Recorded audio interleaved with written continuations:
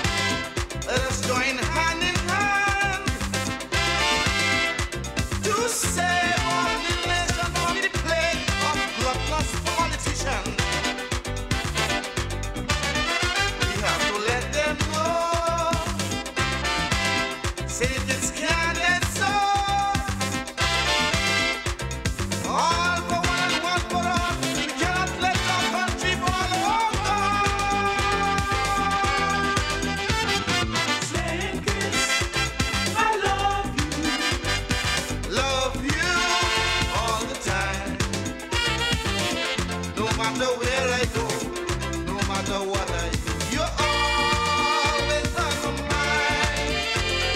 St. Kitts, I love you. Love you as my own. You are so dear to me. That's why you'll always be my home, sweet home. I love St. Kitts. You love St. Kitts. She loves St. Kitts. He loves St. Kitts. Long live St. Kitts. Viva St. Kitts. Viva! Viva! Country above self. Let this be your motto.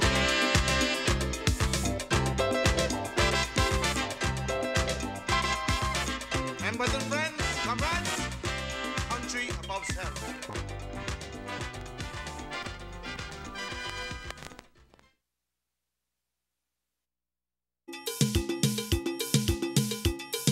Forward!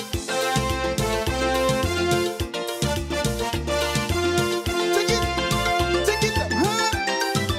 This one is dedicated to my lovely little island, to the beautiful people. Love it, huh? I love my country.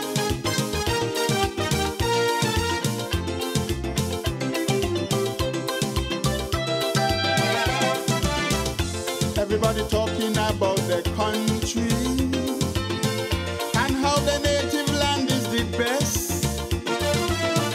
But never ever let no foreigner fool thee.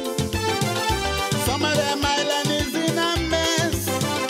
And when they talk about democracy, peace and tranquility, not one of them islands could compete with we. But I'm proud of me native land. I'm proud to be Nevision. And of now I can boast of no confusion. And every time I walk the streets of Queen City, I see more Trini and Guyanese. I never thought I would live to see foreigners migrate to my country. God bless our country, bless our native land. Grant us that courage to change the things we can to keep progress in our land. We call it the land of our birth. Paradise here on earth. It's the opinion of the expert. Paradise here on earth. Oh, it's called Nevis nice. Nevis nice. Nevis nice. Nevis nice. Nevis nice, Nevis nice. nice. Nevis Nevis nice. nice. Natural beauty, the air so We're clean. the queen of the Caribbean. Oh, that piece of fraud, man, I want to We're the scream. queen of the Caribbean. Forward.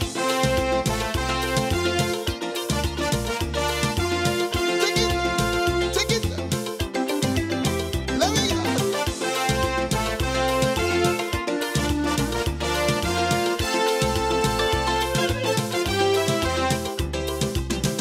Wherever you go throughout the whole Caribbean, my little island name is mentioned as a land of peace and stability, and a good tourist destination. So when them other islands revel in confusion, we don't bear no grudge, we don't bear envy. Even when we have election, we abstain from confusion. Peace does prevail in Queen City. And when them tourists come for vacation, man, they always compliment we as a people so free and so friendly in a land of natural beauty. God bless our country, bless our native land. Grant us that courage to change the things we can to keep progress in our land. We call it the land of our birth. Paradise here on earth.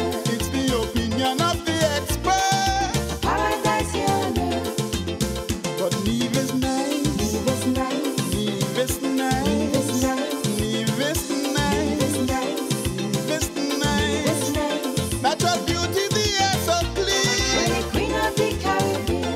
Nevis, and let me hear you scream. We're the queen of the Caribbean.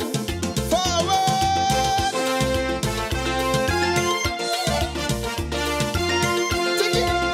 Take it.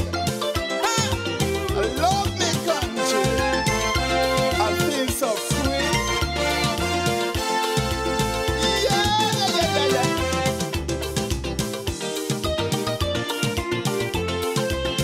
Yeah, man.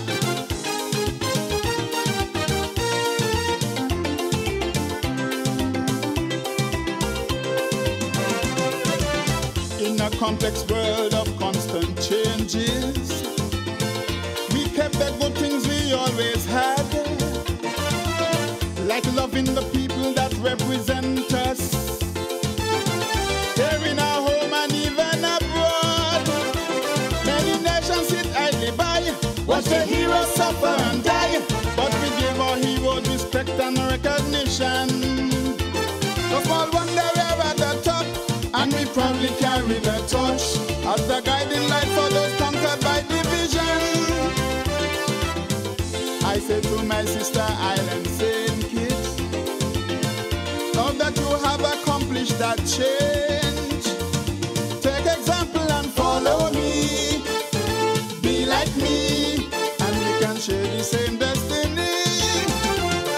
God bless our country, bless our native land. Grant us that courage to change the things we can to keep progress in our land. We call it the land of our birth. Paradise here on earth. I know to some the truth can hurt. Paradise here on earth. Cause Nevis nice, Nevis nice. Nevis Nevis nice, nice. Nevis nice, Nevis nice. Nevis Nevis nice. nice. Natural beauty, the air so We're the clean. queen of the Caribbean. I feel so proud, man, I want to We're the scream. queen of the Caribbean. Forward.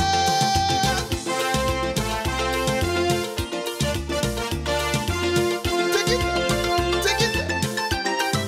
Give me.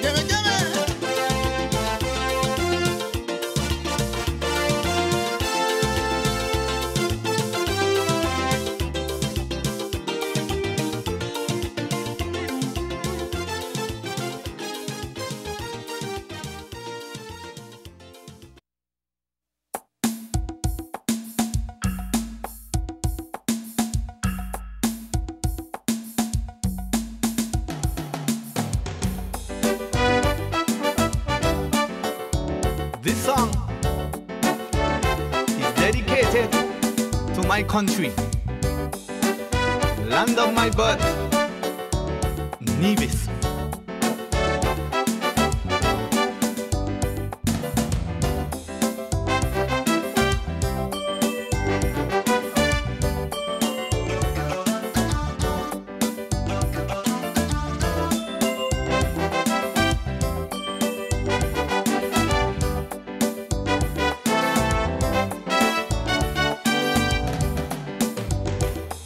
Square miles of sheer beauty, 8,000 people and friendly.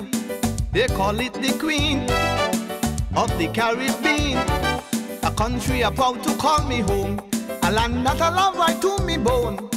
Just in case you miss, I'm talking about Nevis. We don't have no jet strip, I know, and we hospital have a long way to go. We don't have much industry here, yet there is still a lot for which we could share. We don't have war like the Middle East. In little Nevis we live in peace, and we crime rate brother is way below zero. That is why I love me country so. I'll always hold you close to my heart, Little Nevis, I always think of you from the start. Little Nevis, You gave me 34 years of fun. Little Nevis, You fed and clothed me since I was born. I will never leave, for my heart would grieve. Cause I love me country, brother, I love this country, and I intend to fight for everything that it's worth, for this land of my birth.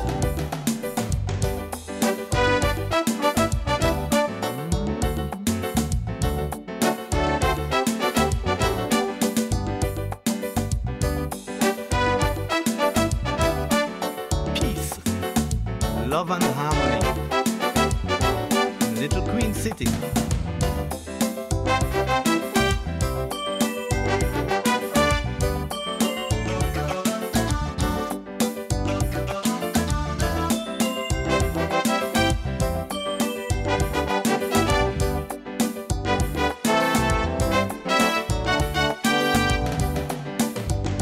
With a mountain smack in the center, a perfect view from all over.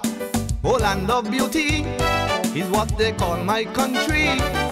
Rich in talent and folklore, education and much more. We shine like the morning star in the Caribbean, brother. We don't have no highways, I know, and we one main road needs repairing also. We don't have plenty millionaire, still love and harmony fill the atmosphere. We don't have tribes like South Africa, or starvation like Somalia, and we don't have coup d'etat like Grenada and Trinbago. That is why I love me country so.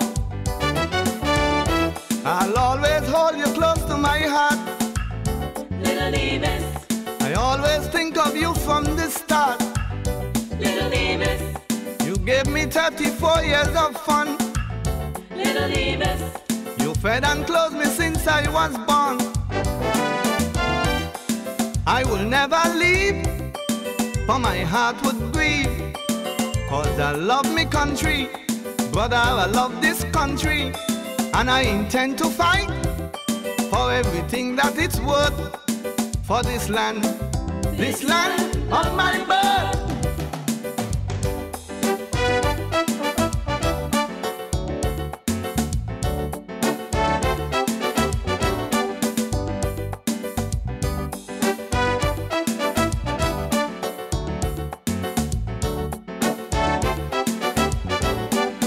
If you feel like I do, sing along with me.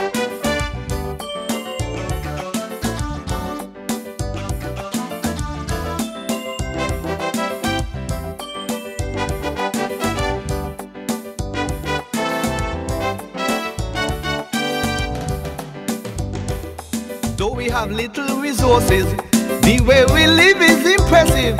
All around the country, people live in luxury. Though we argue all around town, we have no shooting, no burning down. You could walk late at night or in the broad daylight. We don't have to live in fear of no kind of guerrilla warfare. No communism, no terrorists, no pure democracy with Little Nevis. We're the only place in the Caribbean where true freedom is ever seen. In the outside world, they're scared of tomorrow. That is why I love me country so. I'll always hold you close to my heart, Little Nevis, I'll always think of you from the start. Little Nevis, You gave me 34 years of fun. Little Nevis, You fed and clothed me since I was born. I will never leave, for my heart would grieve. Cause I love me country, brother, I love this country, and I intend to fight for everything that it's worth, for this land of my birth.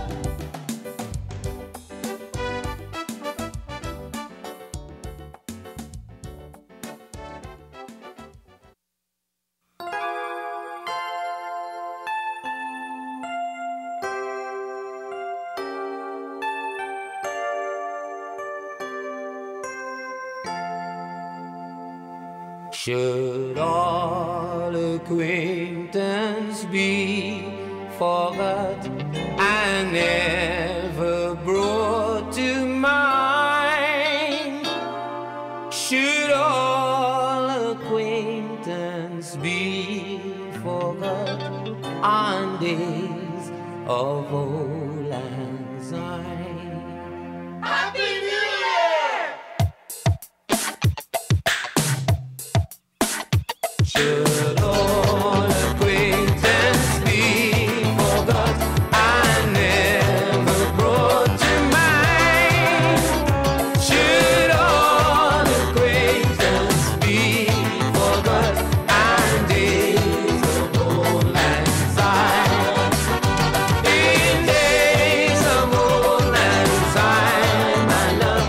In days of old lang syne, should all acquaintance be forgot on days of old lang syne? Should all acquaintance be forgot I never brought to mind? Should all acquaintance be forgot on days of old lang syne? In days of old lang syne, my love. In days of old lang syne, should all acquaintance be forgot on days of old lang syne? Hey, get it. Hey, ha. Dang, dang, ding, dang, ding. Whoa, whoa, ding, dang, dang, ding. Ding, dang, ding, dang, dang, ding. Dang, ding, dang, dang. In days of old lang syne, my love. In days of old lang syne, should all acquaintance be forgot? In days of old lang syne, should all acquaintance be forgot I never brought to mind? Should all acquaintance be forgot on days of old lang syne? In days of old lang syne, my love. In days of old lang syne, should all acquaintance be forgot? In days of old lang syne, should all acquaintance be forgot on days of old lang syne? Sing the song. Should all acquaintance be forgot on days of old lang syne? Whoa, should all acquaintance be forgot in days of old lang syne? Should all acquaintance be forgot on days of old lang syne? Should all acquaintance be forgot on days of old lang syne? Get that. Hey, should all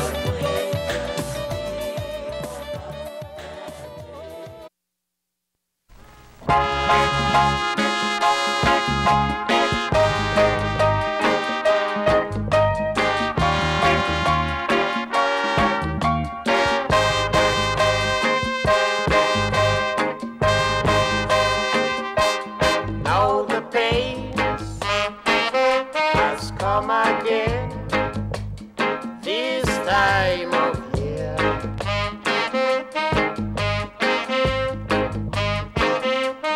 It's the time when I regret that you're not here.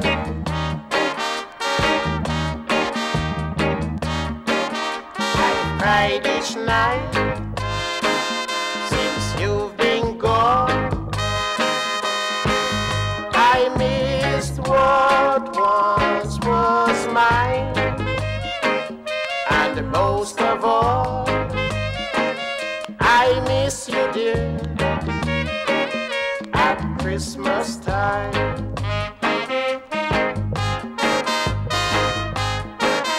Now lovers meet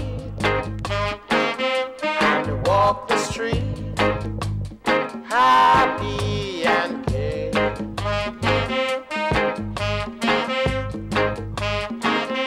It's fun and joy, girls and boys, along the way.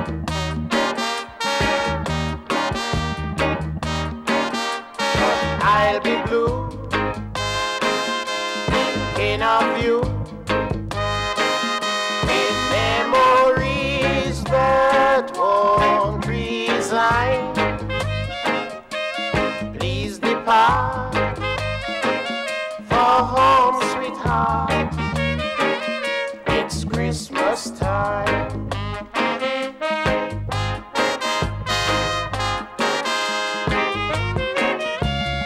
Won't you come back, my love?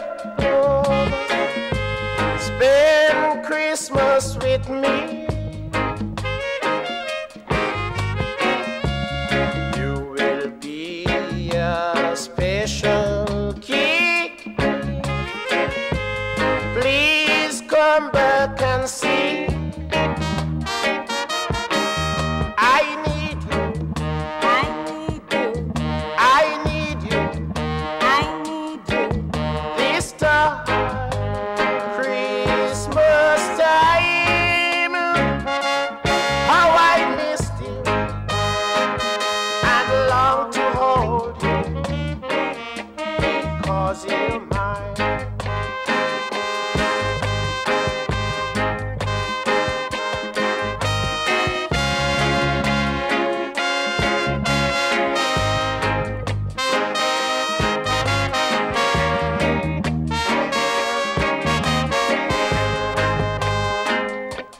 How I missed you and long to hold you, because you're mine.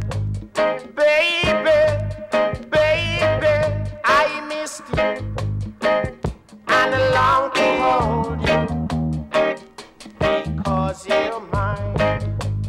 Baby, baby, I missed you I miss you. and long to hold you, 'cause you are mine.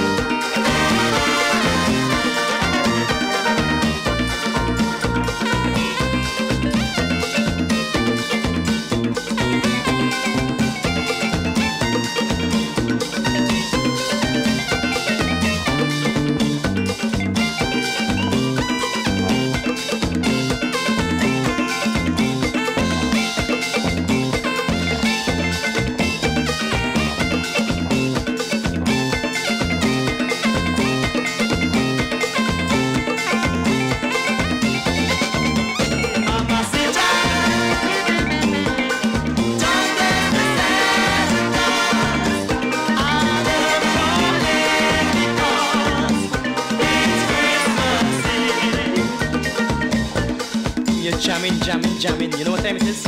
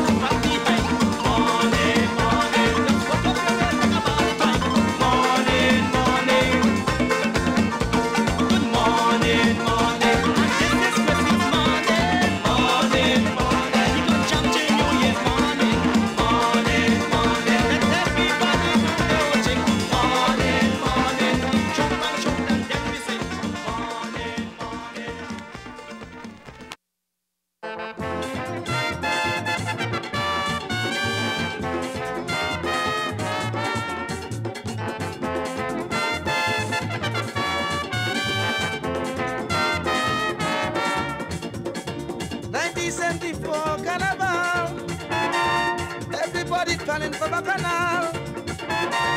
Man, woman, and child masquerading, brass band and steel band, jamming, street band and big drum beating everywhere. Man running to catch up the steel band, G.I.'s coming down with Daniel Band, Mastill rioting Mastill. And we going down 4th Street like we crazy. The music so sweet, we gone mad. And anybody who try to stop, we won't be bacchanal. We going on bad. Amongst them, oh Lord, jam them, oh Lord, beat them, oh Lord, oh Lord. Smash them, oh Lord, mash them, oh Lord, trash them, oh Lord, oh Lord.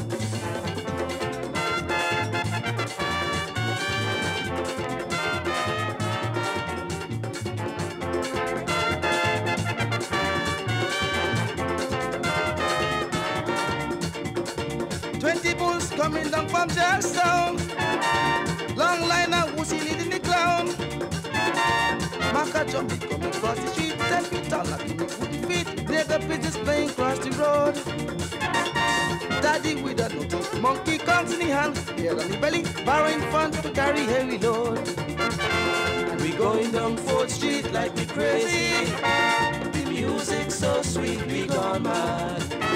And anybody try to stop, we gon' be bacchanal, we going on bad. Amongst them, oh Lord, jump them, oh Lord, beat them.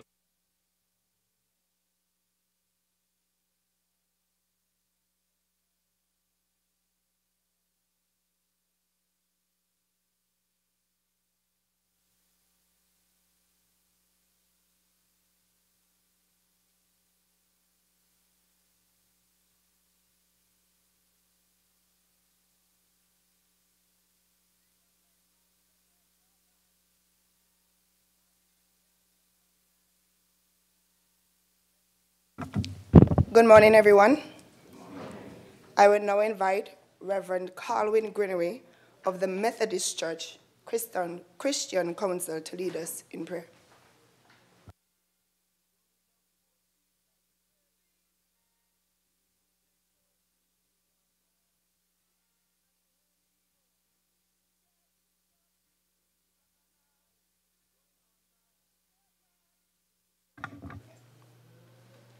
First Timothy chapter 2, verses 1 through to verse 6a. 1 Timothy 2, 1 to 6a, and I read from the New Revised Standard Version of the Bible. First of all, I urge that supplication, prayers, intercession, and thanksgiving should be made for everyone, for kings and all who are in high positions, so that we may lead a quiet and peaceful life in all godliness and dignity. This is right and is acceptable in the sight of God, our Savior, who desires everyone to be saved and to come to the knowledge of the truth. For there is one God. There is also one mediator between God and humankind, Christ Jesus, himself human, who gave himself a ransom for all, and this was attested at the right time.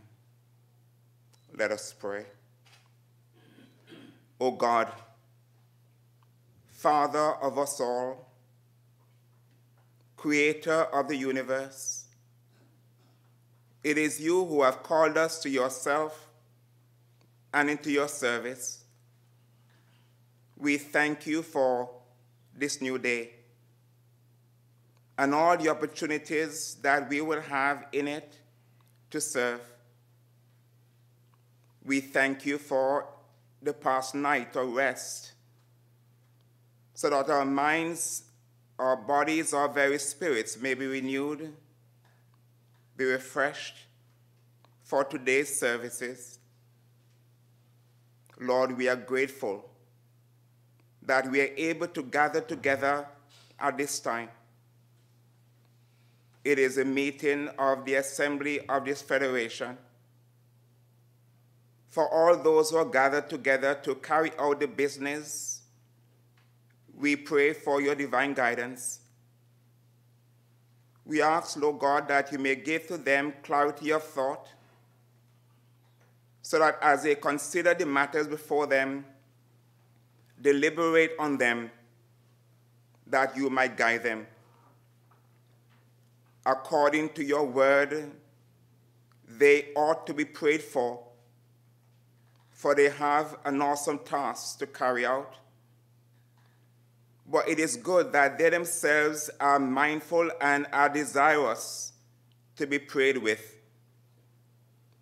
And so, God our Father, in humble trust, we bow, thanking you for your guidance thus far, and trusting you for all that lies ahead, and in particular in this assembly.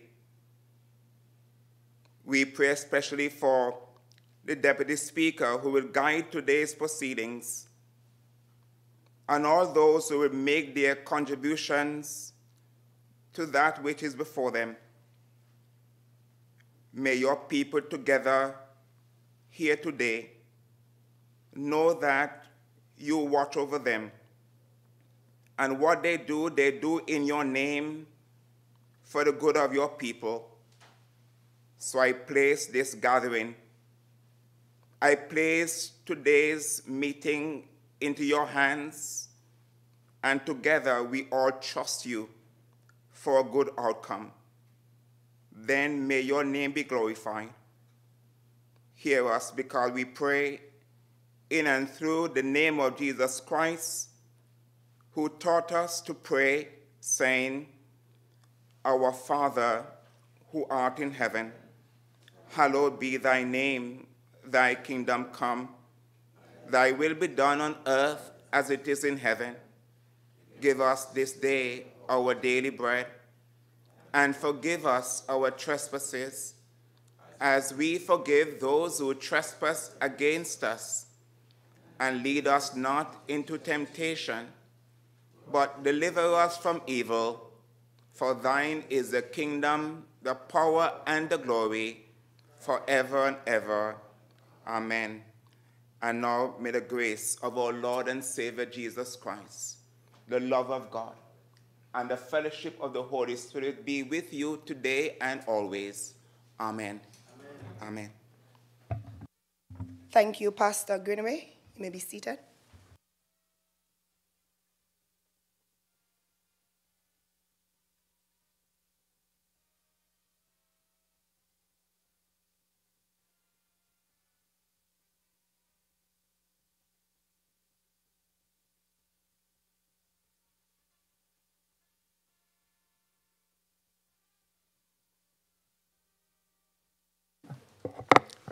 Confirmation of minutes.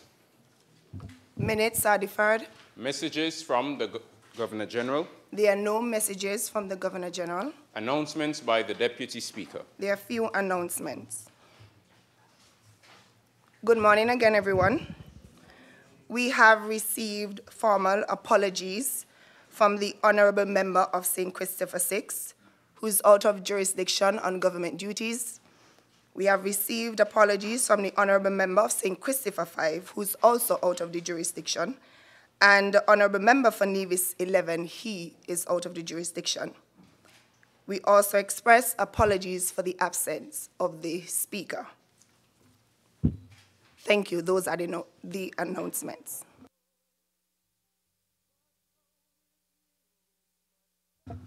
Also, I have received fiat from Her Excellency Dame Marcella Liban. Honorable members, I wish to advise you that the National Assembly is in receipt of a fiat from Her Excellency Dame Marcella Liban, the Governor General of St. Christopher and Nevis, for the following bills: the Aspire Bill 2024, the Advanced Passenger Information and Passenger Name Record Bill 2024. A fiat is required by Section 43 of the Constitution of our Federation whenever a bill is to be introduced into the National Assembly that, in the opinion of the presiding officer, would impose charges against the consolidated fund. The fiat recommends that these bills be presented to the National Assembly and was first issued by Her Excellency, the Governor General, and has been signified by the Minister of Finance, the Honorable Dr. Terence True. Thank you. You may proceed. Presentation of papers and reports from committees. Petitions. Government notices. Unofficial notices. Questions. Requests for leave to move the adjournment of the National Assembly on matters of urgent public importance. Statements by ministers. I recognize the Honorable Attorney General. May it please you, Madam Deputy Speaker, I rise in my capacity as Minister of Justice and Legal Affairs for the Federation of St. Kitts and Nevis to update our people on something special that we have been working on at the ministry for the past few months. Today, Madam Deputy Speaker, is a special day for St. Kitts and Nevis. We are making history by becoming the first country in the Western Hemisphere to bring artificial intelligence into government in a way that truly serves the people. Madam Speaker, it's my pleasure to introduce our people to Voice It, our very own AI genius. What is Voice It? It's like having a legal expert right in your pocket. Voice It is an AI genius trained on the laws of St. Kitts and Nevis and the policies of the Ministry of Justice and Legal Affairs. Whether you want to learn about one of our laws, understand ministry policies, or get clear answers to your legal questions, Voice It is here to help. We prepared a short video, Madam Deputy Speaker, with your leave, to introduce to this Honorable Assembly and to the general public to Voice It.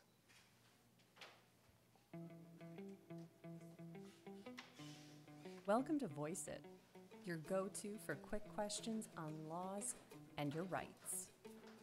Type or speak your question. Voice It responds instantly. Ask about tenant rights, police procedures, or even how child support is calculated, all through our website or WhatsApp. With answers sourced from verified laws and policies, Voice It has you covered. ¿Cuáles son mis derechos como empleado? Como empleado en San Cristóbal y Nieves tienes... Voice It speaks your language, no matter where you're from. If me ain't go school, my mother can go jail. In St. Christopher and Nevis, parents have a legal obligation to ensure that their children receive an education. Need help validating a document? Just upload a photo. Visit our website or WhatsApp to try Voice It today.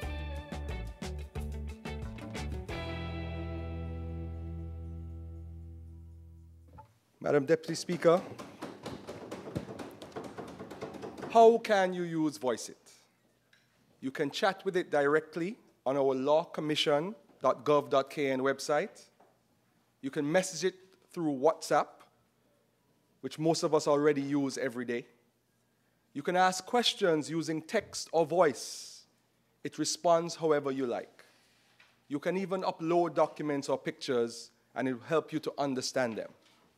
Persons with visual disabilities can even talk to Voice It, and it talks back. And our non-English speaking residents can also interact with Voice It in their own language. Madam Deputy Speaker, with your leave, I would like to give a real-world example, which I did this morning before we started the assembly, just to show what Voices can do. Do the police have the right to search a person without a warrant? This is Voice It's answer.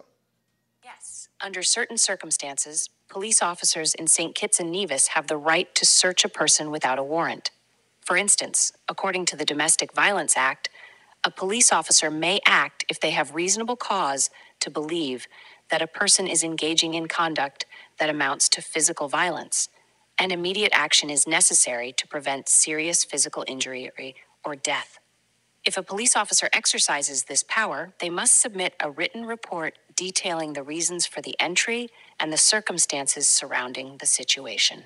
For a greater understanding of the Domestic Violence Act, please see this IG video that VX8D. Madam Deputy Speaker, you can talk to it and it will answer. You can type to it and it will type back. But it won't just give you information from the internet. It is actually trained on the laws of St. Kitts and Nevis and the policies of the Ministry of Justice and Legal Affairs, as well as all of our social media posts. So it is limited to that information. That is where it gets its accuracy.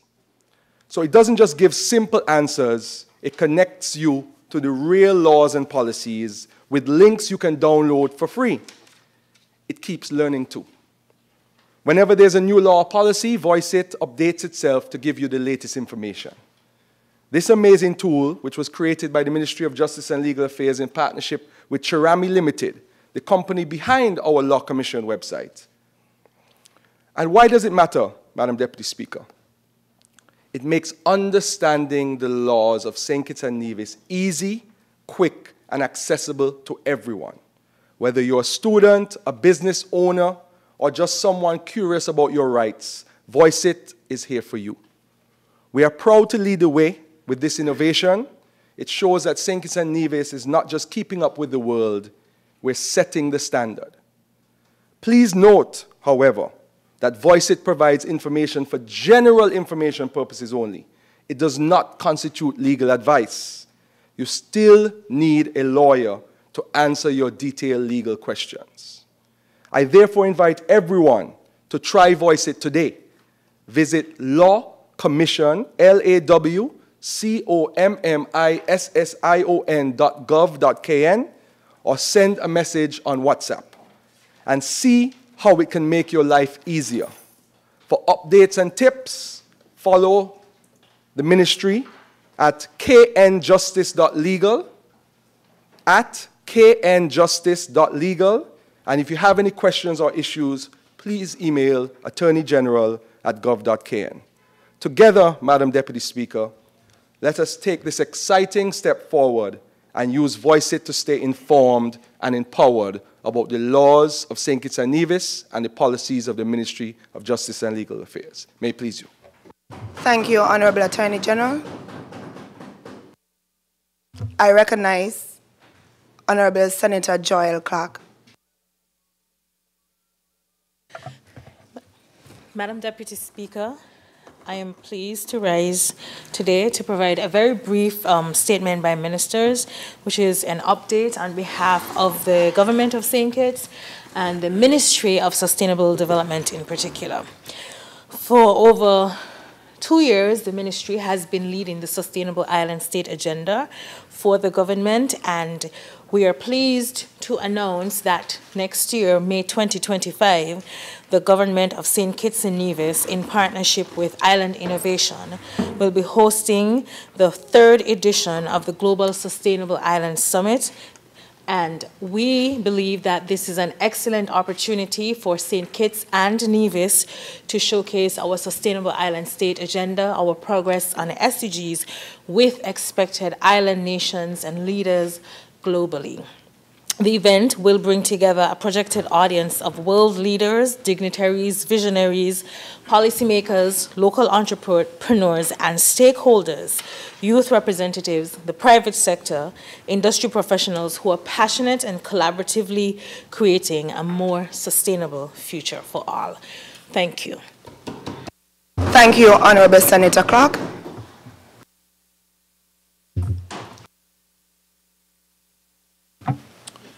Personal explanations. Motions relating to the business of the National Assembly and moved by a minister. Public business bills, second reading. I recognize the Honorable Member for St. Christopher IV. Madam Speaker, today I rise to have read for the second time and lead the debate of the Public Parks Regulation Amendment Bill 2024, Madam Deputy Speaker.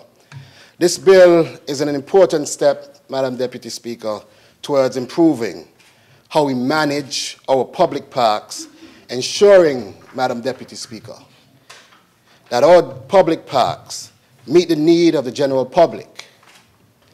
Madam Deputy Speaker, my plan today is to briefly explain the purpose of the original act, also to explain why we need this short but important amendment, and then, Madam Deputy Speaker, to explain how it will benefit our country overall.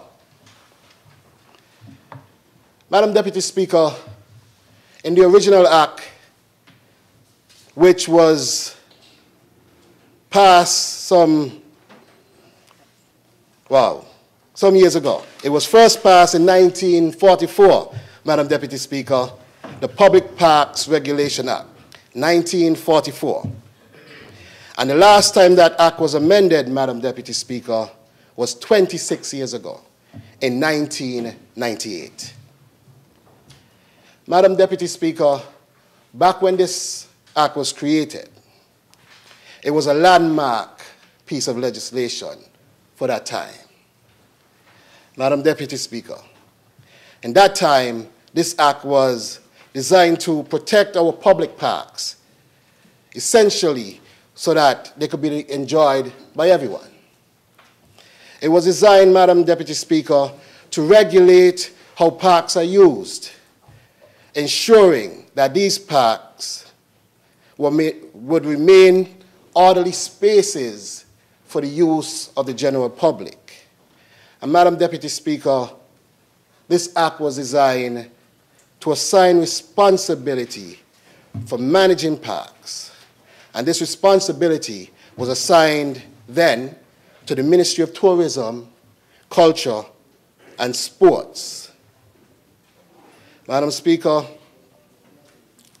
this ministry could then declare these spaces and parks and declare public spaces as parks, Madam Deputy Speaker, and set the rules for their care and their use. Back then, those ministries were together. Madam Deputy Speaker, this law, as it was then, and even as it is now, has served us well for decades, creating wonderful recreational areas, such as Warner Park, such as in my own very constituency, Virtual's Playing Field, the Halfway Tree Recreation Grounds, and so many others, Madam Speaker. In fact, when we had a recent visit from FIFA, they declared that St. Kitts and Nevis has more football parks than the entire Leeward Islands combined. Madam Deputy Speaker, I wish to say, however, that as our nation has grown and our needs have changed, we now face challenges that the original Act just cannot address. And so, Madam Deputy Speaker, one may ask, why do we need this amendment? And the answer to that, Madam Speaker, is just that the current law limits the ability for other ministries, such as the Ministry of Social Development or the Ministry of Environment, to establish and manage parks that serve broader community purposes. And we have seen that with the establishment of the New Road Recreational Park for children. It is not necessarily a park for sports. It is not necessarily a park for tourism, nor essentially directly culture, but it's a park for social development and the well-being of our young children. And we believe that that remit should fall in the appropriate ministry, but the Act does not lend itself to that, Madam Deputy Speaker. And so we wish to amend the Act to include some of these other ministries, like environment, where we have our national park that was declared in protection of our aquifer, where the Ministry of Environment is seen as the most suitable ministry to manage a park such as that. But the Act just does not give the leeway for those ministries to be able to declare and manage these parks. And so we want to amend our Act to include this, Madam Deputy Speaker. Madam Deputy Speaker, I want to talk about next what this amendment is intended to do. Madam Speaker, this amendment and this bill makes several important changes.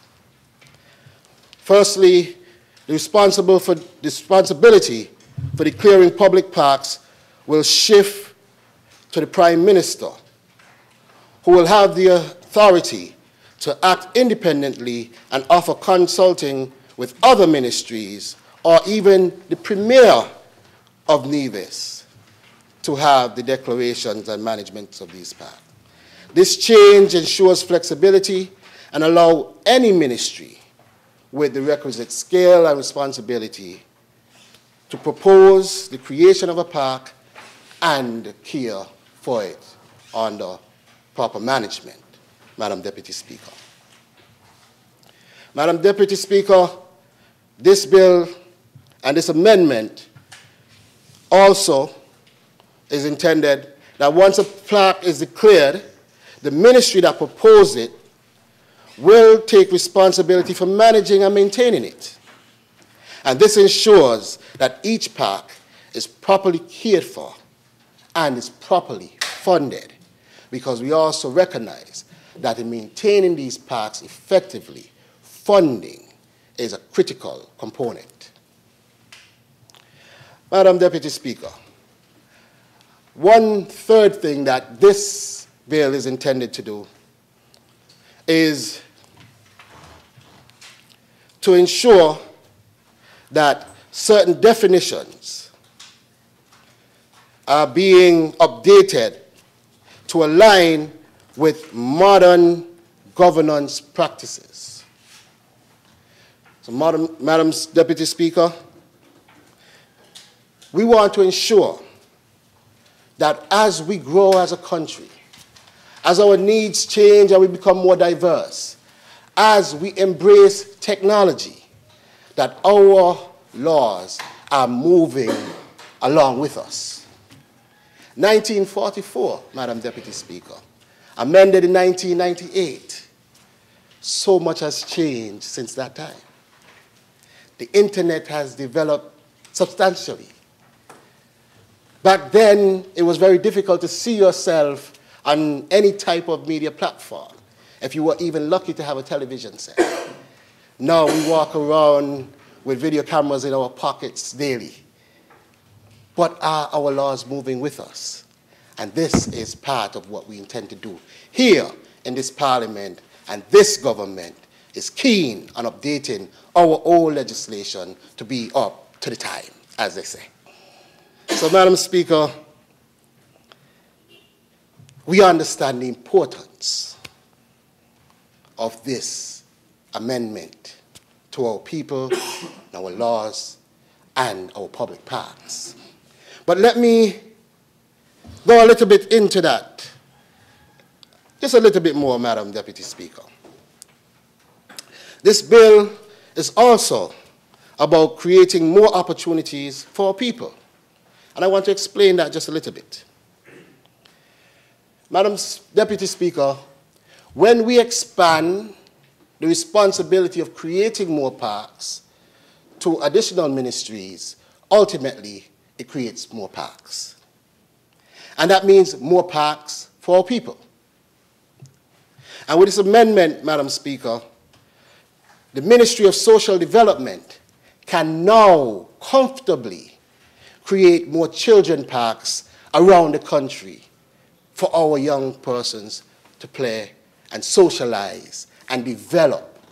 Because we recognize that it is important for our youth to have the space to socialize and interact with each other, interact with nature, and be children.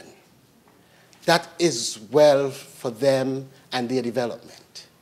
And now the Ministry of Social Development, led by our esteemed Senator and Minister Iselene Phillip, can now go and create more parks for our children. And Minister Phillip, I am putting it here now. I am looking forward for more children parks around the country, and especially so more in constituency number 4. That's easily. We have a few spaces already prepared for that. Madam Speaker, it does not just mean more, it also means, again, for better maintenance and safety. Because once we assign clear responsibility for each park, Madam Deputy Speaker, we ensure that they are not just safe, but we ensure that they are clean, and we ensure that they are well maintained for everybody to enjoy. Because once we align the right ministry with the right park, then that expertise is set to develop that park in the right way. And Madam Speaker, with all of this, the ultimate aim is to create stronger communities. Just like we all gather on a football field and we interact and we develop physically and we develop mentally by sharing with others, so too the children, so too persons who want to do yoga or who just want to walk in nature, where the Ministry of Environment could come in and play a role in creating parks for persons who just want green spaces for mental relaxation. We need to ensure that we build stronger communities by developing the right parks for the right people, managed by the right ministries. Madam Speaker, this development is so well aligned with our Sustainable Island State agenda, and of course, aligning well with the United Nations Sustainable Development Goals. You see, Madam Speaker, it is essential to recognize how this amendment aligns with our national goal of becoming the first and most sustainable island state, and contributes to achieving the United Nations Sustainable Development Goals as we move forward in that regard. And allow me just for a bit, Madam Speaker, to explain how this legislation integrates into our broader vision, that vision for sustainability and global commitments. You see, Madam Speaker, St. Kitts and Nevis has made sustainability a cornerstone of the development strategy. Everywhere the Minister for Environment goes, you hear talk about CISA, Sustainable Island State Agenda, CISA. Everywhere is CISA, because that is a cornerstone to our development, Madam Deputy Speaker, to create the most sustainable island state of this nation, St. Kitts and Nevis. And so, within that, Madam Speaker, these public parks are integral to that development vision. How, Madam Speaker? To promote green spaces. These parks provide essential green areas that contribute to climate resilience, reduce urban heat, and improve air quality, Madam Deputy Speaker. Again, we talk about fostering community well-being. By creating accessible, well-managed parks, we offer spaces for recreation, mental health, and social connections, enriching our citizens' quality of life. Madam Deputy Speaker, support economic sustainability. As parks enhance tourism potential and stimulate local economies by hosting events and other activities, and by hosting cultural celebrations. Madam Deputy Speaker, the amendments proposed in this bill would directly support these goals by streamlining governance and enabling more ministries to contribute to the creation and the maintenance of public parks that align with sustainable development principles. Let us look at the direct SDGs, Madam Deputy Speaker, and the alignment. If we want to talk about SDG number 3, good health and well-being, public parks provide spaces for exercise, relaxation, social interaction, all of which contribute to physical and mental health. By ensuring these parks are accessible and well-maintained, the bill enhances citizens' well-being. Let us look at SDG 11, Madam Deputy Speaker, sustainable cities and communities. This amendment facilitates the creation of more inclusive, safe, and accessible public spaces, crucial for the sustainable urban development. It empowers various ministries to establish parks, creating a diverse community, that these spaces that will cater, Madam Deputy Speaker, to diverse community needs, from cultural gathering to environmental education. Let us also look, Madam Deputy Speaker, at SDG 13, climate action. Green spaces in public parks act as carbon sinks, mitigating urban emissions and reducing the impact of climate change, Madam Deputy Speaker, a challenge that is very real to us today. The bill encourages environmentally focused ministries, such as the Ministry of Environment, to participate in developing parks that promote biodiversity and parks that promote environmental resilience. Madam Deputy Speaker, this bill and the development of parks also align with SDG number 15, life on land. As parks help to protect and restore natural habitats, contributing to biodiversity conservation and ecosystem health. The amendment, Madam Deputy Speaker, supports the designation of parks that can preserve flora and fauna, aligning with the goal to sustainably manage land resources. And so SDG 15 will be covered under this development, as well as SDG 17. You see how many SDGs we are aligning with this amendment and the development of these parks. The partnerships for the goals. By focusing, Madam Deputy Speaker, on interministerial collaboration, the bill reflects SDG 17's call for partnerships to achieve sustainable development. It enables different ministries to pool resources, expertise, and ideas to create parks that serve multifaceted community needs. Oh, and I am sorry for the interpreter if I'm moving a bit fast for you.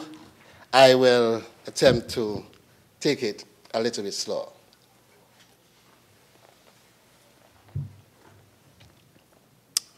Madam Deputy Speaker, we've seen how we align with the United Nations Sustainable Development Goals.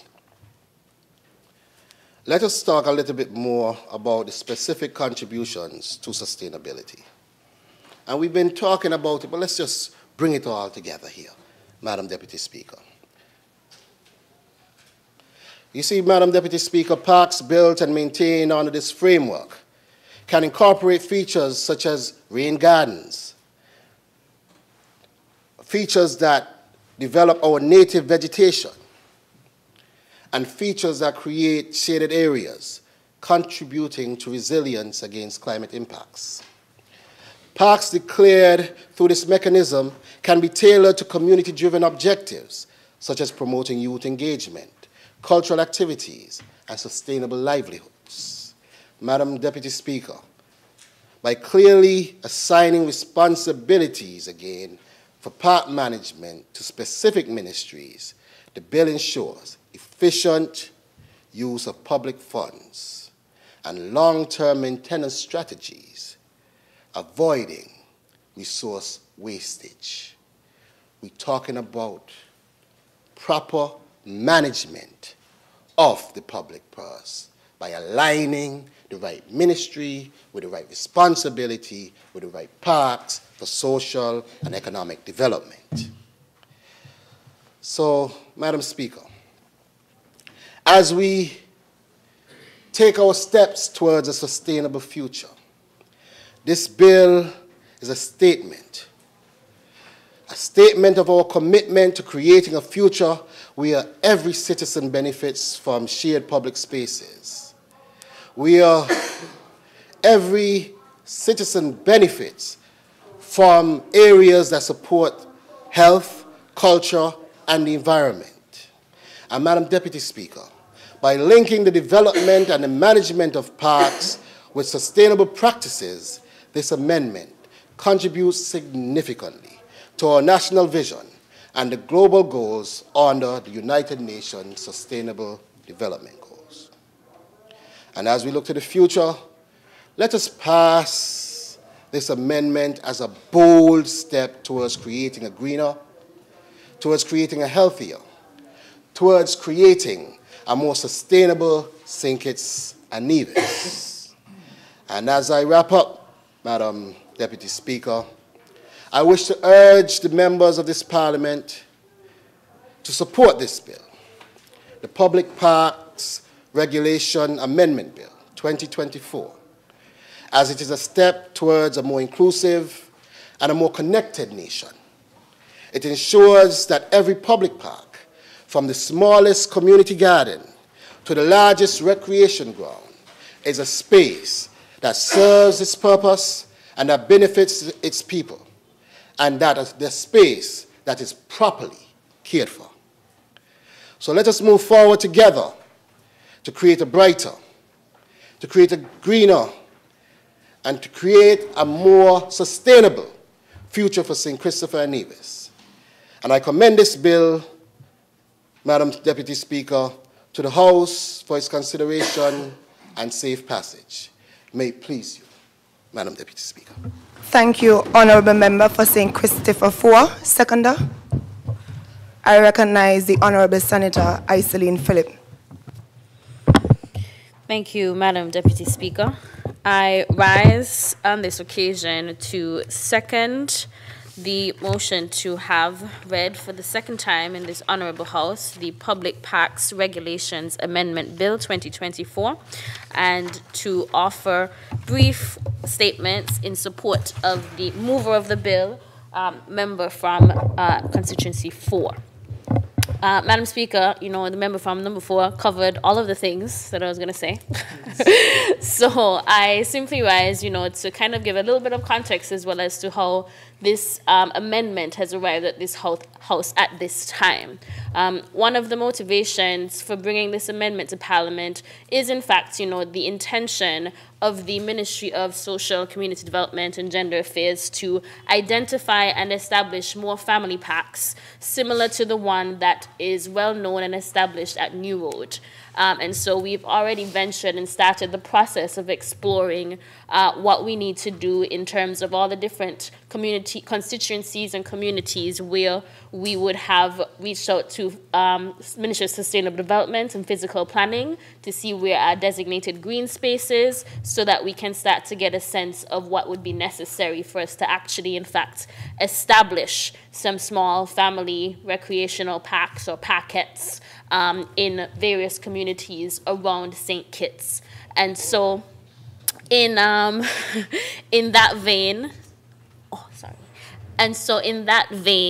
we would have recognized that it was brought to our attention by, of course, our officers in the different departments and ministries that there is a need for a legislative amendment to the Public Parks Regulations Bill in order for us to make sure that we can not only designate or differentiate the nature of parks, from there being sports parks to family recreation parks or tourism parks or green space parks for conservation parks, but also for us to be able to share the responsibilities of the management and maintenance of these green spaces by various ministries and departments as they are associated. So what this very simple but significant, I believe, amendment is really doing is it is essentially expanding the powers or designating the authority to designate packs or the management of packs to different ministries to, in the first instance, the Prime Minister, and then in keeping with whatever the pack is related to be able to have the authority of the Prime Minister then allow for consultation with any other minister or ministry to be able to be the one to manage and maintain that. So that amendment just essentially would allow for the sustainability of the development of packs so that we don't get this confusion as to if we set up a children's park, well, who's supposed to manage that? Sports. If we set up a tourism park with monuments, who's supposed to manage that? Sports too. So it's just to be able to make sure that we can have based on the nature and use of the park, that the responsibility for the management and maintenance of these spaces, that it is appropriately assigned. And of course, a note, I think it's important, in the amendment, it also includes, of course, for us to be able to consult with the Premier of Nevis in respect to public parks that may be also similarly established on the island of Nevis, so that there is also that level of ability and authority for similar establishments. I want to echo and certainly support the position of the mover of the bill with regards to why the Public Parks Amendment today is significant and how it actually allows us to support the intentions that we have in relation to the Sustainable Island State Agenda, particularly with all of the SDGs that I also similarly noted, for us to be able to have greener spaces, provide parks and spaces, especially for families. It is within the remit of the Ministry of Social, Community Development, Gender Affairs for us to be able to identify and to build community cohesion, to strengthen families. And one of those ways is, of course, we want to be able to provide more spaces, more public spaces in nature, outside, for our children to go and have recreation, for families, for our seniors to go take a seat and to watch our little ones. We really want to be able to create those opportunities in more communities around St. Kitts so that we can certainly help to become a much more stronger, healthier, more resilient, and more citizen-secure federation, especially as we seek to, encourage and nurture more, stronger family bonding, greater community cohesion. And so With that, I think it is important for us to be able to all support the passage of this amendment, especially since it is just one step in the right direction. As I said, the Ministry of Social Development and Gender Affairs is particularly committed for us to be able to establish more family packs and packets around St. Kitts, particularly especially with the support of non-governmental agencies and donors who are on board to help support us with the establishment of certain packs. And so with that, Madam Speaker, I wish this amendment bill safe passage. Thank you. Thank you, Honorable Senator Phillip. Any other presentations? If not, I'll now invite the mover to do his wrap.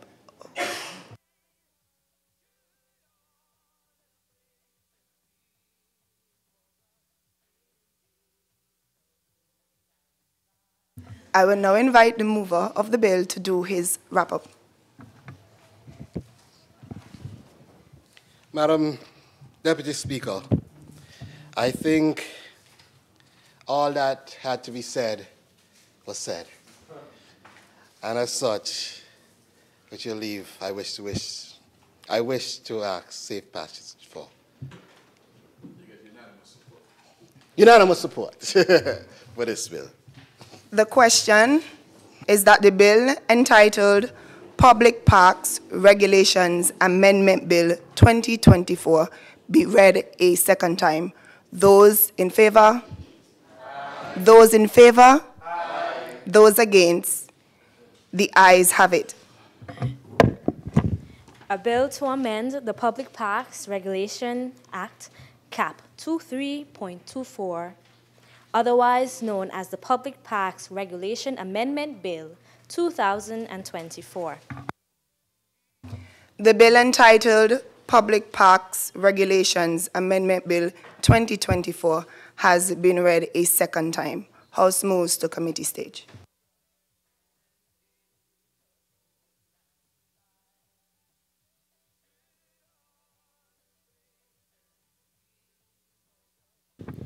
Clauses 1 through 7. The question is that clauses 1 through 7 stand part of the bill. Those in favor? Aye. Those against? The ayes have it.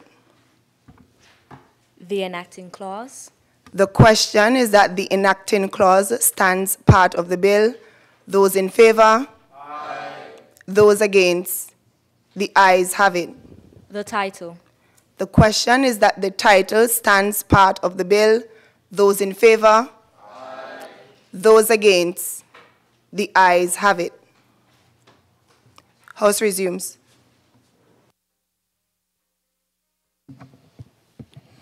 Madam Speaker, I recognize the Honourable Member for St. Christopher 4. With your leave, Madam Speaker, I rise, recognizing that the bill has successfully passed through committee stage without amendments, and to ask that it be read a third time and pass into law. The question, seconder? I recognize the Honourable Senator Iselin Phillip. I beg to second that motion. Thank you. The question is that the bill entitled Public Parks Regulation Amendment Bill 2024 be read a third time and passed. Those in favor? Aye. Those against? The ayes have it. A bill to amend the Public Parks Regulation Act, Cap 23.24, otherwise known as the Public Parks Regulation Amendment Bill 2024. The bill entitled Public Parks Regulation Amendment Bill 2024 has been read a third time and passed into law. Next bill, please.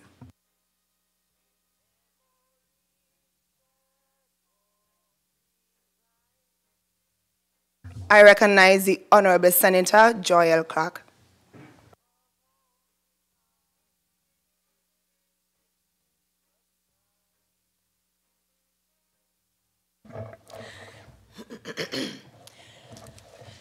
Madam Deputy Speaker,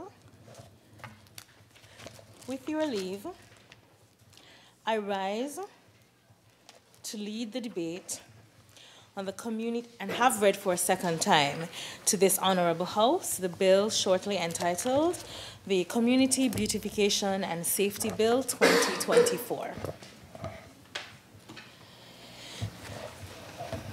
Madam Speaker, to be transparent, it seems I'll be about an hour on this bill, based on the notes that I have. But the environment is worth it, no? That's true. Okay. Proceed, Honorable. About an hour. Madam Speaker, it really is my honor to address the Honorable House today on an issue that is at the very heart our collective efforts to build a stronger, safer, and more sustainable St. Kitts and Nevis with the Community Beautification and Safety Bill 2024. It's a forward-thinking legislation and represents a bold and comprehensive step toward improving our nation's environmental health, safety, and natural aesthetics. And at the same time, it supports the preservation of our environmental heritage, steering our nation to becoming a sustainable island state. The Community Beautification and Safety Bill, so from now on I'll refer to it as CBS, to save time, seeks to establish a Community Beautification and Safety Authority under the Ministry of Sustainable Development, which will serve as a centralized unit, or let's say a one-stop shop, which will be empowered to address some of the ongoing challenges of overgrown lots, unsightly structures, public health nuisances, derelict vehicles, and related risk. The bill consolidates and strengthens existing legislation, which until now has been a bit limited in scope to address these ongoing challenges. It moves into a coherent framework and will reflect our broader vision of transforming St. Kitts and Nevis to a sustainable island state. Madam Speaker, for 2 years, as I mentioned, we have been speaking about a sustainable island state, our vision, aligning this with our SDGs and using our National Development Planning Framework to guide where St. Kitts and Nevis goes up to 2040. I must remind the nation that to become a sustainable island state requires not only speaking about it, not only visioning or wishing it to happen, but action, in particular legislative action.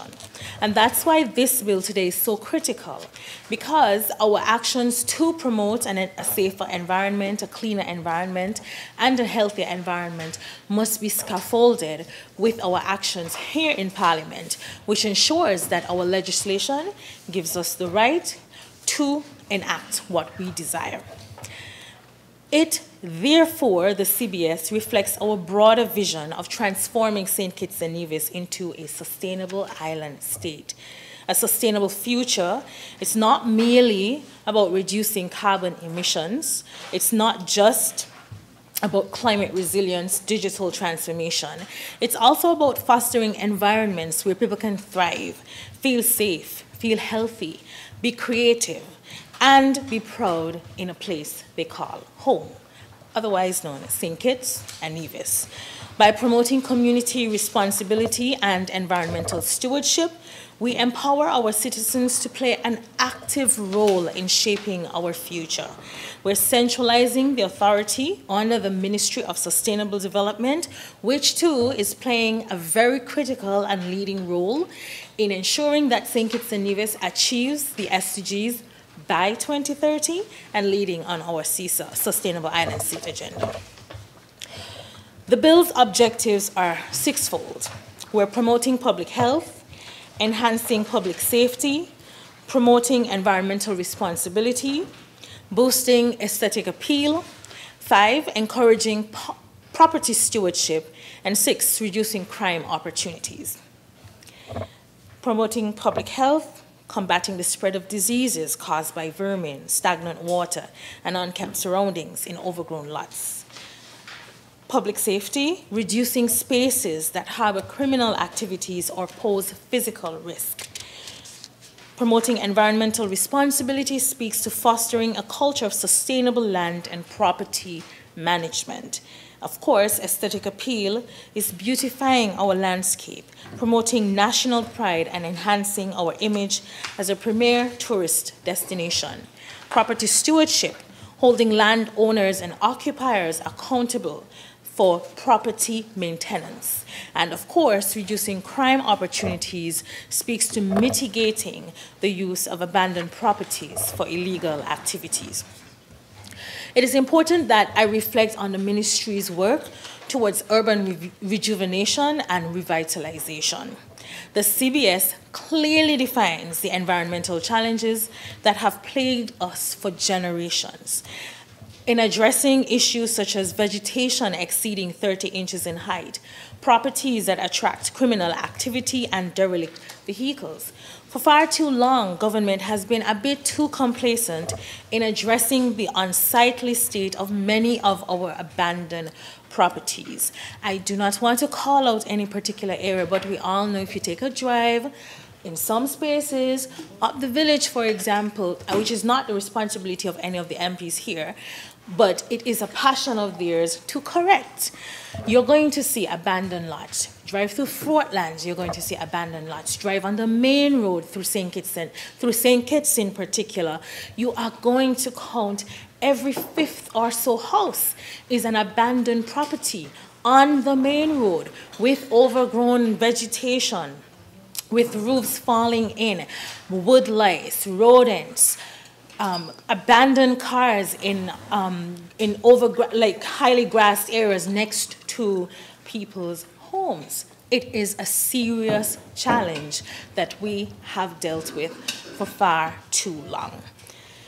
While Solid Waste Management Corporation has been relentless in its efforts to partner with communities and with the Department of Constituency Empowerment to remove derelict vehicles, for example, the corporation faces many challenges legally in something as simple as determining if a vehicle is derelict, in needing a mechanic to say, yes, this is a derelict and abandoned vehicle and it needs to move. And I don't need to ask how many of us in here drive on a road to our homes and you must pass a vehicle that somebody left 5 years ago and they have not remembered to come back for the vehicle. Solid waste cannot go and take up the vehicle, even if grass is growing through the tires and up through the steering wheel. So we need to address this. Importantly, we now have an opportunity with the CBS bill to manage a multiplicity of environment health challenges with the successful passing of this bill. A critical component of this bill is the need for abatement. The bill defines the abatement order as a grant of authority to take corrective action with respect to overgrown lots of land, unsightly structures, public safety risk, public health nuisances, and derelict vehicle in accordance with this act. Where the government must intervene to remediate a lot, the cost of clearing will attach to the property tax of the landowner. Failure to pay significant arrears could ultimately lead to the auctioning of the property. The bill encourages public education campaigns to promote property maintenance and offers relief mechanisms for vulnerable populations, such as the elderly and the incapacitated or differently abled landowners. The bill therefore empowers the authority to issue abatement orders to negligent property owners. The CBS authority will include representatives from critical departments such as health, environment, urban development, solid waste management, ensuring coordinated actions across sectors. So let's take a look at the land conditions which qualify for abatement. Under the Community Beautification and Safety Bill 2024, the following land conditions will qualify for intervention. Overgrown vegetation, lots with vegetation exceeding 30 inches in height, properties with weeds, shrubs, or trees that overhang onto neighboring properties, posing risks such as fire hazards and physical damage. unsightly properties, land or structures that are unsightly and detrimental to the amenity of an area, conditions visible from public roads or other accessible areas causing nuisance or injury to the neighborhood's appearance. Derelict vehicles and structures, land containing abandoned vehicles or derelict structures that present safety hazards or attract illegal activity. Public safety risk, properties used for illegal activities such as storing stolen goods or criminal paraphernalia. Land conditions that attract children, posing physical harm. Health hazards, land that serves as breeding grounds for disease vectors like mosquitoes or rodents, accumulated waste or stagnant water posing environmental health threats, imminent danger, properties that present immediate risk of injury to visitors or damage the adjacent areas. Madam Speaker, I want to pause and recount one summer. Where I live, I do have some abandoned properties, and some properties where the owners don't really keep it too nice, but it is my neighborhood, St. Paul's. And one summer, my parents noted that some young children would walk through the alley every single day. No real need to come to the alley. And every day, there would be a little bit of fire. They were like lighting, children playing with fire, playing with matches. And one day, the play went way too far. And the property next door, which is abandoned, was on fire. And of course, in my village in particular, where I live in particular, we have elderly persons on that road, and the fire started. And of course, you call the fire station and question, why would you do this? But that's the nature of children. It's amusement, it's summer, you run about, you're idle. And the challenge we're facing here is, in these abandoned lots, children want to play, it becomes a risk. And that could have been a fire in a whole neighborhood. Or criminals want to store illegal goods, hide evidence of their crime, and children go and play in the same property.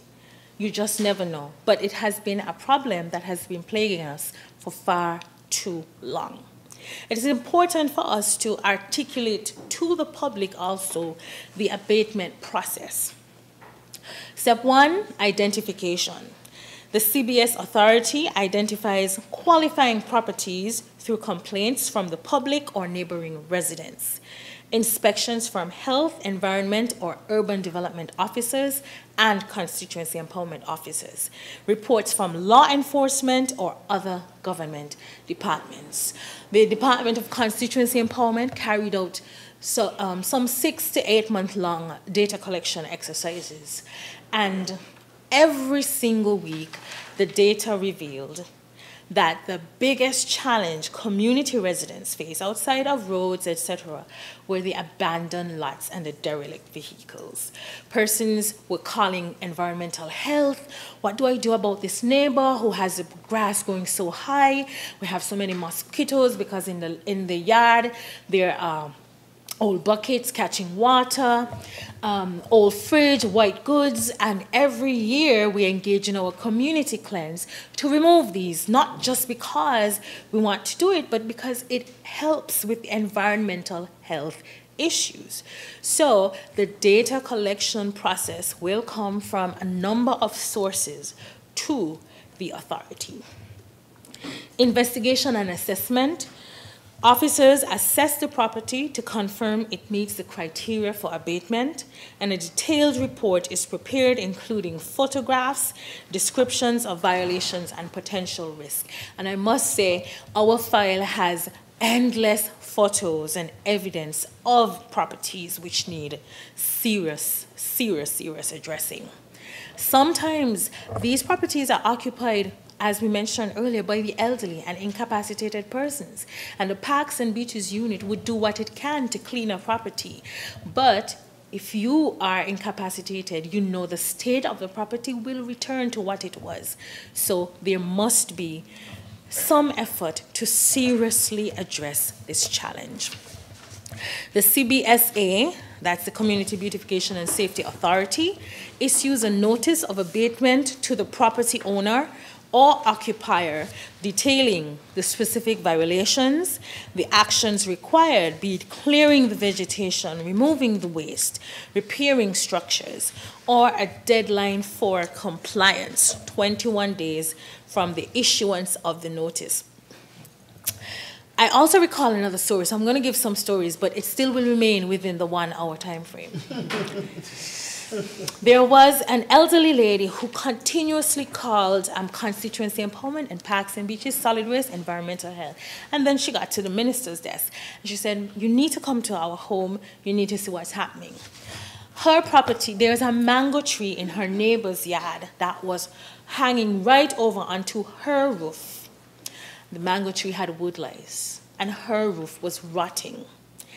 And no matter what you said to the neighbor, they would not address the problem. So she wanted us to intervene. Now, our intervention from Constituency Empowerment goes beyond insisting that the neighbor cuts the tree through the forestry unit or the Department of Agriculture and Environmental Health. It's, you now have a roof for an elderly lady with no regular income outside of her pension or Social Security. She cannot repair the roof. We now need to assume the cost as a department which deals with empowerment of the community of repairing her roof. And there are many cases like this. Government has to do something. It has been far too long. Now, step 4, monitoring and compliance. The authority monitors the property to determine whether the owner complies with the abatement notice within a specified time frame. Government intervention. If the owner fails to comply, the CBSA arranges for government-approved contractors to carry out the necessary abatement framework. The intervention includes removing overgrown growth and waste, repairing or demolishing unsafe structures, installing barriers or fencing if needed. Cost recovery. The costs incurred by the government for the abatement are added to the property tax bill of the landowner, itemized with detailed invoices to ensure transparency. Enforcement of payment, step 7. If the landowner fails to pay the additional charges, the property tax arrears may lead to legal action. Significant unpaid sums can result in the property being sold at auction to recover cost.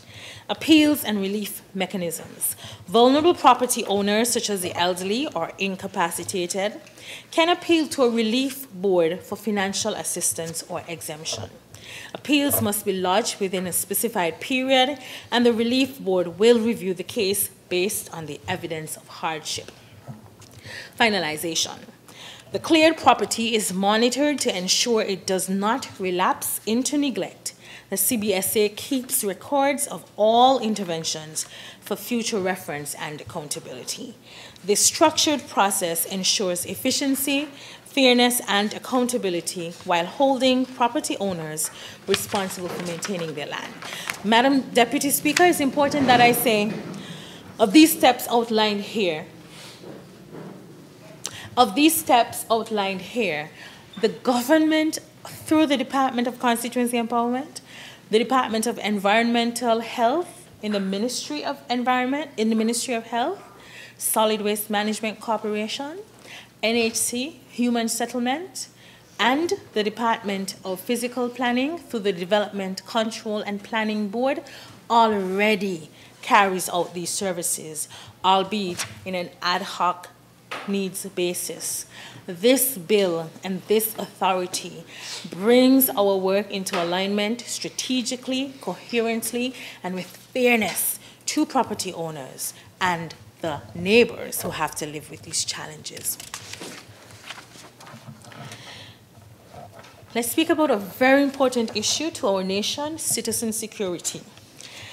Fighting crime through environmental interventions.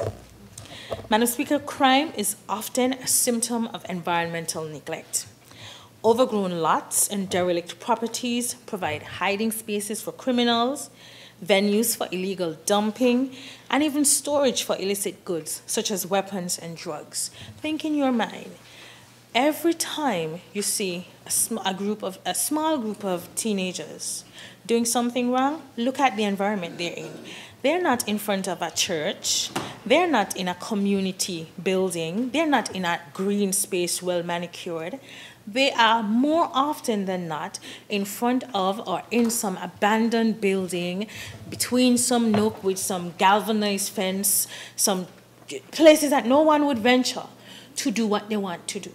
Ask your friends. Many persons who the first taste of crime was in a space like this, because you have to hide, and you're going to hide in a place that the public would not want to go. So we must eliminate as much as possible these options. Studies from jurisdictions globally, including cities in the United States such as Philadelphia, Michigan, and Flint, have consistently demonstrated that remediating vacant lots through cleaning, greening, and fencing leads to serious reduction in crime. There are countless examples across our own region here in the Caribbean which demonstrate the strong linkages between the physical environment and criminal behavior. Take, for example, methods to calm persons. Madam Speaker, Deputy Speaker, when you step into a mall, for example, a mall that's intent on taking your money, it's clean, it's bright, it's sparkling, the music is calming, the perfumes move through the air and lure you. The physical environment is directly linked to how we behave. It's a science. So if we create green spaces, well-manicured lawns, clean communities, more public parks where people can feel safe, your behavior is likely to change. You are less argumentative. My mother said to me, as she said, you know, when we were growing up, every Saturday, you could be certain that there was an argument in the village. People were arguing over all kind of odd things. And this is way back then. So I said, why do you think it has changed so, at least for our community? The domestic violence rates, the arguments between families. She said, you know, people live in cleaner, safer environments. People have more space in their homes, or they have their own homes, so you reduce the conflict. The poverty levels have completely reduced, which means less bad behavior, less frustration, less anger. You go home and you eat and you watch TV, you make love and you feel good. So, more children, right? So we really have to create spaces. Can we continue, please? Yes. Parliamentary language. They are listening. I'm happy. Spaces where people feel better and behave better. The measures that we intend to implement will enhance natural surveillance, foster community cohesion, and send a strong signal to the neighborhood as an activity that it is actively cared for and monitored. The bill aligns perfectly with these scientific and well-researched findings by empowering the Community Beautification and Safety Authority to take swift and decisive action. We can address these high crime environments directly, making our communities safer and more resilient. On the issue of public health and community well-being, the state of neglected lots is not merely an aesthetic problem. It is a pressing public health issue. Standing water, unchecked vegetation, accumulating debris, becoming breeding grounds for mosquitoes and vermin, spreading diseases such as dengue, leptospirosis, and chikungunya. These health risks disproportionately affect low-income and vulnerable communities where neglected properties are often concentrated. The bill equips us to act before a public health crisis arises.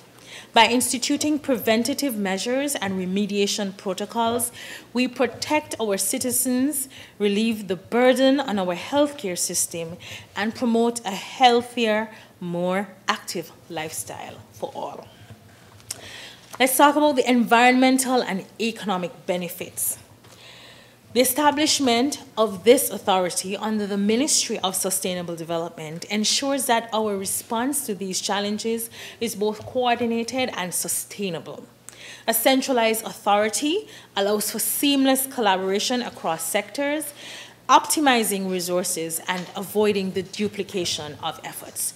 And as I mentioned earlier, bringing us together under one umbrella ensures that we are coordinated and that we're coherent. In particular, I must mention that the Ministry of Sustainable Development is no stranger to acting in this process. We do know that anytime we are interested in constructing, renovating our homes, it is the Ministry of Sustainable Development through our development control officers who go out and inspect your property. We do know that if there are abandoned lots, the first person you call is the Department of Environmental Health. So bringing us under this umbrella makes perfect sense. And furthermore, because all these units have been working together as the community, the National Community Cleanse Unit, it makes even more sense that this activity is housed here in the Ministry of Sustainable Development, which coordinates our National Community Cleanse. Environmental benefits abound. Cleaning and greening efforts improve biodiversity conservation efforts, prevent soil and water contamination from unmanaged waste. Restored lots become opportunities for green spaces, community gardens, and eco-friendly urban projects, enhancing not only our environment, but the social fabric of our society. Madam Deputy Speaker, you do know, I mean, all of us know that you drive through some neighborhoods and the homes are well kept, beautiful, and then you reach one lot and it's just garbage, it's grass, it's a derelict vehicle. And it really reduces the value of your property. It reduces the feeling of safety in your community. And that's why it's really important that we push for this bill. Economically, the enhanced aesthetics and safety will make our island feel more attractive to investors and tourists alike. A clean, safe, and vibrant landscape communicates that we are forward-looking, sustainable nation ready to compete on the world stage.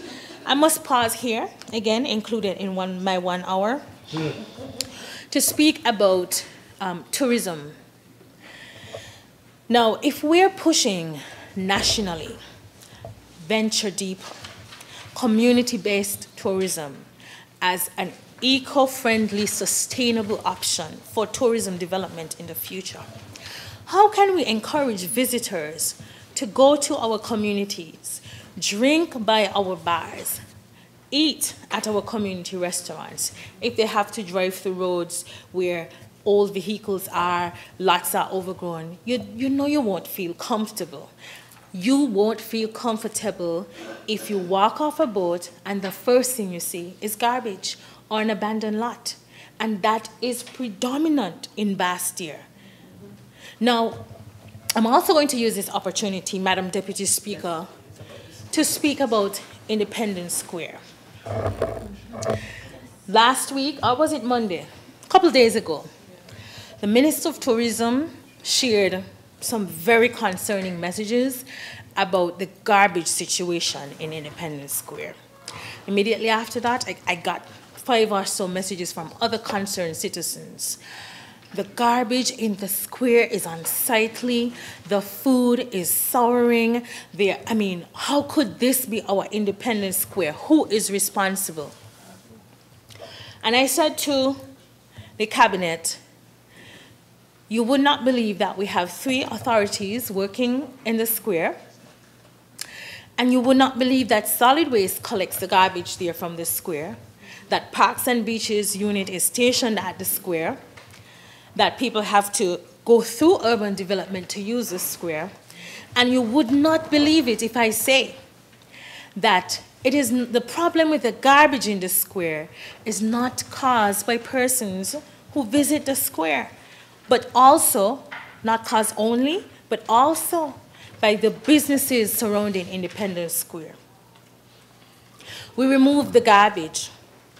The next day, TV boxes, shoe boxes, shredded paper from businesses.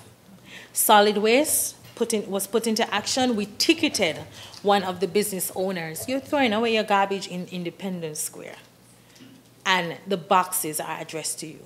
Now, is there anybody who would go to Independence Square, like you're gone there to sit and eat with your TV, take out your TV out the box and leave your TV box there? It is clearly one of the businesses who bought TVs, installed them, and decided the easiest thing to do was to rest them in Independence Square. Where's the national pride?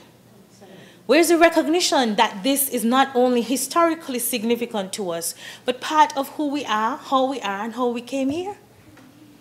So we removed the bins to the inside of the square. Garbage came again the next day. We removed the garbage and ticketed the next person. Completely removed the bins. There are no bins in Independence Square, save for some metal recycling bins. And what did people do? They brought the bags of garbage and the boxes and rested them on the ground where the bins were. And there were some people who ate their KFC boxes and left them on the benches. Now, I say this to say that this government, this parliament, could shut up about being a sustainable island state if the people of St. Kitts aren't going to be with the program. And the most basic way of being sustainable is being clean. And it's protecting your environment. And it's respecting other users of the square. And it's paying for services like environmental health. Every business is responsible for disposing its own garbage. You do not take your garbage to the square for us to dispose. You do not eat your KFC and your Chinese and whatever else you eat and leave it in the square. That's in poor taste. It's just not done. So, between the Ministry of Tourism, because we have an obligation to protect tourism livelihoods, and oftentimes we don't see the link. For the entire week, I pass through the square, and when it's clean, the tourists are sitting everywhere. They're taking pictures, they're cooling out. You see young persons taking a breather, the persons who work in the area relaxing, children waiting for their parents. It's supposed to be a safe communal space. But if a tourist comes off of the boat, walks up the road and heads to the square, and the first thing they meet is garbage and rotting food, they are going to tell their friends. They're going to Instagram it and TikTok it and post it. And they're going to say, for such a beautiful place, it's very dirty. The first thing people say about an island when they intend to visit or have visited, it's so beautiful, it's so clean. The people are so nice. You never not hear about the environment. And that is why it's important, if we want to protect the incomes of the persons who work in this sector, you must protect the very environment on which the sector relies. So this is the first call to everyone around the square. Help us, partner with us, support our efforts to keep St. Kitts and Nevis clean. Now, there are gaps in existing legislation. It's worth emphasizing that the existing legal framework is insufficient at this point. There are various acts, the Development Control and Planning Act, the Public Health Act, and the Solid Waste Management Act, which address some elements of these issues. They do so in a fragmented and somewhat limited manner. These laws lack the comprehensive powers and interdepartmental coordination necessary to tackle multifaceted challenges posed by neglected properties. Importantly, I must state that Solid Waste Management Corporation, as well as the Development Planning and Control Board, will be undergoing legislative reform in 2025, along with the Department of Environment, to ensure that these acts align with our CBS. The CBS bill remedies the insufficiencies in these existing acts by creating an integrated approach with powers to issue abatement orders, manage compliance, and undertake remediation where necessary. The authority will have the tools to address these problems decisively and holistically. And Madam Deputy Speaker, I must also highlight how often the DCPB, the SWMC, and the Ministry of Sustainable Development have to go to court over things like garbage, over people who want to build in guts, over people who want to do a two-story building without proper engineering, over persons who are rude and aggressively violent with our sanitation officers, over persons who refuse to clean their lots. We need comprehensive, holistic legislation that empowers the ministry to act where persons fail to do so. Now, why do we have to attach this to property tax? Why does this matter? The mechanism of attaching cleanup costs to property taxes is particularly crucial. It ensures accountability as property owners bear the financial responsibility for their negligence. The government ain't absorbing this cost anymore. We've done this for years, and in particular, for the past 2 years, parks and beaches without any additional pay, step workers without any additional pay, Department of Constituency Empowerment and the solid waste landfill sanitation workers without any additional compensation will mobilize to clear our property. Fairness, as vulnerable individuals can appeal through the established relief boards, while persistent offenders face consequences. Madam Speaker, we want to be fair, and we want to give everyone an equal opportunity to fix their challenges. And for sustainability, as the funds are recovered through property tax arrears, the property tax arrears offset the cost of government interventions, making the system financially viable. I should use this opportunity to say, paying your property tax is critical. And so for those persons who aren't up to date with their taxes, they must. They ought to, and this is another incentive for them to act. This approach aligns with international best practices as seen both in Barbados and cities like Philadelphia, where similar measures have improved community safety and aesthetics. Let's take a moment to talk about how this bill aligns with our SDGs. We have until 2030 to meet our International Development Agenda. This bill aligns with several United Nations Sustainable Development Goals by addressing critical intersections of public health, safety, environmental sustainability, and community well-being. SDG 3, good health and well-being. Combating risk associated with overgrown lots, vector-borne diseases, as mentioned before. Ensuring cleaner and safer environments, reducing preventable health conditions, alleviating the burden on the healthcare system, and enhancing community well-being. Sustainable cities and communities, promoting urban renewal and better land use through the remediation of overgrown lots and derelict properties, making neighborhoods more livable, inclusive, and sustainable. Another story, Madam Deputy Speaker, and I think the persons who are older than me, which is everybody here except Minister Philip, can help me. You are?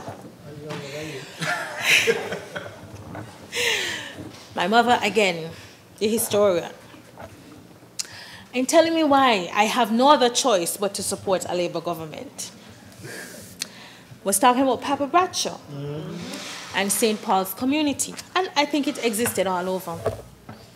She reminded me of the the houses that would move on the shuttle houses, right?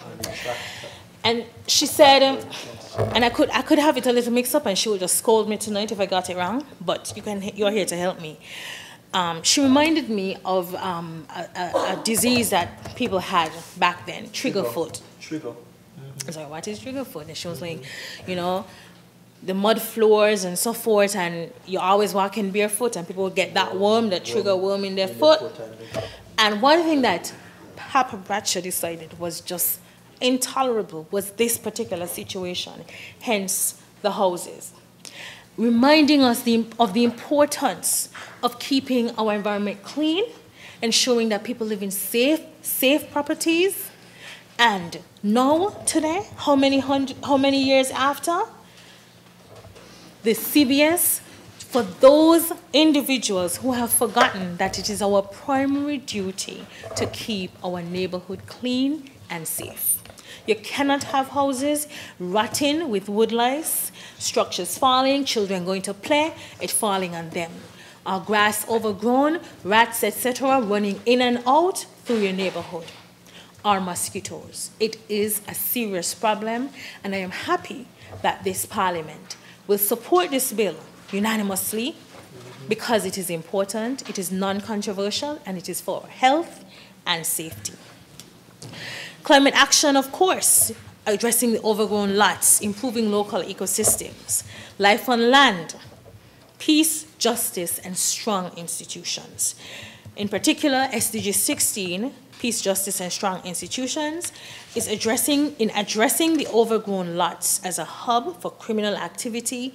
The bill helps to create safer communities and promotes justice and social stability. It's fair administrative mechanisms, including the attachment of cleanup costs to property taxes and provisions of vulnerable groups, ensure equitable enforcement and minimize conflict. Partnership for the Goals, of course, involves collaboration across government departments, communities, and the private sector.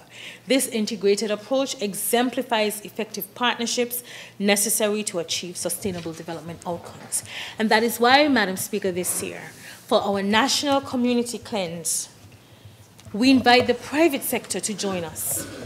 It's a 500,000 plus activity for this government to mobilize persons across St. Kitts to clean, to remove white goods, to place bins, to go to the homes of our elderly, to clean their yards, to clean their homes in some cases for the Christmas period. We need support from the private sector, but government is not going to beg, but invite you to support our cause, to help us in keeping our community clean. So we have the CBS authority dealing with the legislative aspects of keeping our community clean, our National Community Cleanse coordinating community, ensuring that there's philanthropic activity around keeping our community clean, and the various departments doing what they must. The CBS bill supports the SDGs through a holistic framework that integrates environmental sustainability, public health, and economic accountability. It is a model of localized action that reflects global ambition for the SDGs to a resilient, inclusive, and sustainable future for St. Kitts and for Nevis. So I wind up with a call to action. But before, allow me to note that since its first reading in March, was it? We have since had consultation. May, thank you. Consultation. Every director and their team from the Department of Ministry of Sustainable Development and Environment has responded to this bill. I'll read one excerpt.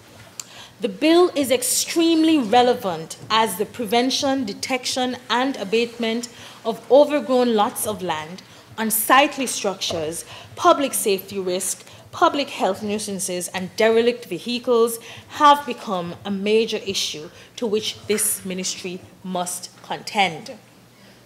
I'll read another quote from Parks and Beaches. I really do like this reference.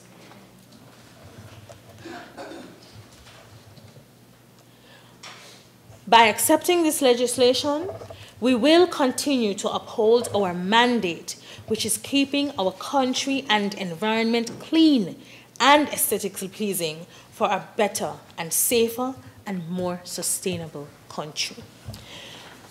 Climate action, environment, physical planning, the list continues. The consultation was done. This bill is more than legislation, Madam Deputy Speaker. It is a blueprint for a better St. Kitts and Nevis. It is a declaration that we will not tolerate any blight, neglect, or lawlessness in our communities. It is a commitment to safeguarding our environment, promoting public health, and upholding the dignity of our shared spaces. The bill is not just about addressing the immediate concerns. It is about building a foundation for the future, a future where every citizen feels secure, every neighborhood thrives, and every visitor is inspired by the beauty and the order of our countries.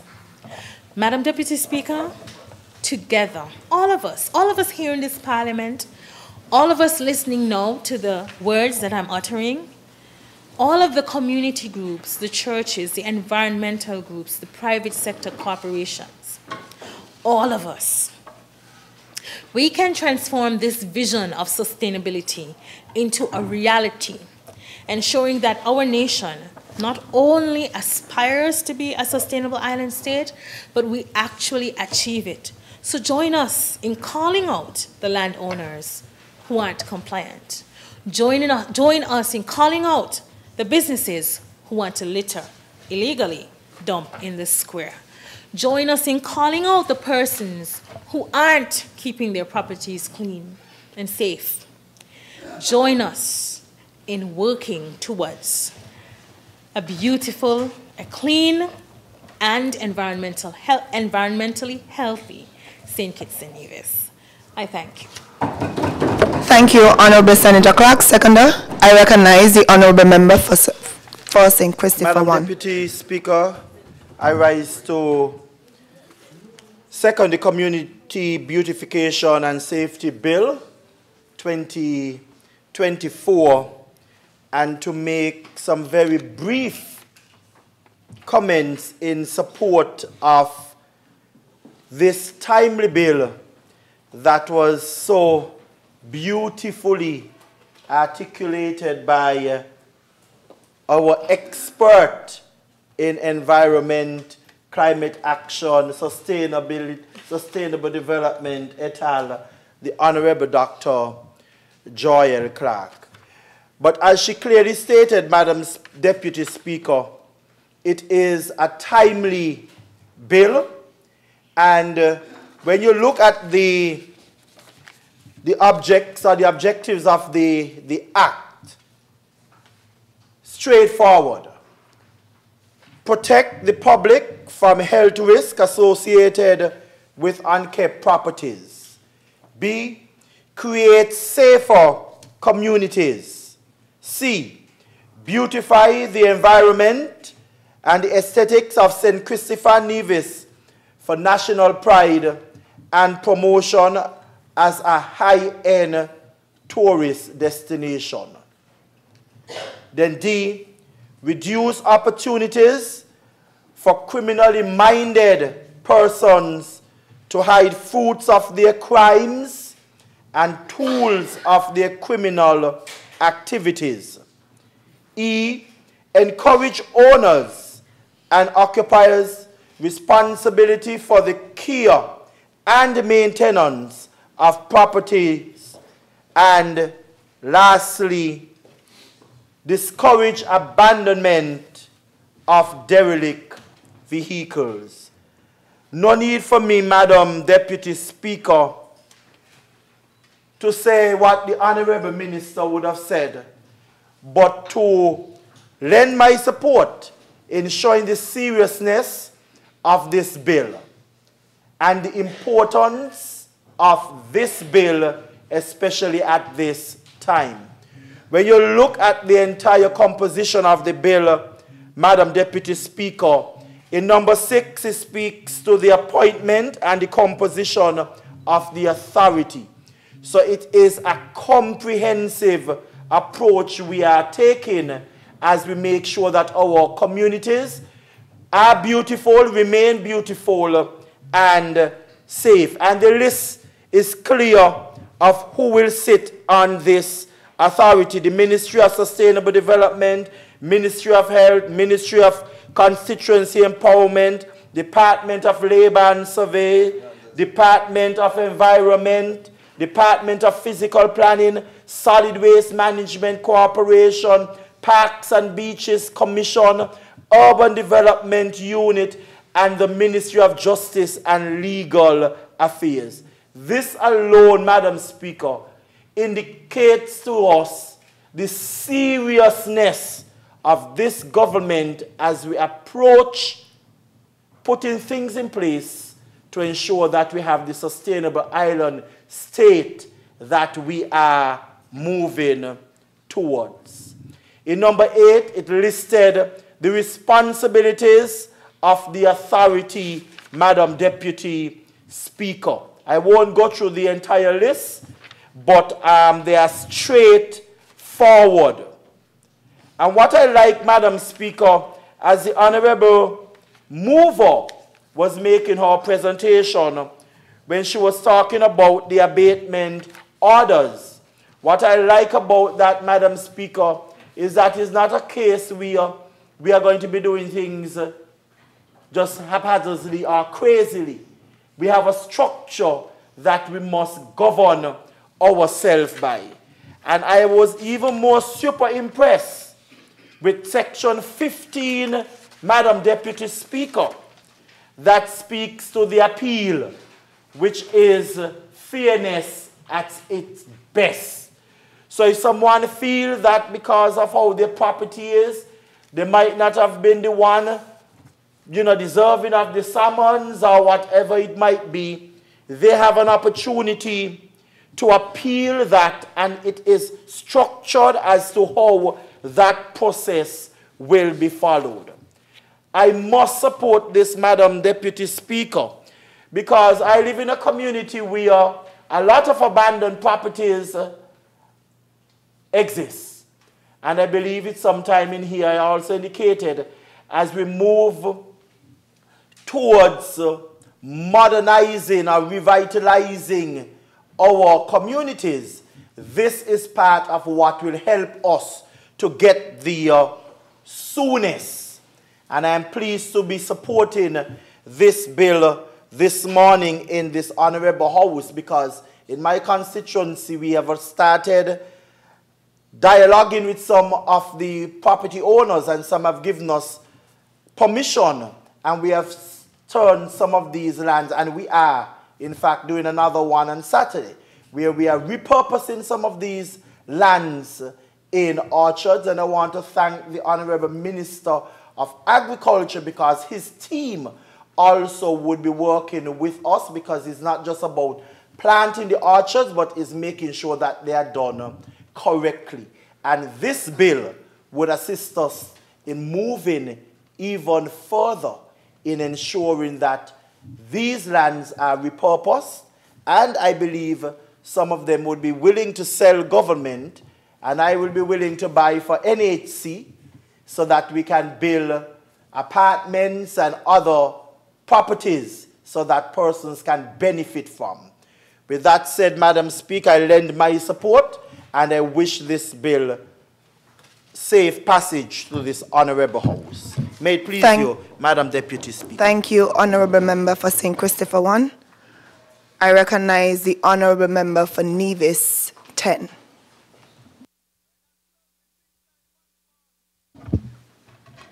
Thank you very much, Madam Deputy Speaker. And I rise to make some interventions on this bill that is before this Honorable House, Community Beautification and Safety Bill 2024. And I am going to start my little presentation this way, Madam Deputy Speaker. A sustainable island state cannot be a dirty and unkempt island state. Let me repeat that. A sustainable island state absolutely cannot be a dirty and an unkempt island state. And Madam Speaker, the presenter of the bill was very clear and comprehensive in terms of what she presented as it relates to what is happening on St. Kitts. But I must say as well that the problem exists on the island of Nevis as well. And of course, we are one federation. And generally what affects one of the sisters affects the other as well. And so I have to reiterate here as well that the situation is pretty dire in both St. Kitts and Nevis. And it is really, really disheartening when we travel through St. Kitts and Nevis and we see so many abandoned vehicles, derelict vehicles, abandoned houses, overgrown lots. And when I say overgrown, I really mean overgrown. And of course, the presenter would have also outlined some of the drawbacks for these unkept places. I'm not going to go over all of them because I'm not going to be an hour like her. But some of these things need to be highlighted and to be emphasized. Because, of course, when we have these abandoned vehicles, derelict vehicles, abandoned lots, overgrown lots, abandoned homes, it is the breeding ground for criminal activity. And of course we know that we have been rocked by criminal activity over the past years. And who knows, maybe some of these criminal activities may have been perpetrated in some of these abandoned homes and overgrown lots.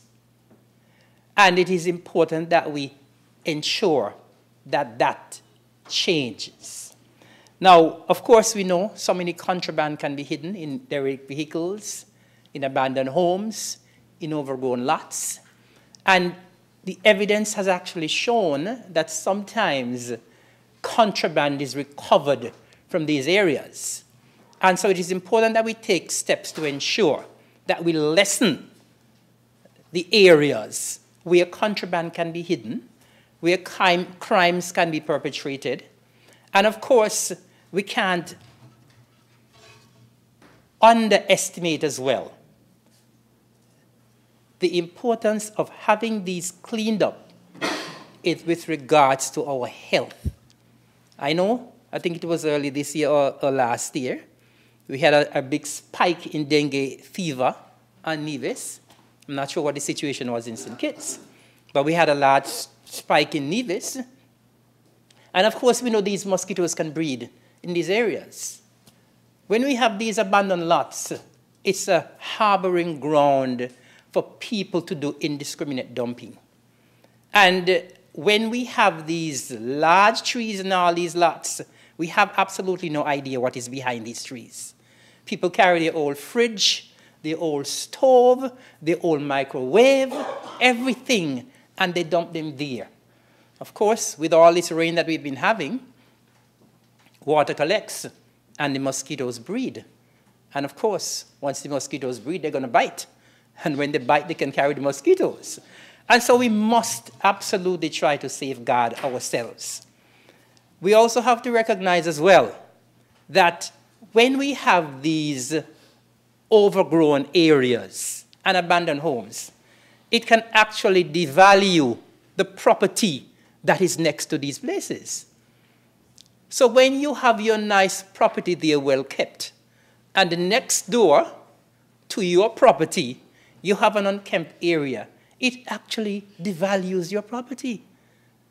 And so if you want to sell your property and maybe get another one, it devalues what you can get for your property. And so it's important, Madam Deputy Speaker, that we do our utmost to ensure that we clean up St. Kitts and Nevis. A lot needs to be done.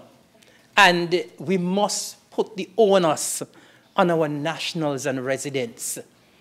They are depending too much on the government to do all the cleaning up. But we must have some national pride, Madam Deputy Speaker, and we ought to speak more about this. Of course, when we have these overgrown areas as well, Madam Deputy Speaker, well, I have been in agriculture all of my life, and I know that they can actually be the breeding ground for pests and diseases in agriculture for our crops. And so when we have all of these areas that are not kept properly, and then we may have a farm next door, we may have a greenhouse next door, we may have a shade house next door, the pests and diseases that are breeding in these unkept areas could actually spread to your area. And of course, that leads to the crop loss, crop damage, and of course, loss of profit for the farmers as well. Madam Deputy Speaker, as I said, the mover of the bill would have outlined all of the drawbacks. I don't need to go over all of them. But I wanted to highlight a few things as well. Madam Deputy Speaker, I want to commend the fact that there will be the establishment of the Community Beautification and Safety Authority. But, Madam Deputy Speaker, I have to give a warning because I noticed that the authority is quite large, 10 members, right, from 10 different departments and organizations. And this authority, I see it says, it speaks to remuneration as well. And so it's an authority that will get some pay. Madam Deputy Speaker, my hope is that this authority will not be an authority with no authority. Because sometimes we tend to establish authorities and boards, and it sounds good when we come here to Parliament and say we are establishing a board, we're establishing authority, but sometimes the authority or the board, it's there sometimes just for a show, and to say that we have established a board or we have established an authority. My hope is that this 10-member authority will do what it has to do, that it will be firm based on the fact that we have heard outlined very succinctly the situation that is happening here in St. Kitts and Nevis, and this board or this authority will do what it has to do. We live in a so small society, Madam Deputy Speaker, and of course sometimes the members of the authority will have their friends, they will have their family, and of course sometimes if an abatement order needs to be made to somebody or served on somebody, one of the members of the authority could say, well, that's my family or that's my friend. So I'm hopeful that in order for us to become that sustainable island state, and in order for us to clean up St. Kitts and Nevis, in order for us to clean up the derelict vehicles, clean up the abandoned homes, clean up the overgrown lots, that this authority will take its authority very seriously, or its responsibility very seriously, and do what it has to do. Madam Deputy Speaker, I want to encourage, as I'm encouraging the authority to do what it has to do when it is established, I also want to encourage the people of St. Kitts and Nevis to do their part in cleaning up our federation. It always warms my heart, Madam Deputy Speaker, when people visit and they say that the place is clean. I remember a couple of days ago, I have some friends in the US who were visiting, and they were on a cruise, two couples from the US, And when they came to Nevis, some of them were coming to Nevis for the very first time. And one of the ladies said to me, I've been to the other Caribbean islands on this cruise, and Nevis is the cleanest. I felt really good. But that doesn't mean that we don't have work to do. There is a lot of work to do. We may feel, visitors may feel that it's clean compared to other jurisdictions. But we in the jurisdiction, we know that there is a lot of work that needs to be done, and our nationals and residents need to be on board to get the work done. This is Christmas coming up, and I'm sure those of us who grew up in my era would know that when Christmas was coming, everyone took pride in cleaning up in front of their respective homes.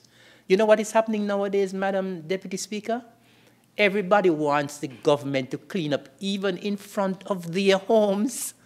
They are waiting for the government crew to come with the weed eater and clean up in front of their own homes. That is sad, and we should not have gotten to this point. When I was growing up, every village was spick and span at Christmas because people went out and they cleaned. They were very conspicuous in doing it because they wanted the place to look nice and clean. But nowadays, people don't care. So they have a nice house, but in front, they don't care whether or not in front is looking clean or not because they're waiting for the government to come and do that. We have to get beyond that, Madam Deputy Speaker.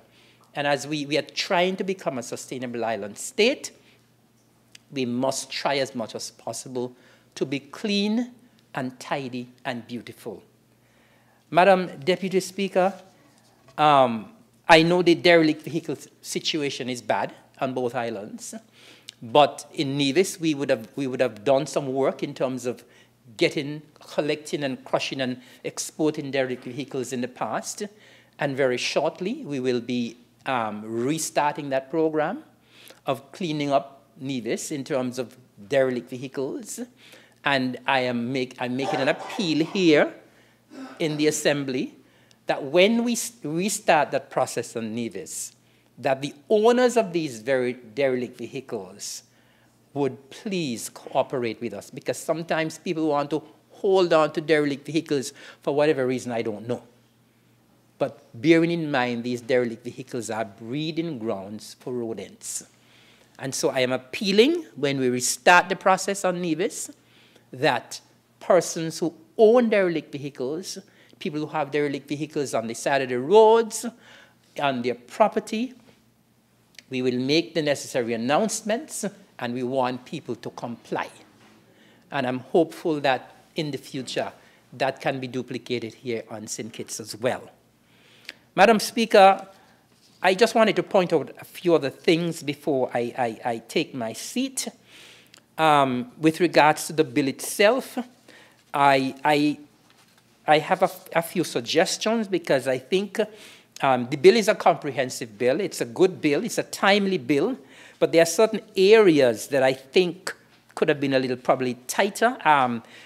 I know that people are very guilty with regards to all of these offenses, the derelict vehicles, the abandoned homes, the overgrown lots.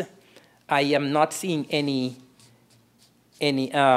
provision in the bill with regards to when you go around and you find these things and you identify them, to give in people any fines. I know there is the thing about the abatement order, but sometimes as well, I think there could have been a little provision where you actually fine people. And when you do that, it would discourage people in the future from having these abandoned homes and derelict vehicles. In addition to that, Madam Deputy Speaker, in section 11.4a, when it speaks to the serving of the abatement order, it speaks to serving the abatement order on persons who reside here. It doesn't make any provision for when the bailiff goes and the owner decides he's not going to take the order, because you may have that situation arise.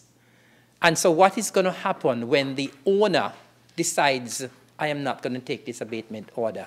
Some provision should have been made for that.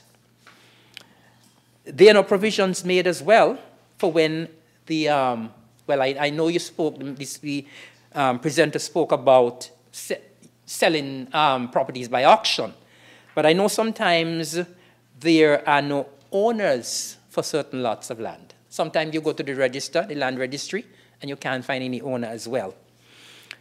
With regards to the appeal process in section 15.2, it speaks to the appeal process and it says the appeal should be made to the magistrate. I personally believe, that's just my personal opinion, that with such a board, an authority, a 10-member authority, I think the authority should have the authority and the responsibility to deal with the appeal. I think the magistrate court is already filled with a lot of work to do, and I believe that probably this, in terms of the first part of the appeal process, should be undertaken by the authority that is established. Generally, though, Madam Deputy Speaker, I think, as I said, the bill is timely. I think that it is important that we get our citizens of St. Kitts and Nevis to start thinking differently with regards to indiscriminate dumping, with regards to overgrown lots, with regards to having derelict vehicles and abandoned homes. And we are hopeful that this bill could trigger some action, some positive action in our nationals of St. Kitts and Nevis where this is concerned. So with these few remarks, Madam Deputy Speaker, I wish the bill safe passage. May it please you.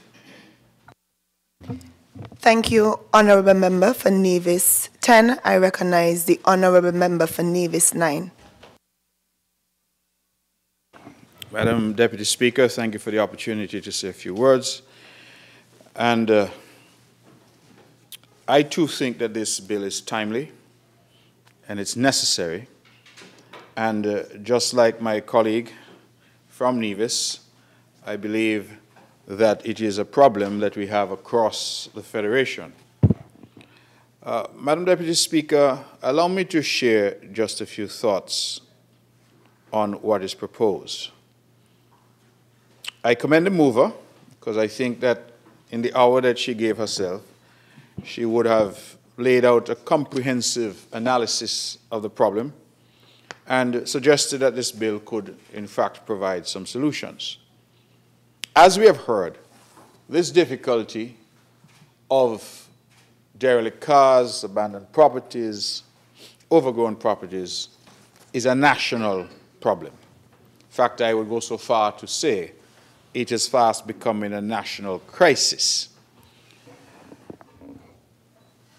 Part of the problem, certainly from the Nevis perspective, and I'm fairly certain that it's similar over here in St. Kitts, is that a lot of these properties are the properties of those who would have migrated. Our biggest export for a long time was people. And when our people went abroad, they left their homes, they left their properties, and as the older generations passed on, many of these properties were simply abandoned. That is part of the problem, and I feel that part of our appeal has to be to Nevisians and Kittitians in the diaspora, that they come home to take care of their family property. A lot of these properties, in my experience, are tied up in confusion because the parents had 10 children, they're scattered north, east, south and west, all over the world. They don't get along, they're not speaking to each other. And the consequence, Madam Deputy Speaker, is that there can be no consensus in relation to that property. The good member for St. George, Gingerland, on this side of the aisle, made good reference, I think, to the difficulty, and I think he put it very nicely when he says that there could really be no talk of a sustainable island state if we don't have a clean island state. I have had the privilege of going to some places in the world. I most recently was in the little island of Bermuda. And I can say that I did not see a bottle cap on the road. And part of what we must do is to look to others who are best in class, to try to understand from them how they went about it. But I think fundamental to us solving this problem has to come back to our people. If our people are not on board, we could talk about sustainable island state until the cows come home. It will make little difference. If the man still feels he can go in the square and eat his KFC and leave the box right there, then all the lofty chatter about sustainable island state will be to no avail. We need to find a way to say to our people that their habits, their practices, and let me say this, I don't think that it's a majority of our people. I want to say that because sometimes when we say our people, there are those out there who are doing the right thing. In fact, I think the majority are doing the right thing. Because how many of us in this parliament, or how many of us listening would actually go in Independence Square, eat food and leave this stuff right there on the bench? I don't think many of us would. But there are some who would. And the comment that was made about guests coming in, and that's their impression, it's a very potent comment because that one bad experience sometimes overwhelms all the other good experiences that people may have in terms of visitors to our island and our country. So I think we need to find a way to appeal to our people. I have been trying at this age and stage of my life to get fit. So I'm trying to do a little, well, trying to do a little walking. Well over 40. I'm trying to do a little walking, Madam Deputy Speaker. And I have marveled that each day that I walk in my neighborhood, I find plastic bottles on the sides of the roads. Red Bull can, Guinness bottle. And it tells me that what is happening is as people drive and whatever they're drinking, they just toss it out the window. I am not persuaded that there are people in the neighborhood who are doing that. It's people who are driving along. You find styrofoam containers. Whatever food they were consuming as a joke, they just dash it out the window. What can we do as a people to start to say to our people that that is simply unacceptable? It shouldn't require us to come in here. This is like we have to come in Parliament to tell a man he must bathe. Or to say the Nevis language, he must wash his skin. We shouldn't have to tell people some of these things. But the reality is that our people, some of them, behave in a fashion that undermines the efforts that are being made, legitimately being made, to get us to a stage where we are best in class. We cannot be best in class if we continue practices that are worst in class. The member on this side of the aisle spoke to our new reality in St. Kitts and Nevis, that everybody feels that it's the government's responsibility to do everything. A man saw me the other day in a little bar, and he said to me that along the roadside where he lives, just outside his gate, that the grass was growing up there, and I should hire him to keep the area clean. And I said to him, we didn't have any money to do that. He said, well, just pay for the gas for the weed whacker. And I said to him, but it's outside your gate. It's your neighborhood. If you think that is bad, Madam Deputy Speaker, after some heavy winds and rains, a fellow from my constituency rang me to say that a acacia tree, as we call it, what the correct name is? Acacia? Acacia. Acacia tree had fallen somewhere close to his door at his house. And I must send a man from Public Works to remove it. So I know him to be an able-bodied individual. I said, well, you don't have a cutlass that you can use to think? He said, yeah, but who can pay him? So I tell him, well, if you don't want to come out your house, stay in your house. I saw him a week later, he was out the house. I said, how you get the acacia tree moved? He said he had to do it himself. I said, but that is what you ought to have done. What you called me for? I'm saying these things because our people have become a people that every problem is somebody else's problem. Send somebody from the government to clean it and they take to social. They will take a photo of it and all. Take a picture. Look how down the village look. Look how this place look. Put it on social media and cost somebody. Cost the area representative. Cost solid waste. Cost somebody. How do we transition to our people understanding that it is their problem too? It is not a government problem, it is our problem. Because when the mosquito breeds and then decides to feed, it is those people who are going to get dengue too. And chikungunya. Yeah, chikungunya. And whatever the things are called. When the rats and the rodents come, what are they going to do? Take picture of the rat as well and put that on Facebook? Look how many rats are in the neighborhood. We need to find a way. And I am not too sure when we lost our way in St. Kitts Nevis. Because the honorable member on this side of the aisle is 100% correct that we never used to be like this. Community spirit, pride, patriotism, those used to be watchwords here. And you know what? Our society was a lot poorer. People did not have the luxuries that we have nowadays.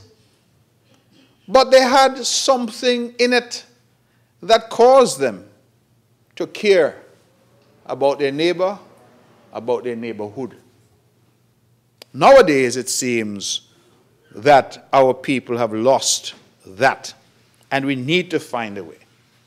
Perhaps we need to start, Madam Deputy Speaker, in our schools, particularly our primary schools. We need, when the child is driving and mommy or daddy throw the bottle out the window, for them to rebuke mommy and daddy and say, you should know better, shame them.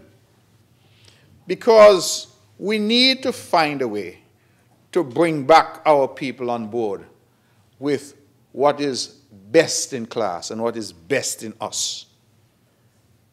And so as I look at this bill, and I look at this authority that is being established, I'll say some more on that shortly. But I think that we need to emphasize far more the education. Education, education, education. We need to have programs in our schools. We have, for example, working with the Taiwanese, started the recycling program. And it is quite impressive how the schools have got on board. Because you're now creating a framework within which people can participate. And so, Madam Deputy Speaker, I think education is going to be critical if we're going to get the fruits from this legislation that I intended. But education alone is not going to do it. We also need enforcement. Because, as a young person reminded me at an event I attended yesterday, he said, even when people know things are wrong, sometimes they still do it. So they're educated enough to know that it's wrong, but they still do it. And I believe that the enforcement mechanisms need to happen. Now I looked at the enforcement section, what I'm calling the enforcement section. I believe that is at section 11, subsection 5 of the copy that I have. And subsection 5 says, essentially, that if an abatement order is served and the person fails to comply, then basically the authority can send someone to do the work. So clean up the place, remove the trash, break down the building, whatever the situation may be. But it goes on to say, well, what about the cost of doing that? He said 1A, that is 11.5A, as a civil debt from the person in default. So the Crown may bring action, civil debt. But it is absolutely true, as we have all observed, a lot of these places either have no owner, no clear owner, or the owner is away, how then do you bring action, and against whom do you bring action? Then it says by the control of inland revenue, at the time that the controller of the inland revenue collects property tax, that presupposes that the person is paying property tax. What I have realized is that a lot of people who care not enough about their properties are also people who are delinquent in relation to the payment of taxes. In fact, in Nevis, Madam Deputy Speaker, we have found that sometimes the only time the government could collect that property tax is when they're trying to sell the property, because they can't conclude a sale without the property taxes being paid. For years, sometimes, people don't pay property tax. In fact, I believe the property tax system in the country is what I would call a voluntary tax. If you don't want to pay it, you don't pay it. So if we want to confront this problem in a real, direct, and meaningful way, we want to have impact so that the country feels the impact of what the Parliament is trying to do today. Telling me that you're tacking on the amount of property tax is not going to cut it. Because if I'm in England, and my brother is in Germany, and my sister is in New York, and the whole family property is in Cairn, and none of us studying it, I can assure you, nobody caring about property tax. Inland Revenue could add on until the cows come home. What you want is the property cleaned up, and you want some kind of penalty. The honorable member on this side spoke about fines. I know that fines can be levied under other legislation. But since we're trying to consolidate, why not provide for some fines in this? I think it's a good suggestion that ought to be considered. Fine them. I was about to say, and confine them, but let me leave that alone. But fine them. The biggest penalty for me, however, and one I think we ought not to shy away from, is the possibility of forfeiture of that property. People don't like to hear the word, and I recognize it would have to be a last resort. But what happens, for example, if the authority sees that a property is overgrown, a property is being used, criminal elements, a property is being used as a dumping ground, property is breeding mosquitoes and other vectors, rodents, all of the things that we are concerned about, health risks, national security risks. And the authority goes in June of 2024 and has that property cleaned. Well, rain falling every day, you know. And unless there is some measure by October of 2024, guess what? Property overgrown again. The authority goes and it cleans it again. Then January of 2025 comes, guess what? The property overgrown again. You see where I'm trying to get, Madam Deputy Speaker? We must be careful that we're not creating here a mechanism where the cleaning of the property really becomes now the responsibility of the state. And that we keep going in every 3-4 months and abating the nuisance, and then we go and we abate the nuisance again, and it just becomes a cycle. Because if I don't care enough about the property, I am not paying taxes, I am not paying any attention to the property, I say, well, let the government clear it. And I will tell you, Madam Deputy Speaker, the reason I am raising this particular argument is because in Nevis, my phone is constantly ringing from property owners who are telling us, send the government back one thing to clean up around me. I am sure the experience over here in St. Kitts must be similar. I have a radio show, a lady called in the other night, she said, send the government back who I need around me clean up, because I don't know if people in the bushes hiding to harm me. So is the government now going to take on the responsibility of cleaning private property? Because unless we have teeth, unless we have some mechanism where we can say to property owners, listen, we're not making any joke, If you don't do what you're supposed to do, you can lose this property. The government can take it, sell it, lease it, do something with it. You know, we have a situation, we have the what you call it, the NHC in St. Kitts, NHLDC in Nevis. The demand for housing far outstrips our ability to supply it. And you juxtapose the government struggling to find housing all across St. Kitts and Nevis to the reality that there's so many abandoned properties all across St. Kitts and Nevis. And you start to wonder, what might it be like if we had the authority to go into Newtown, go into McNett, go up in Gingerland, and actually go in and fix up some of these places and make them available, particularly to low-income families who are looking for some place to rest their head. That, I think, is the kind of social engineering that we should be involved with. Because as much as I think we need more education, education is going to take time. And if we're going to depend on primary school students to grow up to be good adults who don't litter, then we're talking about a 15, 20-year exercise. What happens to St. Kitts and Nevis in the interim? We have a situation that all of us are familiar with the derelict cars. In September, I got a note that I believe it was either 74 or 76 cars had arrived at the port in Nevis. 1 month. I reached out to Customs. I said, help me to understand how many have come in so far for the year. They tell me over 600 into Nevis. Now let me be clear. That has nothing to do with TDC, Hosfords, and the main sellers of automobiles. These are cars coming out of Japan. So I said to them, well, what do you think we're going to get for the year? They said, probably about 800. 1 year. 800 vehicles.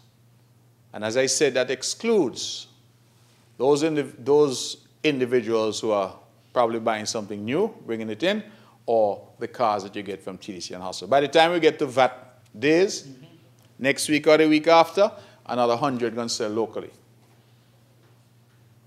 And I don't see the engineering, environmentally and otherwise, to deal with that reality. It's a touchy thing, Madam Deputy Speaker, because the minute we in here start to stand up and say, we want to limit, people say you're against poor people. You don't want the poor man to get a chance. You have yours already. We understand what the arguments are going to be. But sometimes difficult situations demand that we take decisions, even if the benefit of those decisions is not immediately apparent, that over time, those decisions will become apparent. Because I tell you, when I look at some of the vehicles that are being brought in, their shelf life sometimes is less than 5 years. Nevis the other day had a ton load of BMWs. Every time you drive down the road, you see another BMW. And then I don't see them now. So you drive around now, the BMWs park up. Some on 3 stone, some on 4. Some park up on 2-wheel up on the sidewalk. And part of it we have to understand is that some of the major developed countries are dumping these products into the Caribbean. They want to get rid of them, so somebody say, oh, I get a BMW for $1,000 US. And so they buy it and they bring it. But the last a year, a fella gave me a joke the other day. He said one of them came in and the only gear in it that was working is reverse. So he had to back it off the boat because he can't go forward. So these things, Madam Deputy Speaker, become now a nuisance and become a problem. Because once they're brought in, and that is an individual decision, the government, now the state, has responsibility for how they are disposed of. And therein lies the disconnect. Because you can't tell a man what to bring. But when he brings it and it's no longer functional, it now becomes the state's responsibility to dispose of it. And that is why the member on this side spoke about the process that we have engaged in Nevis. And we hope to continue that process very shortly. That is of collecting, crushing, and exporting. But it is a problem, and we have to identify it, and our people need now to start to appreciate the extent of the problem. I want to say a quick word about the structure that is proposed. I thought when my friend on this side, my colleague, was speaking that he was reading my scribble, because I too think the proposed structure is unduly cumbersome. 10-member enforcement authority, 10-member, authority, which deals with enforcement, the issue of the abatement notice, etc. I believe that we could shrink that. It is too unwieldy, far too cumbersome. You want something that's lean, something that can move with some rapidity. Whenever I hear about boards and things with 10 and 12 and 15 members, to me that's a recipe for too much talk and too little action. I don't think you need more than 3 people on this authority. It's my honest view. 3 people. And you try now to move with some alacrity to get what needs to be done. That's a matter for the government. I recognize that, for example, these people are to be paid a stipend, a remuneration, etc. So it's going to come at a cost. So to me, if we can limit that. Now, the good member for St. Kitts, 1, Deputy Prime Minister, he referred us to section 15, I believe it was. Am I correct in that? The appeals process. Hoping I have it. Yes. And he said that made him feel good. Well, that doesn't make me feel good. Because while I appreciate that there has to be a process in terms of somebody who is aggrieved having recourse, I just want the House and the public to recognize that what this bill proposes is that there's an authority. The authority takes a decision that some property is in need of some form of abatement, and then the owner of that property has a right to appeal to the magistrate's court. If it had stopped there, I could have said perhaps, well, okay. But one of the things that it says at section 15, subsection 3, where such an appeal is brought, the notice to which it relates shall be of no effect pending the determination or withdrawal of the appeal. What that means, Madam Deputy Speaker, is that once somebody appeals, everything stops until such time as that appeal is resolved. So if you have a rat infestation in a particular property, an abandoned property harboring criminals, where contraband and guns and criminal implements are being stored, the police come and say, listen, we need to deal with this. And the abatement notice is issued, and the owner says, I'm going to go to the magistrate's court. Nothing can happen until the magistrate deals with that matter. If the magistrate takes 6 months, takes a year. I have one matter I'm aware of in the magistrate's court right now in Nevis, and the individual involved has gone now 7 times. It has been adjourned 7 times and not yet resolved. So you realize now that the Parliament is saying, regardless of the urgency of the situation, once somebody appeals, everything comes to a halt. And so if that appeal takes 6 months, 8 months, that's it. But had it even stopped there, but it doesn't, you know, because it goes on. At subsection 7 of section 15, where an appeal has been brought to the magistrate's court under this section, an appeal against the decision of the magistrate's court may be brought now to the High Court. So you see where I'm going with this, Madam Deputy Speaker? The authorities say there is a criminal enterprise happening in this abandoned building on the corner of this and that, this street and that street. It needs to be immediately abated. The owner said, no, I'm going to take it to the magistrate's court. The magistrate's court takes 6 months to resolve the matter. The owner loses in the magistrate's court. The owner says, well, I'm not stopping you, I'm going to the High Court. When we go to the High Court now, you understand. You're gone into a different type of court now, and that now gone from 6 months to 2 years. So unless we are somehow going to be able to guarantee that these matters will be dealt with within a particular space of time, which certainly we can't because we have no control over how quickly the court, as a separate branch of government, will hear a matter. I believe we are setting up seeds for failure, when in fact we should be pivoting in the other direction, trying to ensure that we can feel the impact of this legislation immediately. So this appeal process, it is well-intentioned. I understand it. But it is cumbersome in the extreme, and I predict that if it proceeds in the way that is being suggested, it will lead to gridlock. And anybody out there using the app that the Attorney General has just disclosed will ask how I could stop this.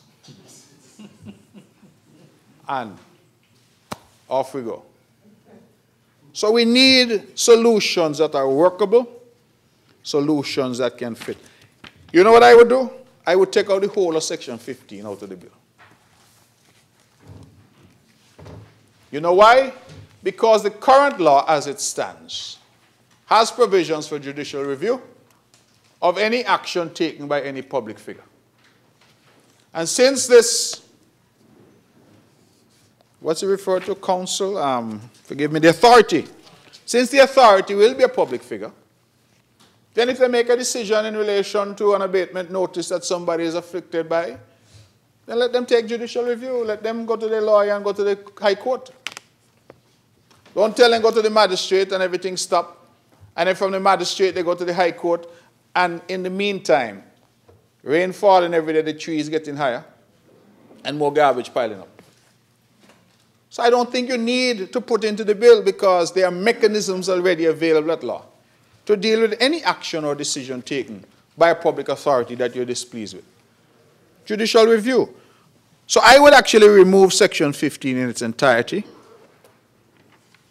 And I commend that course, because I think otherwise we will be creating some problems. I want to highlight just 2 or 3 other small points. In Nevis, we have seen examples where derelict properties, and sometimes they are occupied, but people who occupy them have mental health challenges. And so that provides a sort of wrinkle. How do you deal with that? Currently, it is silent as to how you deal with it. But if, for example, in an abandoned house or a house that is derelict, that somebody who's occupying that has some challenges, mental health issues is a common challenge. How do you address that in terms of enforcement, abatement, and all the things that we are trying to do? The second point I would raise, and on that one I don't have an answer, so I'm just raising it. Second point I would raise is in relation to situations where I may own a bit of property, what I would call undeveloped property. That is, I own a piece of land. I might be abroad. but I'm conscientious. I pay my taxes and all of that. However, people in the neighborhood, unscrupulous individuals, are using my land for dumping illegally. How do you deal with that situation? Are you going to put that onus on me as the owner of the land when I have not contributed to dumping or the conditions there? Because it is not every situation where it's the owner. Sometimes it's third parties who are throwing garbage, rubbish, dumping fridge and stove, etc., on somebody else's land. But the current structure that is proposed only goes after the owner or occupier. And so suddenly, I find myself being held responsible legally for a situation that I did not create, I did not contribute to in any way. And so again, I think that that will need to be looked at. The last point I make is that I am fearful, Madam Deputy Speaker, that what we are trying to do, noble as it is, and lest I be misconstrued, I support what we are trying to do. I'm just making some observations to see if we can make it better. But we ought, as part of our education, let our people know that there is also what is referred to as a private tort of nuisance. There's some lawyers in the House, and they would know that there is such a thing called private nuisance, there's such a thing called public nuisance. Basically, while all of us have the right to property, you cannot, Madam Deputy Speaker, use your property in such a way that adversely affects my enjoyment of my property. So if you decide that you're going to channel your water so that it runs from your property and erodes mine, you are going to have a pig pen erected so that the scent coming from your property impacts me negatively. The example that we heard of the mango tree with the woodlice, that your mango tree is hanging over and creating woodlice and causing my roof to collapse. All of those can also be addressed through the legal system by hiring a lawyer and having it dealt with. I say that because, again, my phone rings often from citizens, from residents in Nevis, who say, oh, my neighbor doing this, that, and the other. The government must come and deal with it. Send health. Send solid waste. Send somebody to address it. And when I suggest to them sometimes, you could get your lawyer to deal with it for you. I would really be curious to know how many cases in nuisance are brought to our courts, because it is available. And anybody out there listening to me, if your neighbor is keeping his or her premises in a way that affects your enjoyment of yours, you can take them to court. You don't need the government to do it for you. You can take them to court yourself. And for a lot of you out there who are parking your derelict vehicles or decide you're going to have a mechanic garage, but all the cars for your garage is parked up on the government road, then that, I think, creates a public nuisance. And again, action can be taken. I say that only because I don't want it to be perceived that the effort here today is to replace private efforts through the courts that individuals can also make to protect their property. What we must be trying to do is to augment and create, if you will, the areas for government intervention that are not covered or perhaps in situations where cannot be dealt with through the private law of nuisance. So I want to raise that because I think that we ought to, as part of the education, let our people know that there are options available to them to deal with neighbors, to deal with property owners whose unkempt properties affects their own enjoyment of their property. I say one last thing on enforcement. And that has to do with going back to the point made by my colleague here, good gentleman from Gingerland. And he talked about fines. Fella the other day shared with me that he never used to wear his seatbelt, even though the law requires it. One day the police stopped him and he said he got a ticket for $300. And he has never not worn his seatbelt since then, because he realizes now that it can cost him. And so that one ticket that he got made him now start to follow the law and wear his seatbelt. Sometimes, colleagues, Madam Deputy Speaker, members of the public, we need to ensure that what we're doing in here translates into action out there. And whilst we need more education, we also need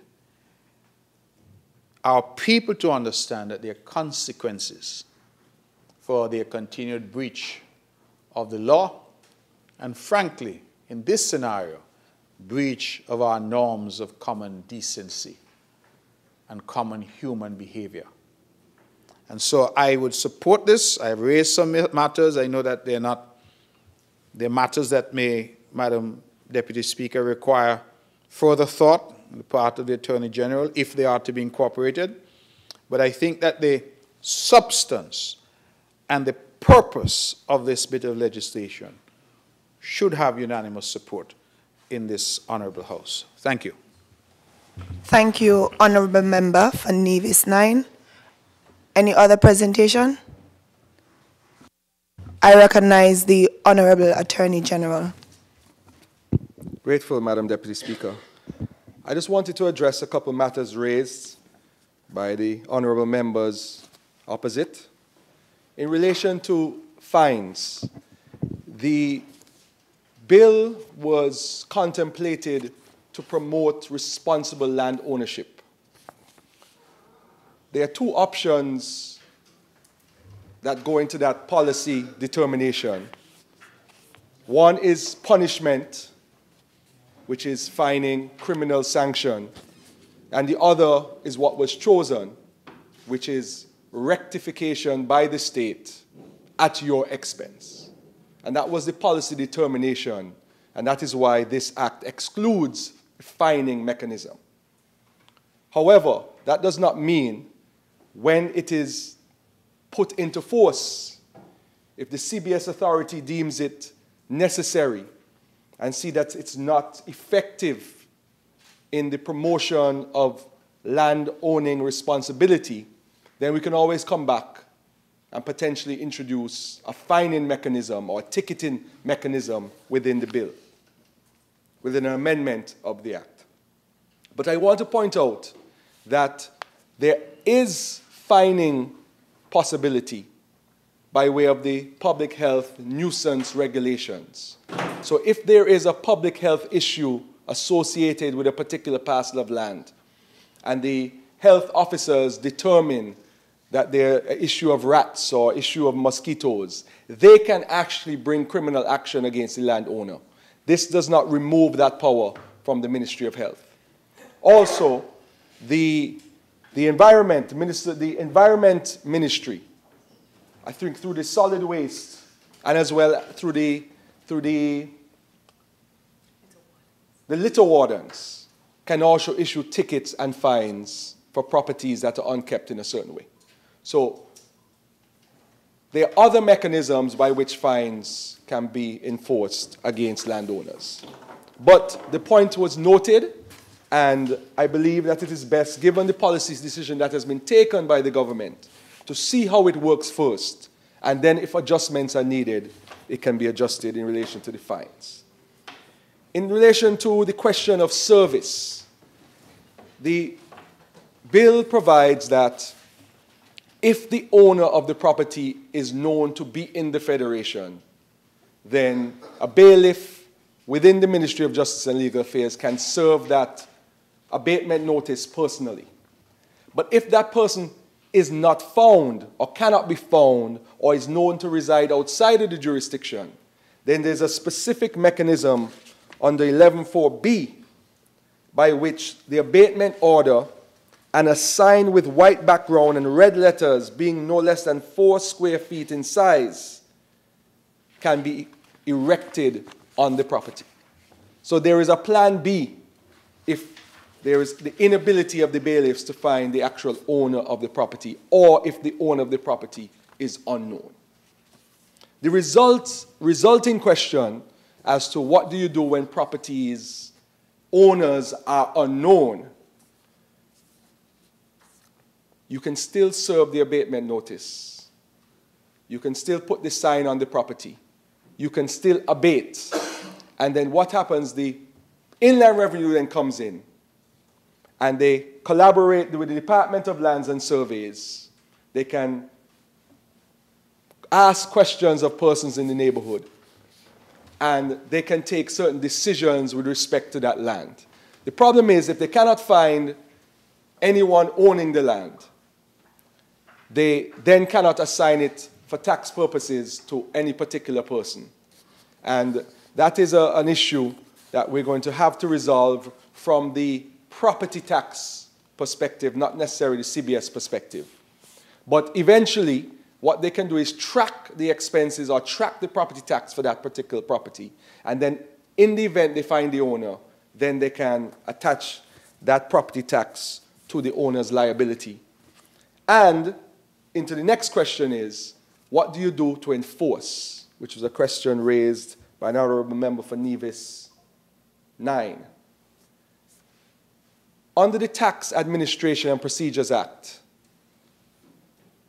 the property tax that attaches to a property can be realized either by a civil suit, you can sue the person, get a judgment, and try to enforce it in any means you wish, or by way of sale of the property by the controller of Inland Revenue. So if you are a person who gets an abatement notice and then gets one another 6 months after that, and another 6 months after that, the amount that builds up on the property tax could be realized by the state, either by suing you and recovering that money from you, or by putting that land up for auction or sale, which is effective, which could be the same effect as forfeiture, because the state can then potentially be a person who bids on the property. And then the property can be repurposed for a public park or for community housing or some other positive activity. And also, it can be purchased by a neighbor. So if it is an unsightly and unkept, a public health issue, then potentially a neighbor of the property could attend the auction and purchase the property. The state gets its property tax first from the proceeds of sale. And then if there's any proceeds of sale, it goes to the owner. And then the property can be utilized by the neighbor or repurposed by the state. In relation to illegal dumping, it is already illegal under our laws to dump, other than designated dumping areas, which is one, which is our, what is the proper name for it? Our landfill. So anybody who is found dumping on another person's property, and you see that happening, you can report that to the police, and criminal sanctions can be taken, and criminal action can be taken. In relation to the appeal process, I believe I'm convinced by the argument of the member for number 9. Because we did have that discussion a little earlier about this automatic stay that is proposed in the bill, which is you get your abatement notice, say you get it served in your hand. and you have 21 days to rectify. If you want to buy time, potentially, you can then file your magistrate's court summons, and there's an automatic stay. The state can no longer abate the issue. And potentially, the matter could be kicked down the road. The idea when we were drafting this bill was that the magistrate's court is an accessible judicial arena for most persons. And typically, matters are resolved in the magistrate's court quicker than they are in the high court. Because you can show up at the magistrate's court without a lawyer, and you could prepare your own summons, and you can file it and proceed to your matter. And typically, matters come up for first hearing within 2 to 3 weeks, within 3 to 6 weeks, and hopefully you could get the matter resolved. But if there are situations where there's an urgent need, for example, recently, Madam Speaker, sometimes a picture speaks 1,000 words. This is a Tech 9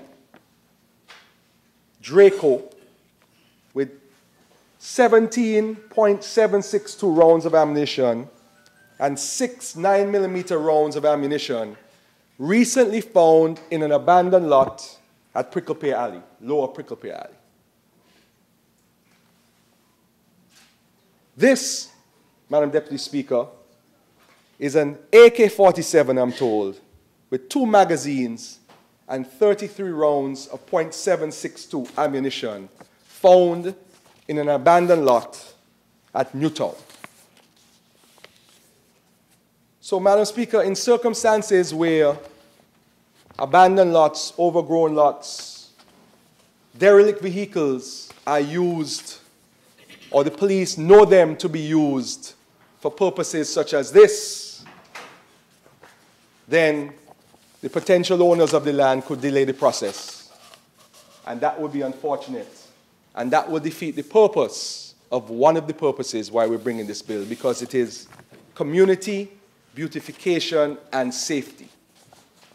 And the fact and the reality in our society right now is that there are people hiding weapons like this in derelict vehicles, abandoned lots, high grass, and other areas which are used to hide or to conceal these weapons of war. And I agree with the point, and I will consult with my colleagues if you would allow, Madam Deputy Speaker, with the point raised by the member for number 9, that we could be defeating the purpose of bringing this bill, which is to eliminate, well, not eliminate, but reduce the chance criminal actors have to hide those sorts of weapons if there was a process that could delay significantly the abatement. Because an abatement order is not issued immediately. There's a process. For instance, if a constituency empowerment officer goes into St. Johnson's Village and says, listen, I'm receiving lots of complaints from neighbors of this abandoned property. Half of the walls are falling down, it's overgrown, a tree is growing up in the middle of it. And I'm receiving complaints that persons are going in and out of that area, persons known to potentially be involved in criminal activity. And the constituency empowerment officer brings that to the ministry or to the authority. There still is a process before the abatement order is issued. And you don't want that time to be then added to the 21 days, to then be added to the time for an appeal to be determined, and you do not solve the problem within a reasonable time. So as I said, I am convinced, and I would ask for a very short adjournment, Madam Deputy Speaker, after the bill is wrapped up, to discuss very, very short with my colleagues that proposal. When she wraps up, Okay. Yes, if we could break for lunch before we move forward, I would then appreciate it, Madam Speaker. But Madam Speaker, what you've heard from the persons debating today is that this is truly a timely and important piece of legislation. I have heard, when it was first tabled, rhetoric such that, oh, we have laws that are already there. But I think the mover of the bill put it correctly. Those laws were haphazard. Public health allowed fines, but not abatement. Development Control and Planning Board only dealt with amenities, things that look good. And solid waste only dealt with derelict vehicles. What we have done by this bill is consolidated and strategically aligned all of those areas within the Ministry of Sustainable Development and Environment to bring a one-stop shop to resolve this problem that, as you have heard today, Madam Speaker, is an issue we are suffering from in St. Kitts and in Nevis. And we're trying to find a solution to this fundamental issue. And this is what this bill does. It is not long, it is not complex, it is fair, it is straightforward. And I think it's easy for the people of this country to understand what we are doing, why we are doing it, and how it works from all of the debates that have already preceded me, Madam Speaker. So I hope that I have allayed the fears of my learned colleagues on the opposite side, and I intend to have dialogue in relation to the fundamental recommendation with respect to Section 15, Madam Deputy Speaker, during the lunch break. And with those words, I really do wish this important and culture-changing bill safe passage in this Honourable House. May it please you. Thank you, Honourable Attorney General. I now recognize the Honourable Senator Joy L. Clark, mover of the bill, to do her wrap-up. Madam Deputy Speaker, I think today is a great day. It demonstrates what parliamentary processes are when we are doing this for and on behalf of the people. I'm very pleased and satisfied with the contributions from both sides of this parliament, and very, very optimistic about the future for St. Kitts and Nevis as a sustainable island state, because, as was referenced, sustainability must be linked to cleanliness. If we talk and the people don't act in partnership with the government, then we might as well stop talking. I'm also moved by the reference from member for number 9 in terms of what is almost a national crisis. And it really was a humbling moment for me, because you have passion, you recognize the importance of keeping the environment clean, safe, healthy, but we forget that even the degradation in our environment can too be a national crisis, can also be a national crisis. So I'm really pleased that we're adding the seriousness that this bill deserves and this moment deserves, and look forward to taking the suggestions from the members opposite and improving the bill. Importantly, the authority that we want to establish must have authority, and I really do take that if it's too large, it kind of defeats the purpose. So we have to look at that and perhaps restructure the composition of the board in a way that the key representative from the Ministry of Sustainable Development, who serves in a variety of spaces, can be the representative for the number of departments that are represented here. So we will take that into consideration. Madam Speaker, I close this section of the debate by reinforcing the need for public education. Yes, we're going to work with the youngest amongst us so that in 15 years we do see a change. But for the adults here, it's time for us to take responsibility and full ownership for our environment, for our properties. I am so glad and so heartened when I realized that every single person in here gets 1, 2, 3, 4, 5 phone calls about cleaning up property, about garbage, about a fallen tree, and all the messages we got Minister Henderson last week about the square is also heartening, because civic duty and civic responsibility is not dead in St. Kitts and Nevis. That's what it reminds me. So I send all the photos to all the persons who complain. I thank them for being our community vigilantes, looking for the criminals, because it is a criminal behavior to dump, to illegally dispose of waste, to keep your property in such a way that it's bothersome, problematic, and unsafe for the environment, for the community. So this is a step forward towards our sustainable island state agenda, which will serve not only us now, but future generations for St. Kitts and Nevis. Madam Speaker, thank you.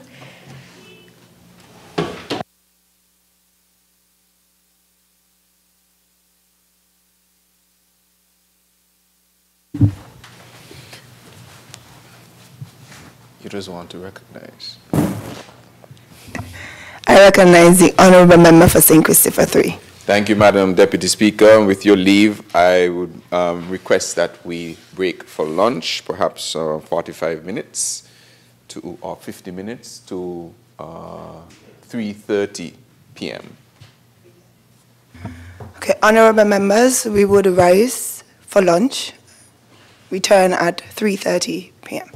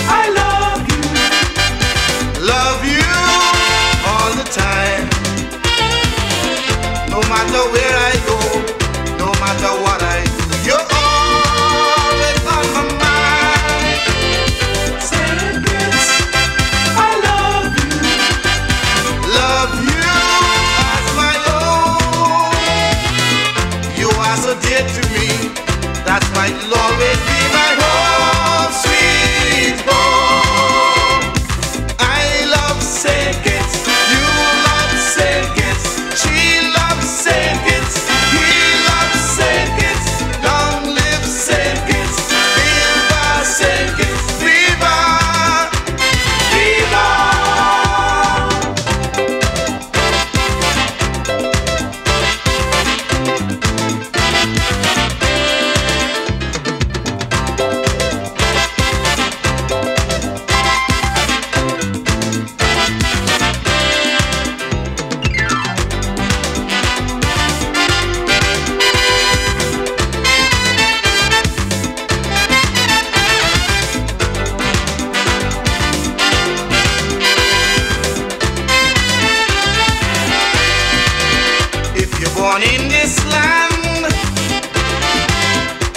join hand in hand to save all the nation from the plague of gluttonous politicians. We have to let them know, say this can't end so. All for one and one for all. We cannot let our country fall over. Saint Kitts, I love you all the time. No matter where I go, no matter what I do, you're always on my mind. Saint Kitts, I love you as my own. You are so dear to me, that's why you'll always be my home, sweet home. I love Saint Kitts, you love Saint Kitts, she loves Saint Kitts, we love Saint Kitts. Long live Saint Kitts, viva Saint Kitts, viva, viva. Country above self, let this be your motto.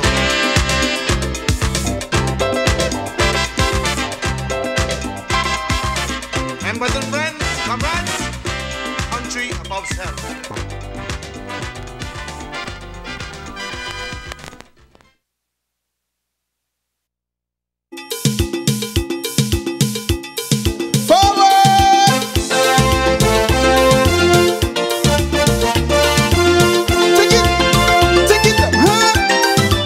This one is dedicated to my lovely little island, to the beautiful people. Love it. I love my country.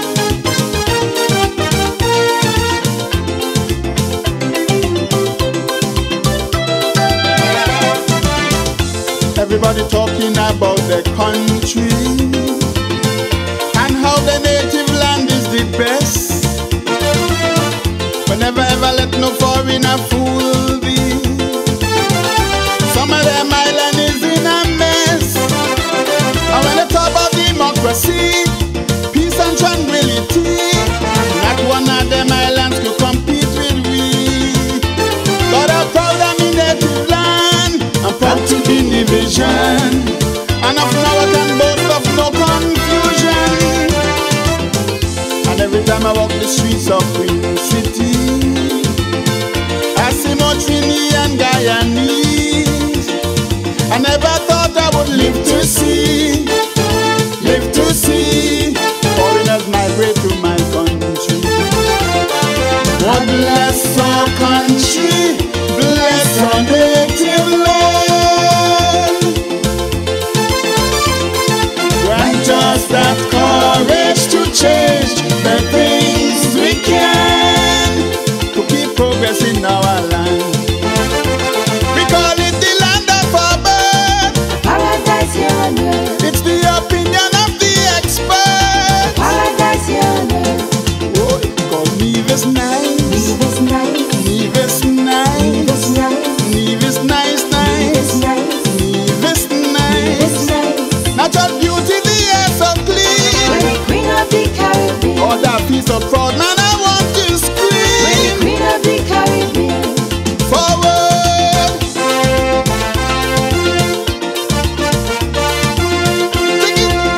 Take it, let me.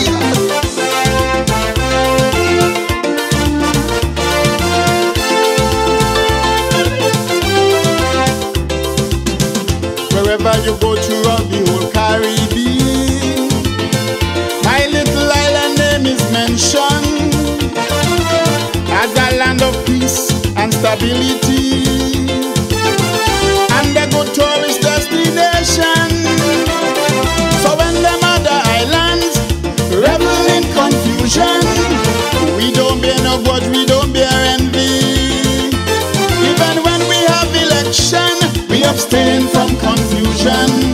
Peace does prevail in Queen City. And when them tourists come for vacation. Man, they always compliment we.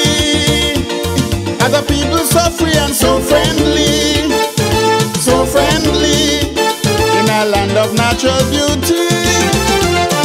God bless our country, bless our native land. Grant us that courage to change the things we can, to keep progress in our land. We call it the land of our birth, a paradise here on earth. It's the opinion of the expert, a paradise here on earth. But Nevis nice, Nevis nice, Nevis nice, Nevis nice, Nevis nice, Nevis nice. Natural beauty, the air so clean. When the Queen of the Caribbean, Nevis and let me hear you scream. When the Queen of the Caribbean, forward. Take it, take it. I love me country. I feel so free. Yeah.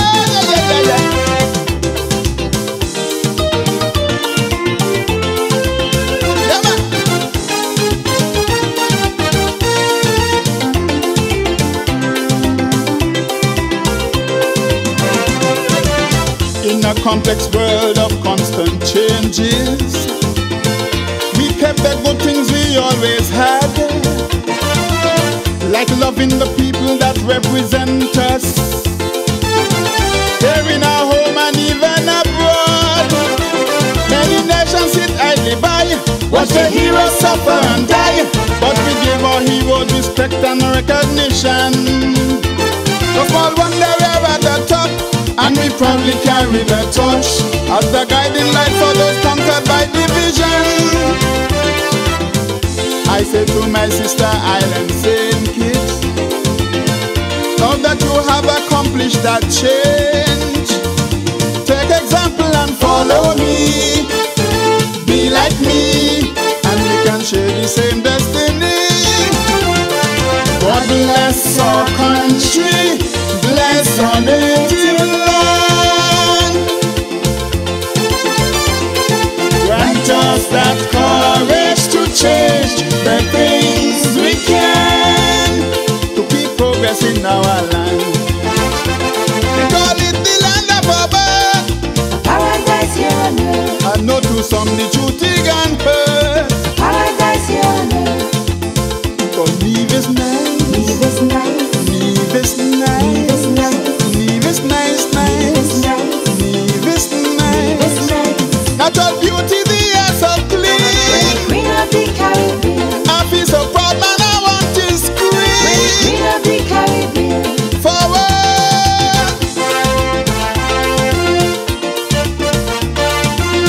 Take it, take it. Give me.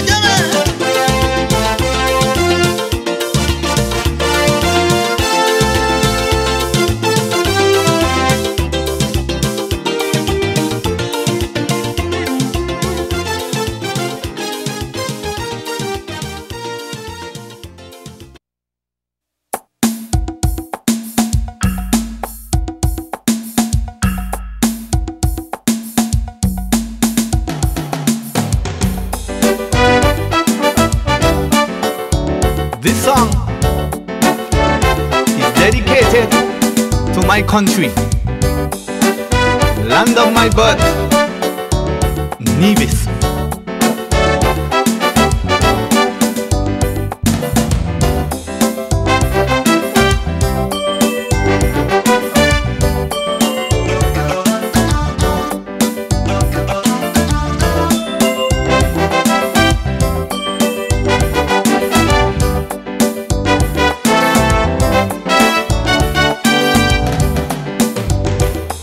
Square miles of sheer beauty, 8,000 people and friendly. They call it the Queen of the Caribbean, a country I'm proud to call me home, a land that I love right to me bone. Just in case you miss, I'm talking about Nevis. We don't have no jet strip, I know, and we hospital have a long way to go. We don't have much industry here, yet there is still a lot for which we could share. We don't have war like the Middle East. In little Nevis we live in peace, and we crime rate, brother, is way below zero. That is why I love me country so. I'll always hold you close to my heart, Little Nevis. I always think of you from the start, Little Nevis. You gave me 34 years of fun, Little Nevis. You fed and clothed me since I was born.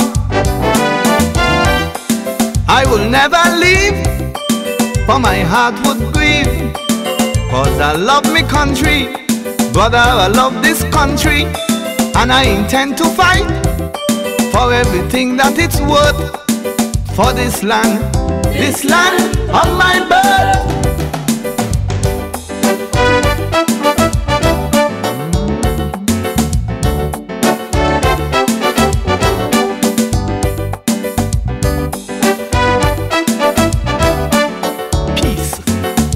Love and harmony, Little Queen City.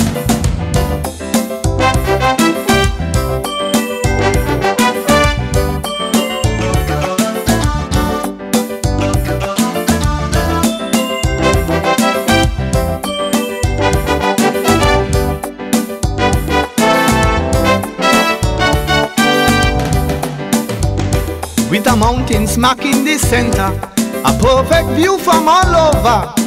Oh, land of beauty is what they call my country. Rich in talent and folklore, education and much more. We shine like the morning star in the Caribbean, brother. We don't have no highways, I know, and we one main road needs repairing also. We don't have plenty millionaire, still, love and harmony fill the atmosphere. We don't have tribes like South Africa, or starvation like Somalia, and we don't have coup d'etat like Grenada and Trinbago. That is why I love me country so. I'll always hold you close to my heart, Little Nevis. I always think of you from the start, Little Nevis. You gave me 34 years of fun, Little Nevis. You fed and clothed me since I was born. I will never leave, for my heart would grieve, 'cause I love me country, brother, I love this country, and I intend to fight for everything that it's worth, for this land of my birth.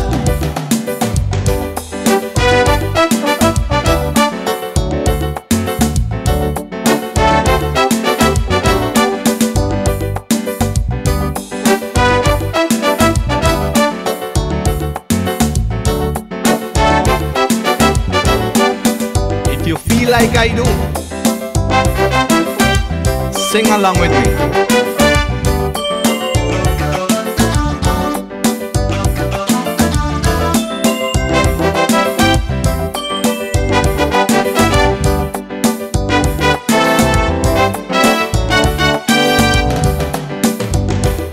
Though we have little resources, the way we live is impressive. All around the country, people live in luxury. Though we argue all around town, we have no shooting, no burning down. You could walk late at night or in the broad daylight. We don't have to live in fear of no kind of guerrilla warfare. No communism, no terrorists, no pure democracy with Little Nevis. We're the only place in the Caribbean where true freedom is ever seen. In the outside world, they're scared of tomorrow. That is why I love me country so. I'll always hold you close to my heart, Little Nevis. I'll always think of you from the start, Little Nevis. You gave me 34 years of fun, Little Nevis. You fed and clothed me since I was born.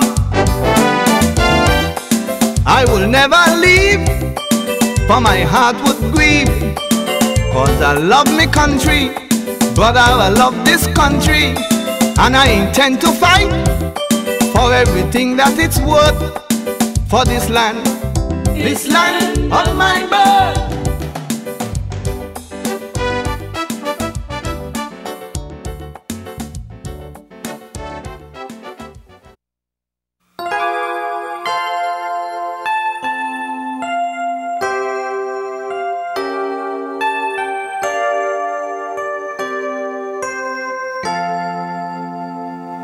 Should all acquaintance be forgot and never brought to mind?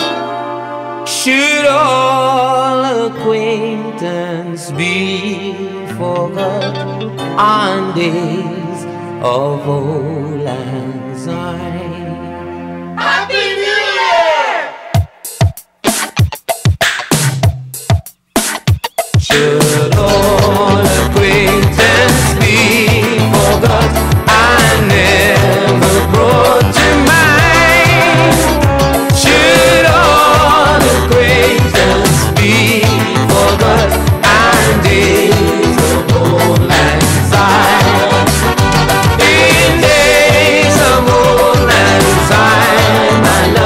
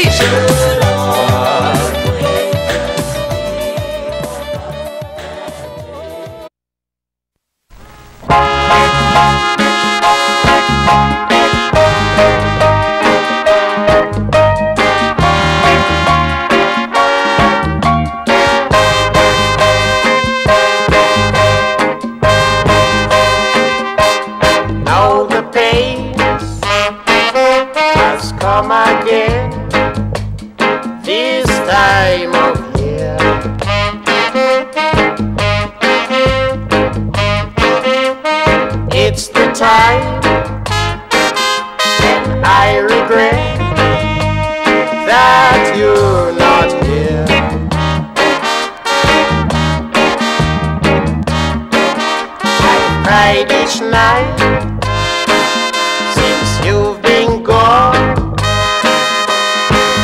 I missed what once was mine, and most of all, I miss you, dear, at Christmas time.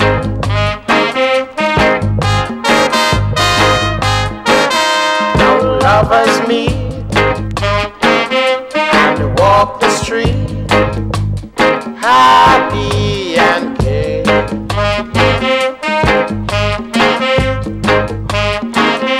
It's fun and joy,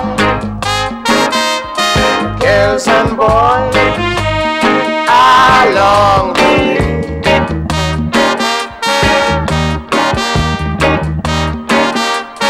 I'll be blue of you, with memories that won't resign. Please depart for home, sweetheart. It's Christmas time.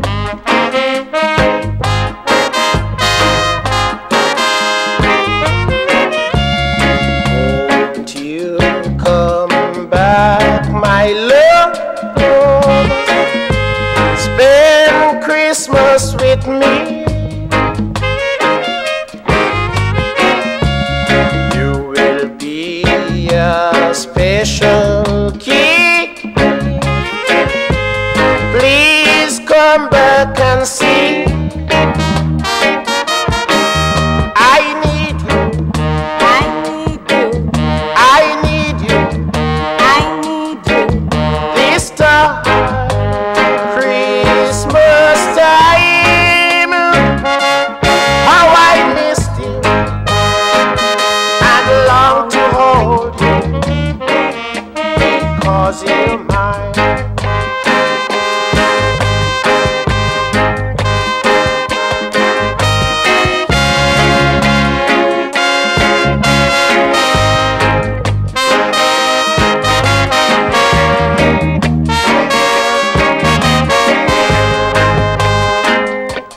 How I missed you and long to hold you, because you're mine.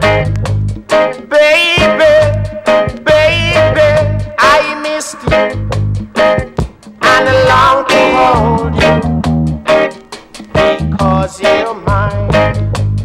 Baby, baby, I missed you and long to hold you, 'cause you are mine.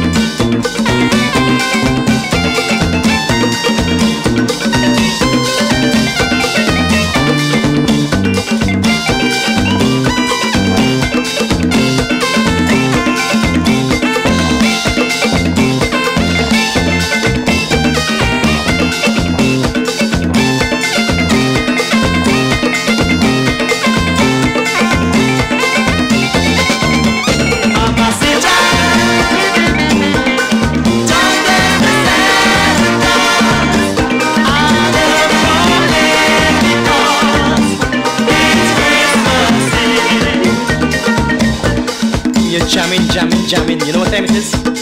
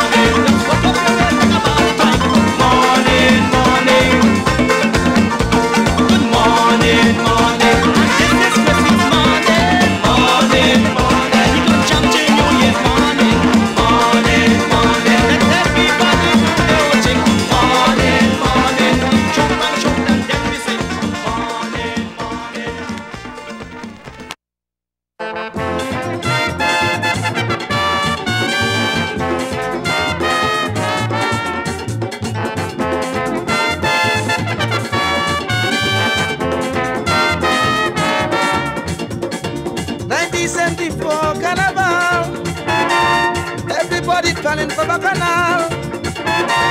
Man, woman, and child masquerading, brass band and steel band, jamming, street band and big drum beating everywhere. Man running to catch up the steel band, G.I.'s coming down with Daniel Band, Mastill rioting Mastill. And going down 4th Street like we crazy. The music so sweet, we gone mad. And anybody who try to stop, we won't be bacchanal, we going on bad. Amongst them, oh Lord, jam them, oh Lord, beat them, oh Lord, oh Lord. Smash them, oh Lord, mash them, oh Lord, trash them, oh Lord, oh Lord.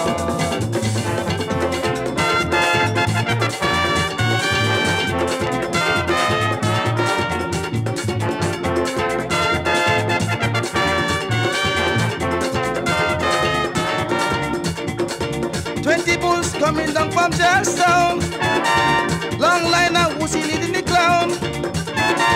Maka jumping coming across the street, 10 feet tall, like in the wooden feet. Nigga pigeons playing across the road. Daddy with a note, monkey comes in the hand, beer on the belly, borrowing fun to carry heavy load. And we going down 4th Street like we crazy.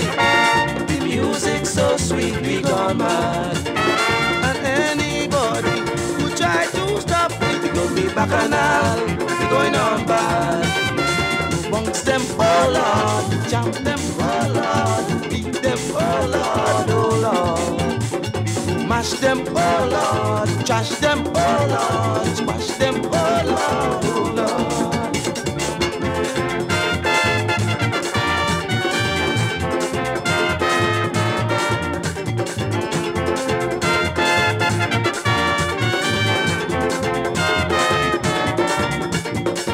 See Bob playing mass with a baseball bat, Bobby in the yard with a floppy hat. Maple leaf and Coca-Cola, beating music sweet like sugar. Said I said on the air with iron hand. Murder in the pan, we smoke it, fight like hell. Sister Josie, the TV child and the wrong and way the band. And we going down 4th Street like we crazy. The music so sweet, we gone mad.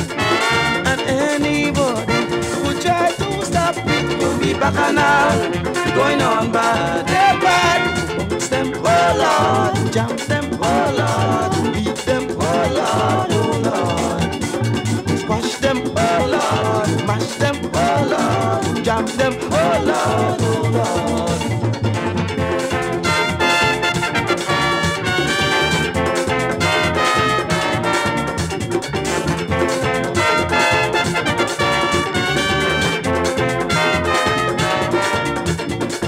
Yankee fans flying from New York State.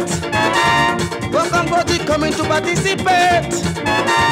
They're bringing me young man to be fat one from Dongla. I love she sexy walks and she tango to she mouth. Monkey from a Leroy Van Love coming down from Toronto. Trouble with the white woman that they're bringing out. And we going down 4th Street like we crazy. The music so sweet, we gone mad. And anybody who try to stop it, we will get bacchanal. We going on bad, real bad. Bounce them, oh Lord, jump them, oh Lord, beat them, oh Lord, oh Lord. The army, oh Lord, you're tight, oh Lord, you're donkey, oh Lord, oh Lord.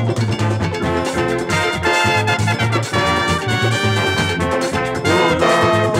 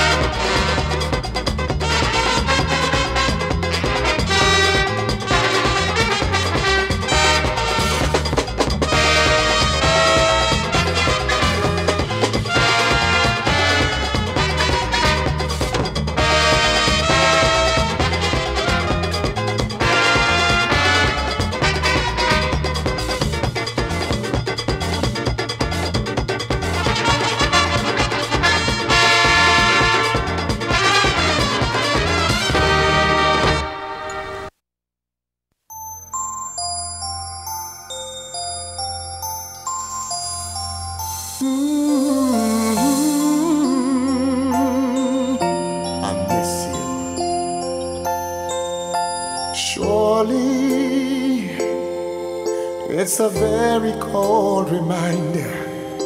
It's Christmas time again, and I'm thinking of you. Oh, I miss you, and the things we always share. How I wish that I was there, close to you. I'm sure that Christmas here is beautiful, but home with you it's much better, so much better. Baby, as I reach out for your picture, taking beauty in a frame to hold it close to me. It gets better, but could never be the same if I could hear you call my name when you're coming to me. The fireplace and coats can keep me warm, but in your arms I feel better, so much better. I wish I could be home for Christmas time with you. I wish I could be home for Christmas time with you. I wanna hold you in my arms for Christmas, share my love with you for Christmas. If there's somehow for the season wishes can come true, I'm wishing I was home with you.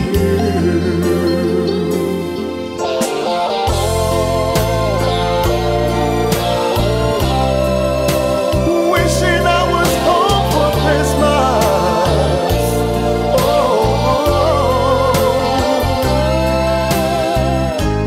chestnuts and Christmas trees, children in the snow, bright stars and Christmas bells, but still I miss you so. Still I miss you so. I wish I could be home for Christmas time with you. I wish I could be home for Christmas time with you. I wanna hold you in my arms for Christmas, share my love with you for Christmas. If there's somehow for the season wishes can come true, I'm wishing I was home with you. Oh, I wish I could be home for Christmas time with you. I'm wishing I was home for Christmas time with you. I wanna hold you in my arms for Christmas. I wanna share my love with you. And if somehow for the season wishes can come true, I wish that I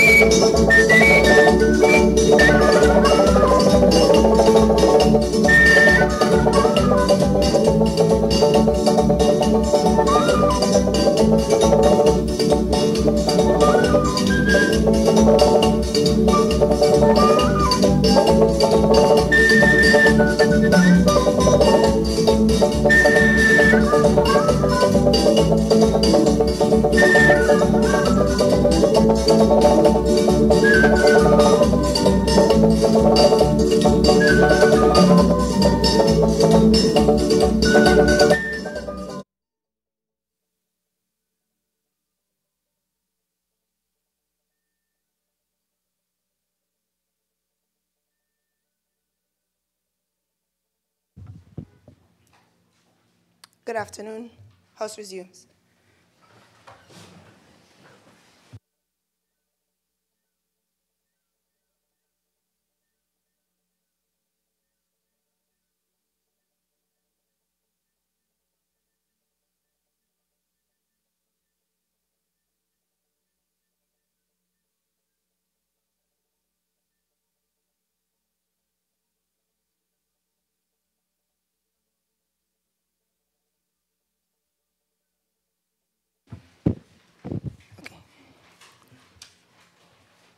The question is that the bill entitled Community Beautification and Safety Bill 2024 be read a second time.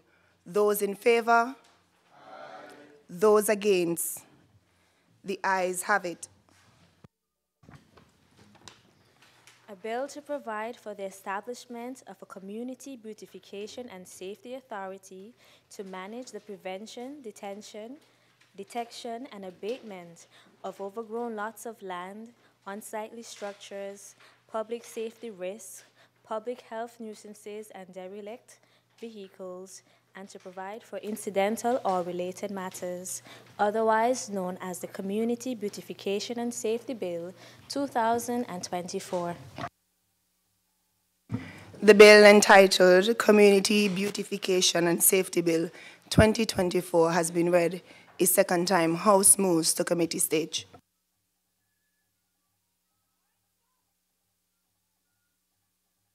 Proceed.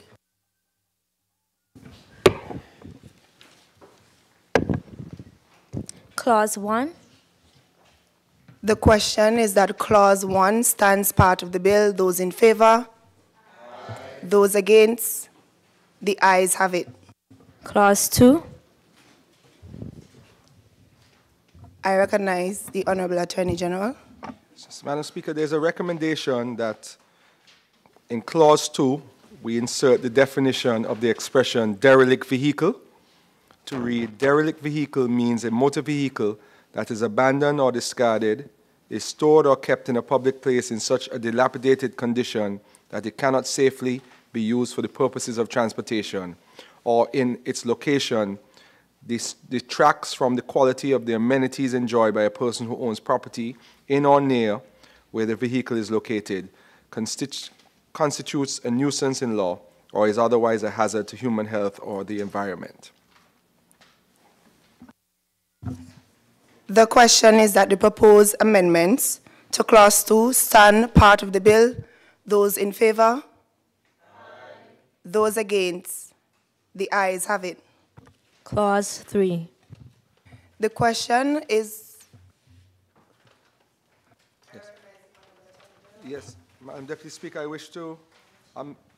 Madam Chair, I wish to correct the spelling of unkept by removing the M so that it reads unkept, U-N-K-E-P-T.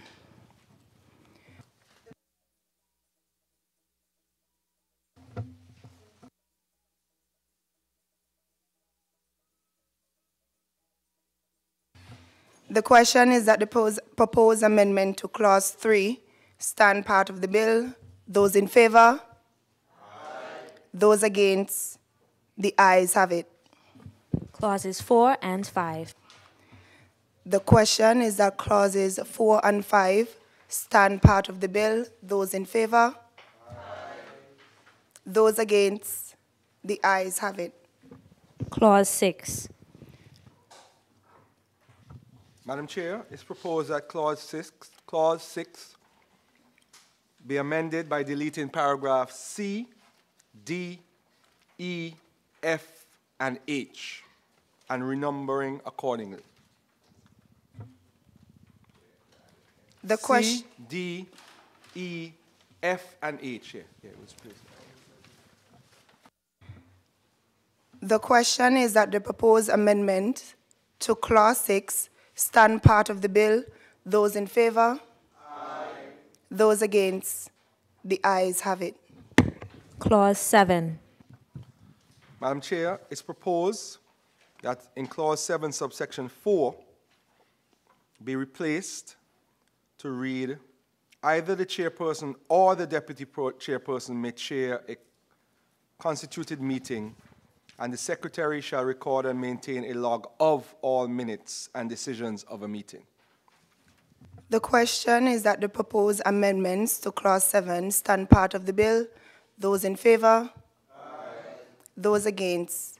The ayes have it. Clause 8.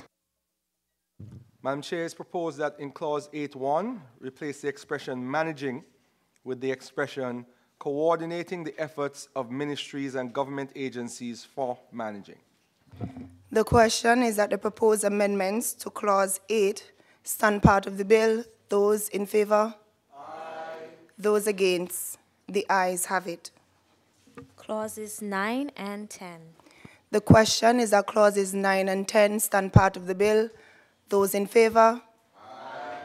Those against? The ayes have it. Clause 11. The question... Sorry, Madam Chair. It's proposed that Clause 11, subsection 2, subsection E, be replaced with the action that is required to be taken by the occupier and the action to be taken by the owner, where the authority is aware that the occupier of the land to which an abatement order relates is not the owner, and authority should have a capital A. The question is that the proposed amendment to Clause 11, subsection 2, stand part of the bill. Those in favor? Aye. Those against? The ayes have it. Clauses 12 through 16. The question... Sorry, Madam Chair, it's proposed that Clause 15 be deleted in its entirety and that the remaining Clause 16 be renumbered to be 15.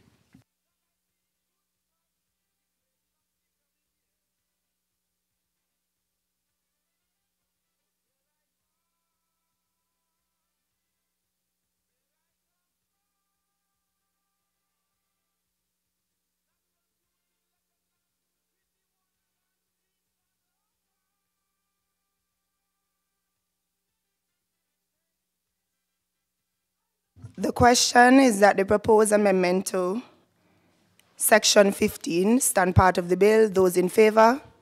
Aye. Those against? The ayes have it.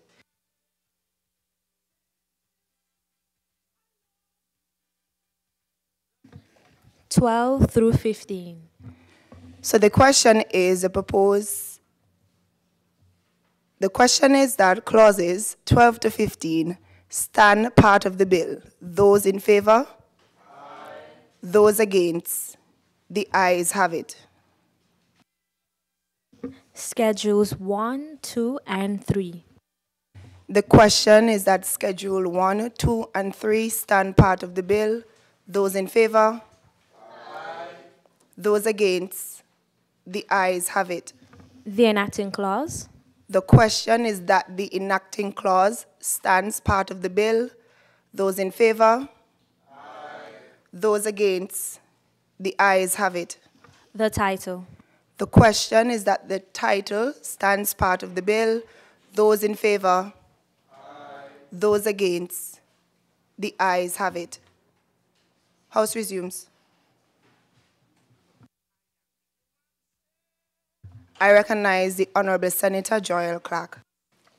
Madam Speaker, I rise to report that the bill shortly entitled the Community Beautification and Safety Bill 2024 has passed through committee stage with amendments. Madam Speaker, I now move that the bill shortly entitled Community Beautification and Safety Bill 2024 be read a third time and passed. The question is that the bill, I recognize the Honourable Member for St. Christopher 1. Madam Deputy Speaker, I rise to second the motion. Thank you. The question is that the bill entitled Community Beautification and Safety Bill 2024 be read a third time and passed.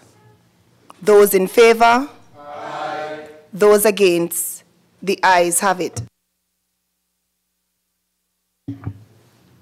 A bill to provide for the establishment of a community beautification and safety authority to manage the the prevention, detection, and abatement of overgrown lots of land, unsightly structures, public safety risks, public health nuisances, and derelict vehicles, and to provide for incidental or related matters, otherwise known as the Community Beautification and Safety Bill 2024. The bill, entitled the Community Beautification and Safety Bill 2024, has been read a third time and passed into law. Next bill.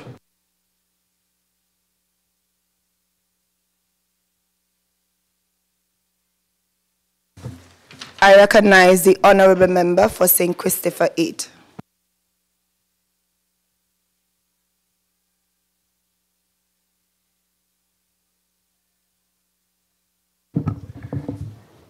Bill shortly entitled Aspire Bill 2024. Madam Deputy Speaker, this bill was read for the first time on 8 November 2024. Madam Speaker, the Aspire program, it's a revolutionary program that the goal is it was transform the lives of the young people of St. Kitts and Nevis, and by extension, of course, the families who would be so positively impacted. Let me say that I just came from the cable where there is a process of registering persons for the Aspire program is fully underway, and I want to really thank the cable for stepping up to the plate and fulfilling its national duty in enhancing this program through its lending hand of getting persons registered. To date, Madam Speaker, Deputy Speaker, since we put this into full action, I can say that of today, November 28, 9:45 a.m., from the dashboard, we had 2,518 total applicants. The numbers have been growing exponentially, Madam Deputy Speaker. And so I want to take this opportunity to ask parents, guardians, to get their children, or those under their care, to be registered for this program. Madam Speaker, Aspire stands for Achieving Success Through Personal Investment, Resources, and Education. A program that is well thought out, Madam Speaker. And just to give some quick facts about the program, let me say that the Aspire program, as I just mentioned, what the acronym stands for. The mission is to empower the youth of St. Kitts and Nevis with financial literacy, savings, and investment opportunities, fostering economic independence and long-term success. And let me add, Madam Deputy Speaker, that entrepreneurship would be a part of this program as well. Yes. The target group, young people, Madam Speaker, from ages 5 to 18 who are residing in the Federation of St. Kitts and Nevis. What are the key benefits? Financial empowerment. $500 would be as cash savings deposited in the National Bank of St. Kitts and Nevis.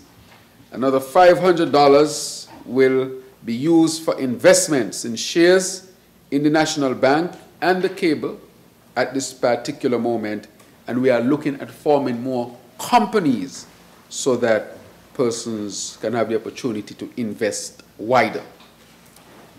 It is for another benefit, financial literacy education, Madam Speaker, comprehensive curriculum covering. So curriculum has been put together. That curriculum will be comprised of budgeting. How do you budget, Madam Speaker? savings, principles around saving and the importance of saving. Investing, Madam Speaker, so that our people can understand the concept of investing, but not only understand the concept, but invest themselves. And entrepreneurship, as I mentioned before, and this will be delivered through schools and other community institutions. Another key benefit, nation building. This seeks to instill a culture of financial responsibility and prudence from an early age and prepares youth to actively contribute to the nation's economic growth. And of course, their own economic growth, their family, their community, and by extension, the nation. Madam Deputy Speaker. What are the program goals? To enhance financial literacy among our people, cultivate habits of savings, investing, and entrepreneurial activities. This would also position young citizens as active participants in national development, and it would encourage long-term wealth accumulation and economic security, Madam Deputy Speaker. The Aspire Fund and Management, this fund established to manage savings, investments, and financial education. It would have those aspects to it. Resources generated from parliamentary appropriations, grants, donations, and other approved sources, Madam Deputy Speaker. There will be a council, as can be seen, and we'll get into that. A governing body, this is the council, responsible for the program's implementation, oversight, and impact assessment, and comprise representatives from government, financial institutions, and youth organizations. Continuing, Aspire Day is a day that would be recognized both in St. Kitts and Nevis. In St. Kitts, it will be November 29th. That is tomorrow, 2 to 5 p.m. at Independence Square, Bastille. In Nevis, December 6, 2024, from 2 to 5 p.m. It was earmarked to be at the Independence Square, Charlestown, but there might be a conflict, and therefore an appropriate venue will be found. But the date and time, those would not change. The activities on Aspire Day would be on the spot sign-up assistance. You'll have live music, games, prizes, informational booths by key stakeholders, Madam Deputy Speaker. And the critical points of advocacy is inclusivity and equity, ensures all youth, regardless of socioeconomic background, gain access to financial tools and opportunities. Sustainability encourages long-term or lifelong financial habits, creating a ripple effect for families and communities. We expect there will be a national impact as this strengthens the foundation for a knowledge-based economy and aligns with government goals of achieving a sustainable island state. Madam Deputy Speaker, the immediate benefits will be participants earn interest and savings immediately, building wealth from an early age, and will also be able to derive dividends from their investment. Madam Deputy Speaker, the website and resources. Website, aspire.gov.kn. I see the AG has a nice screen in here. I wonder if that screen can be used. And the email is aspire@gov.kn. I wonder if the technical people can bring that up for me. I hear you all have new equipment and all sorts of things in here. Can we put them to use? All right, I get a thumbs up. So website, aspire.gov.kn, email, aspire@gov.kn, and contact number 1-869-667-5566.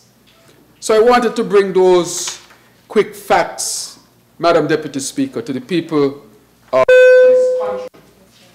We have a task force that is functioning presently, Madam Deputy Speaker. A task force that has been at work for possibly over a year.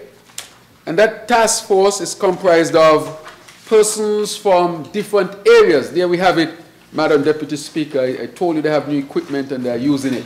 Aspire. Welcome to Aspire, so persons can visit the site. Of course, and from the comfort of your home, you can register for Aspire and get your child on a good financial pathway.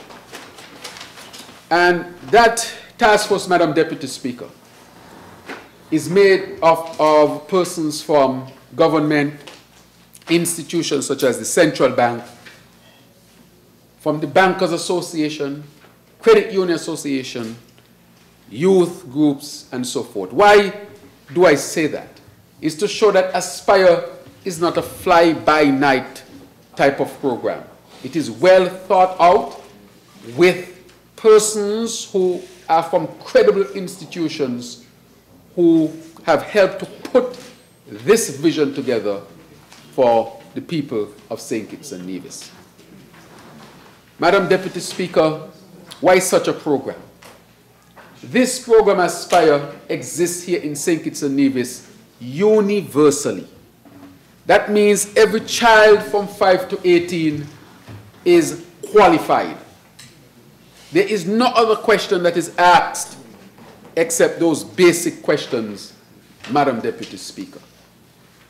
And the parents, of course, our guardians, are responsible for registering their child. I said this program exists in St. Kitts and Nevis universally.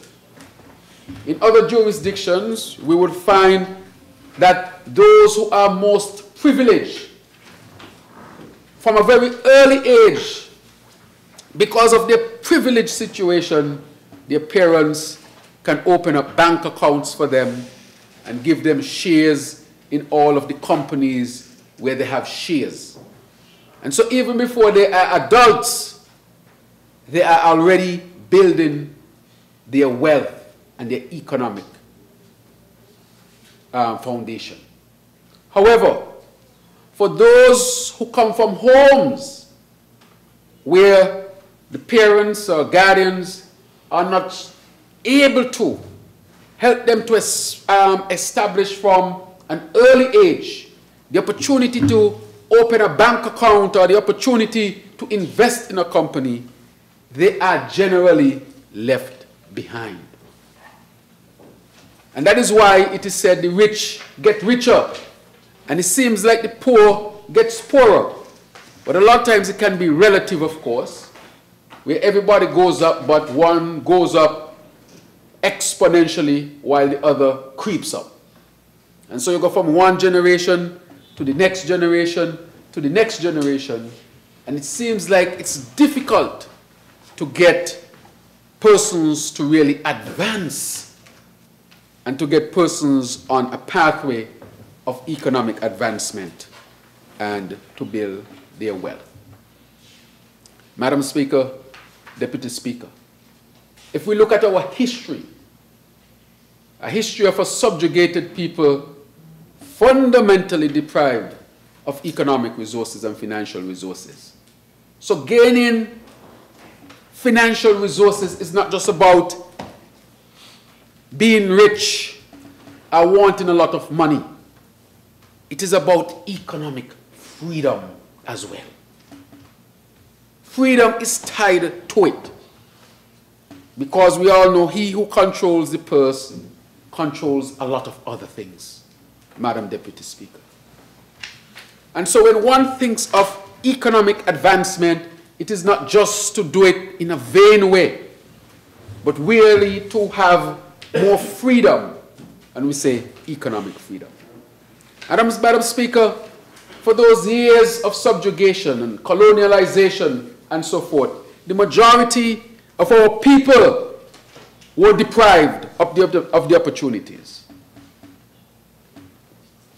It's as if there were those who were endowed from God and those who were cursed by the devil. But of course that was not the case. It was because some were oppressed and some benefited from the oppression. And so that is why there was a fight from since even before slavery, when the first Europeans came to the Federation. That the objective then was, how do you subject one group and how does another group really flourish and expand their economic empire. That is exactly what it was all about. Traveling from Europe, going out to other places, subjugating populations so that one set can advance themselves and the other set would remain subjugated.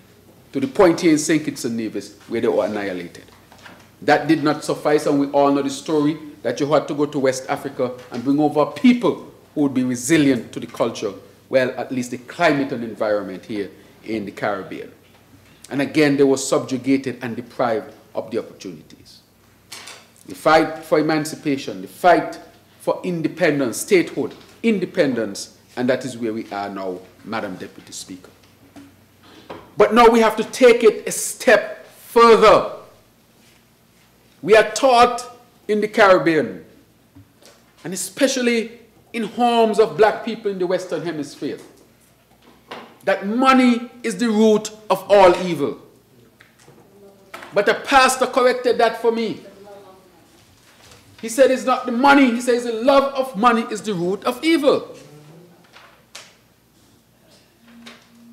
And so, from an early age, it's almost you are being taught not to understand money, not to work with money, because if you get too close to money, you might end up in hell.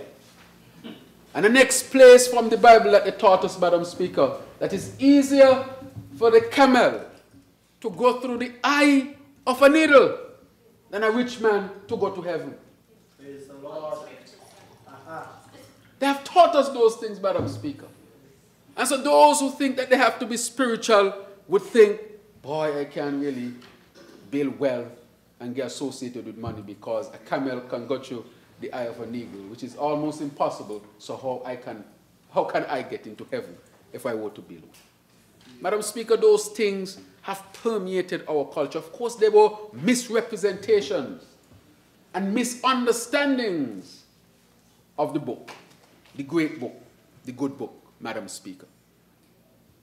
And for a very long time, our people did not understand how to relate to building an economic foundation and wealth. Then past that stage, the other thing that was said to us, if you want to advance yourself, get a good education and get a job, Madam Speaker. Listen to it. Get an education and get a job. And when you get a job, you save some money from the job and hope for an okay retirement. Madam Speaker, there's nothing fundamentally wrong with that. But that is only half of the story, Madam Speaker. Because while we are being told that you get an education to get a job, to get a pay, to improve your lives, others are being taught you don't just get a job, you create jobs and have others work for you, Madam Speaker. Those are who understand money, financial systems, and what it means to be economic independent. And so we have to take it a step further, Madam Speaker, that we're going to say to our young people that we want you to become educated. But we don't just want you to work for somebody, we want you to create jobs as well. And persons can work for you as well, you treat them fairly. But then that takes you to the next level. There's another part in the Bible that says, again misinterpreted, Madam Speaker, we have to go to the Bible because we are a Christian society, so that we can dispel a lot of the misunderstandings. And I'm sure the pastor here, member from number 1, can help me. And then we have the pastor by osmosis. By genes. By genes. Yeah. Okay. The Honorable Aislinn Phillip. And Deaconess is here as well. And I'm sure we have a few on the other side too, you know. A Lerida. Over there at the side. So on both sides of the aisle. And a part in the Bible I might need some help with this one. Where it says, I think it was two brothers. One was Ishmael and the other was someone else. And one was supposed to be the carrier of wood and the drawer of water for the other one. And we were told that is why we ended up in a subjugated position, Madam Speaker. We were taught that. And so some people thought it was our birthright to be subjugated and to be struggling all the time. And that was a misinterpretation, but I would not say a misinterpretation. It was actually taught, because that is how you make a slave, Madam Speaker. This thing is psychological. This thing, there's a man, Willie Lynch. Have you all ever heard about Willie Lynch? Mm-hmm. Willie Lynch was a Caribbean slaver and a psychologist who came up with the method of how to make a slave. And part of it was to use scripture to settle the slaves that it was ordained by God for you to be a slave. And therefore, they should be rich because they are endowed with some specialness from God, and you are not endowed with it, so therefore you must draw the water and carry the wood and always remain subjugated, Madam Speaker. Hence, the whole structure of the financial architecture of the world is that the darker you are, the less resources you have. It was deliberate, Madam Speaker. A deliberate action. To the point where the UN did a study and found that people of African descent were deprived, subjugated, and oppressed, even today in 2024.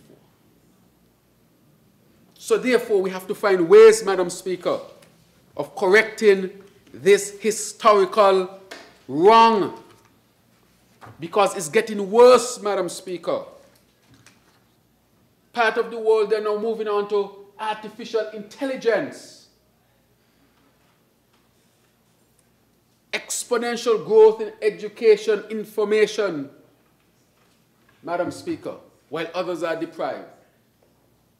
And they've also gone now, Madam Speaker, where the best, and I'll put it in simple terms, gene modification has started.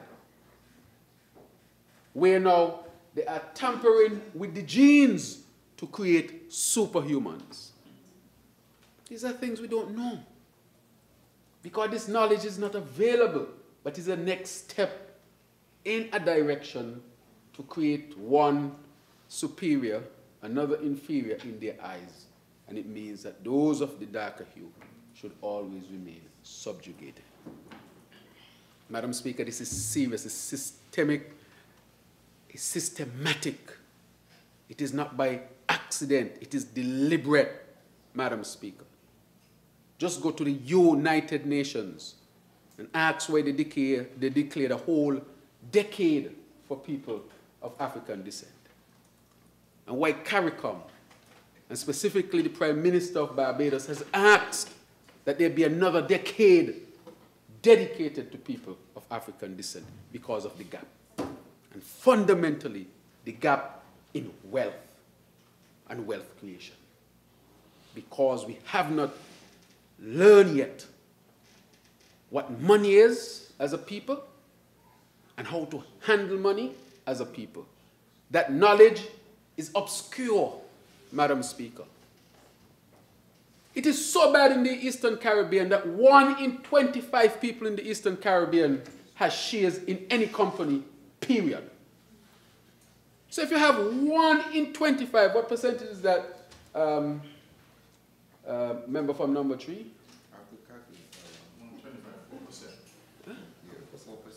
4%.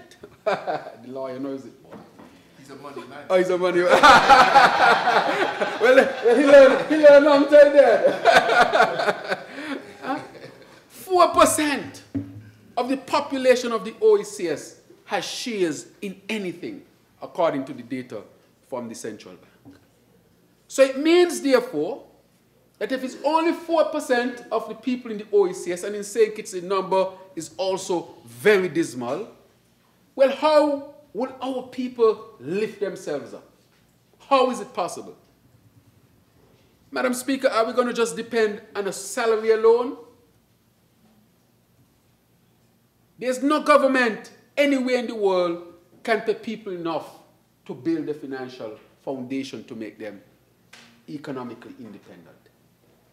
Systems in Europe understand this. The United States understands this. Canada understands this. Australia understands this.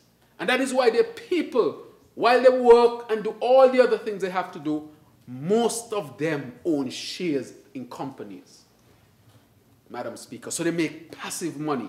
While they're sleeping, their money is working for them.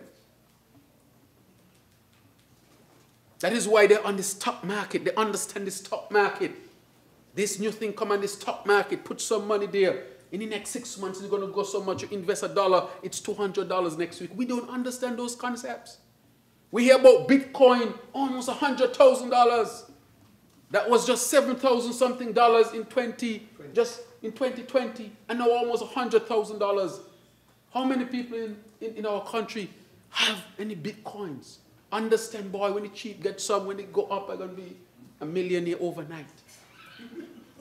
How many of us even participated in that, Madam Speaker? Hardly any of us, even the very educated among us, don't participate. Because if I do a survey in here right now, I can count on my hands how many persons in here own shares, Madam Speaker. Because it's not part of who we are. It's not part of our culture. Our culture is go to school or learn a trade, get a job, which is good. All these things are good. And get paid.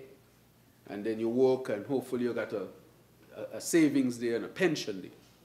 That is just going to keep you going, Madam Speaker, but it's not going to allow you to break the bonds of financial constraint. You do that by becoming entrepreneur. You do that by investing. You do that by understanding money. Because when you understand it, you can put it to work for you, Madam Speaker. So with the Aspire program, as much as the children will be getting money to invest and money to save, I propose today that the strongest point will be the educational aspect of it. Because when you teach them from 5 years old up to 18 years old, there's a saying that says, a brain enlightened can never go back. Can never go back. Once they become enlightened, they cannot go back, Madam Deputy Speaker. And so this program is to transform the next generation. Just like when we went from no education to primary school education, and our first national hero, leader of the great St. Kitts Nevis Labour Party, brought comprehensive secondary education and eliminated common entrance. And so every child in St. Kitts and Nevis between 5 and 16 has a right to an education.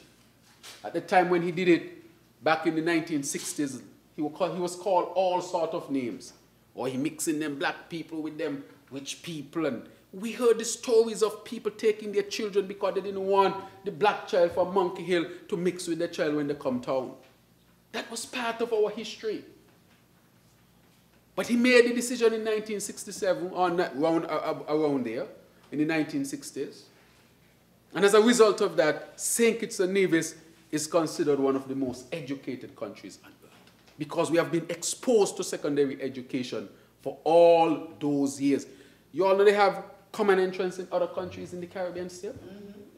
Still have common entrance. But in St. Kitts and Nevis, because of that, since in the 1960s, we have a right to secondary education. And that is why this party went further, Madam Speaker, and extended that right to college. Because we understand that education has to be as accessible as possible. The difference between an animal and a human being, fundamentally, on this level, is access to knowledge and education. One of the most despicable sights to see, Madam Speaker, which hurts, is when you have a human being who has not been exposed to education of any kind. And therefore, in this country, we have to continue to make education accessible so that people can have the opportunity to become their full selves and have their full potential be displayed, Madam Speaker, or be reached. Madam Speaker, and therefore I want to say that we have gone from all of those stages to this stage where we want our young people now to get that solid financial, entrepreneurial, investment and all these type of education so that it becomes a part of them, Madam Speaker. Not that they have to migrate to it, because migration to anything takes time and more effort. But if it is a part of them, they grow with it, it becomes part of their DNA, they do it automatically. Or the interpreter, I'll take my time. For example, if you go to certain parts of the world, you will just go to this society and you'll realize everybody there understands money, how it works, investment, business, and the culture is a separate culture as a result of that, or a different culture as a result of that. And we have not reached that stage yet, Madam Deputy Speaker. And therefore, this aims to take us to that next level. Because, again, we have to understand if we don't get to that next level, the economic freedom, the financial freedom that we seek, it will not happen, Madam Deputy Speaker. We have to engage in these other activities to take us to that next level. I want everybody in St. Kitts and Nevis to own shares in something, because you understand what that means. You're going to invest in that. So while you're working and you're getting your salary and you're saving, you invest in a company somewhere so that you can see the dividends and you can actually pass those shares to the next generation. Pass it on. You don't have to cash them out. You can get the dividend from them and do other things with that, more investments, businesses, whatever you want to do, but you can actually pass that wealth on to the next generation, Madam Deputy Speaker. How much of us in St. Kitts and Nevis that when we pass on, we leave shares in companies for those who we left behind? Hardly any of us, Madam Speaker. I can say it's definitely less than 4%. That again tells us that if we continue to treat money, if we continue not to understand money, we will continue to be oppressed by those who understand it, who treat it well, and who derive the benefits that are to be derived. Madam Speaker, this is taking it to the next level. And therefore, I want to encourage our parents, encourage our people to get our people to invest. Madam Deputy Speaker, that is why the program, as we say in St. Kitts and Nevis, in our watch no face. Now watch no face. We ain't care if the child come from a PAM house, a PLP house, a CCM house, a NRP house, or a St. Kitts Nevis Labour Party house. That is not important in the grand scheme of things, Madam Speaker. What is important is that child is living in this federation, Madam Speaker. And therefore, that is the only criteria.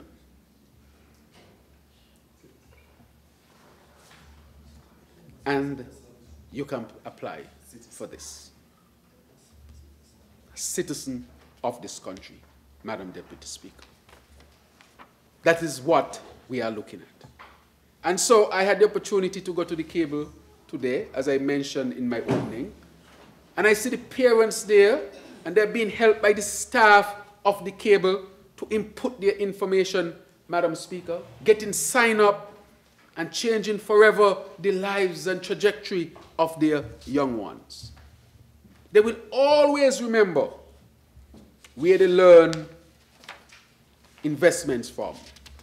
And you will see them, you know, after about 5 years and they understand the concept, they will go on the tablet that the Minister of Education has provided, and they are going to look at companies all over the world and say to the parents, this is a company you need to invest in.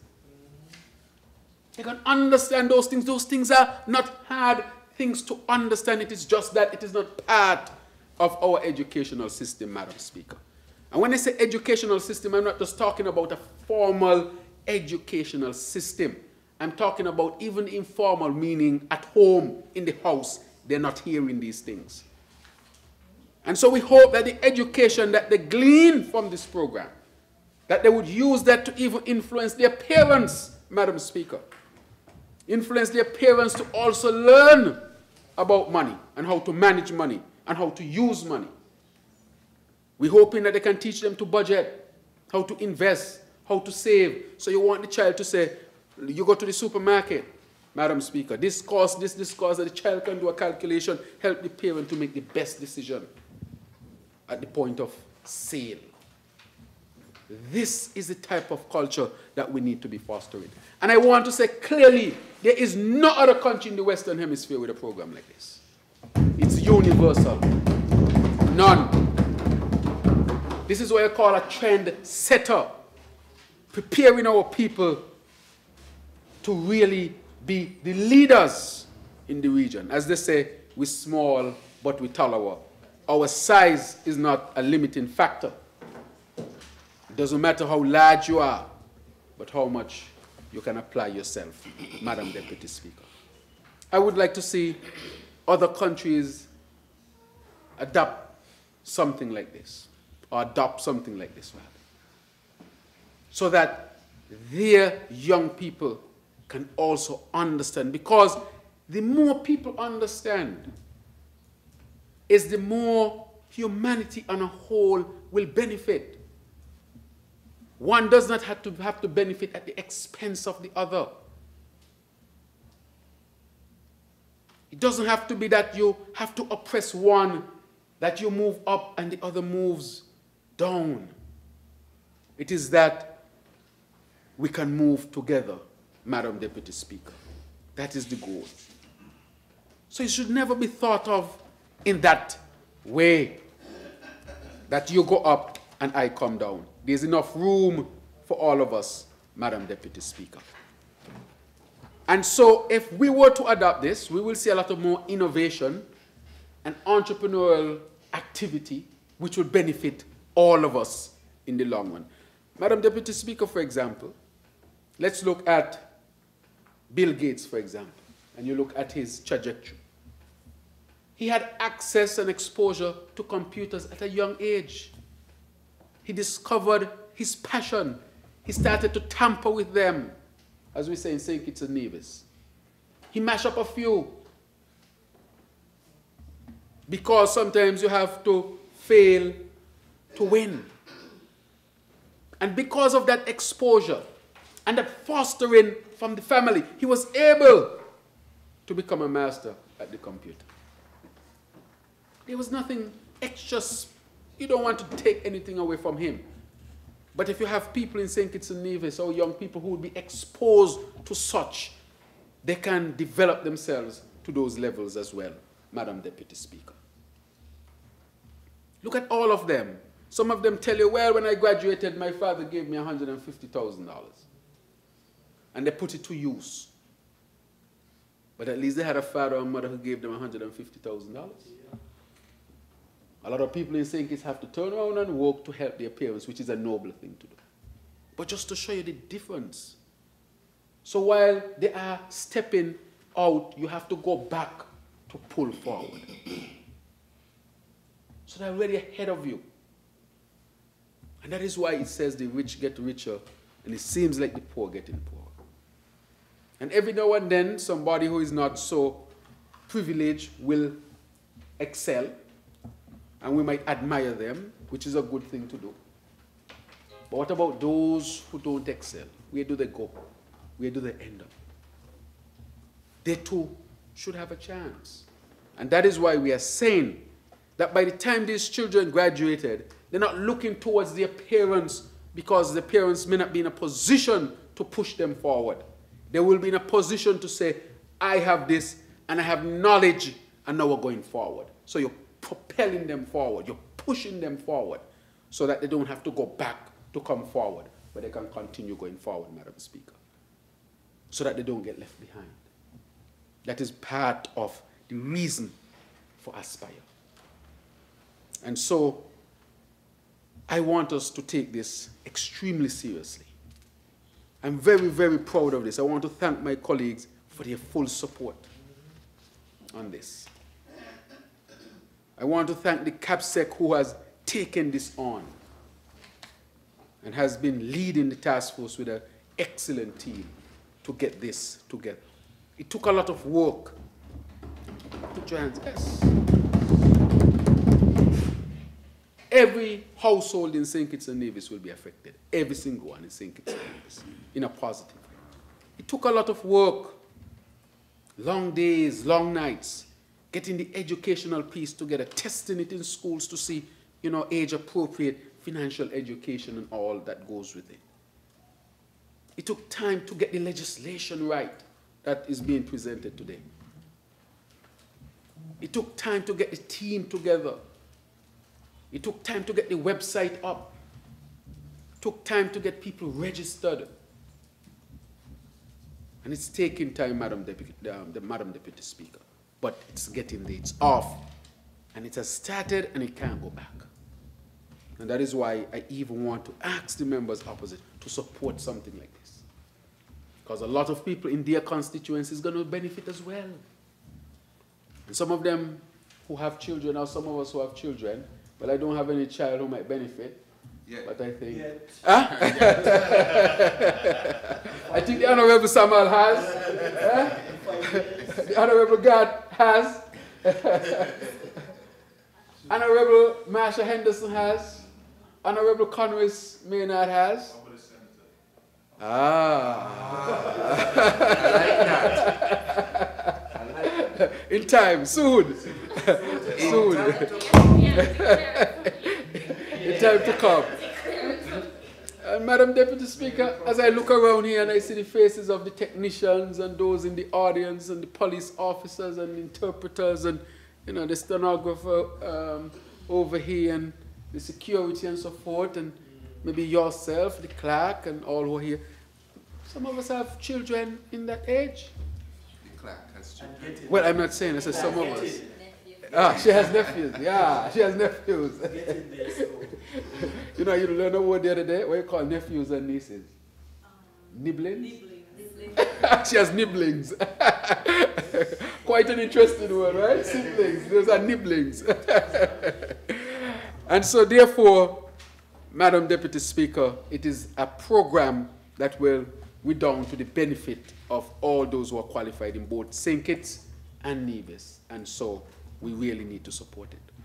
And so, Madam Deputy Speaker, I'll bring this debate, well, at least this initial presentation, to a close, to say that this program we are very proud of.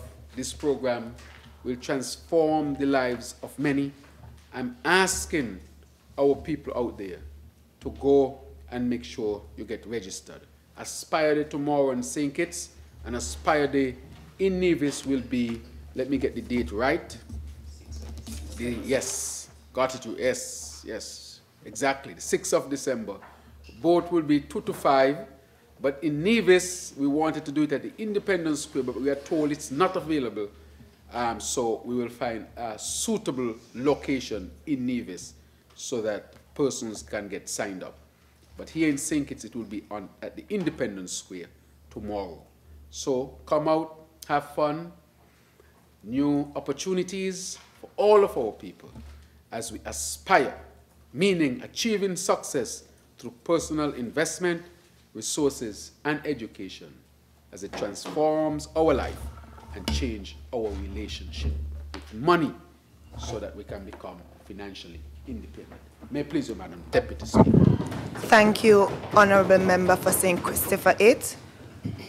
I recognize the Honourable Member for St. Christopher 3. Madam Deputy Speaker, thank you for this opportunity to make a contribution to this. Sorry, Honorable, second. Yes, this bill, and I rise to second the motion for this bill to be read in this House for a second time.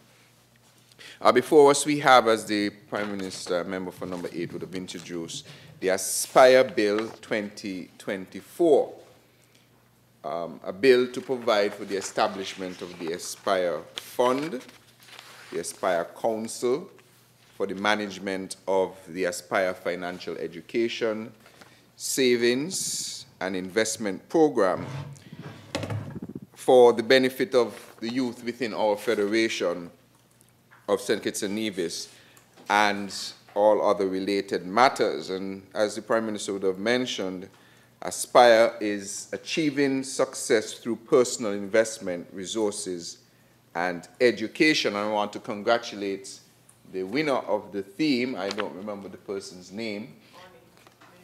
Onik Maynard? It was a Maynard. Okay. Congratulations to Onik Maynard on coming up with the definition or the title and the definition for Aspire. Madam Deputy Speaker, this is an extraordinarily important bit of legislation. Because as I look before me, I have a graph here. I didn't have it for the screen. But if you had a chance to look at this graph, it will show that high economic development is tied to high financial literacy. So if you look at the countries that have the least amount of financial literacy, they are considered among the poorest 50% of the world economies. And the countries that have the highest financial literacy rates, they are among the highest 50% or the richest 50% of the countries in the world. This alone is major justification for this program of, in particular, financial literacy. And among those countries is not just big countries. It's countries that are also fairly small. So it's not about size in this case. It is about ensuring that the people of the country know exactly how to use money.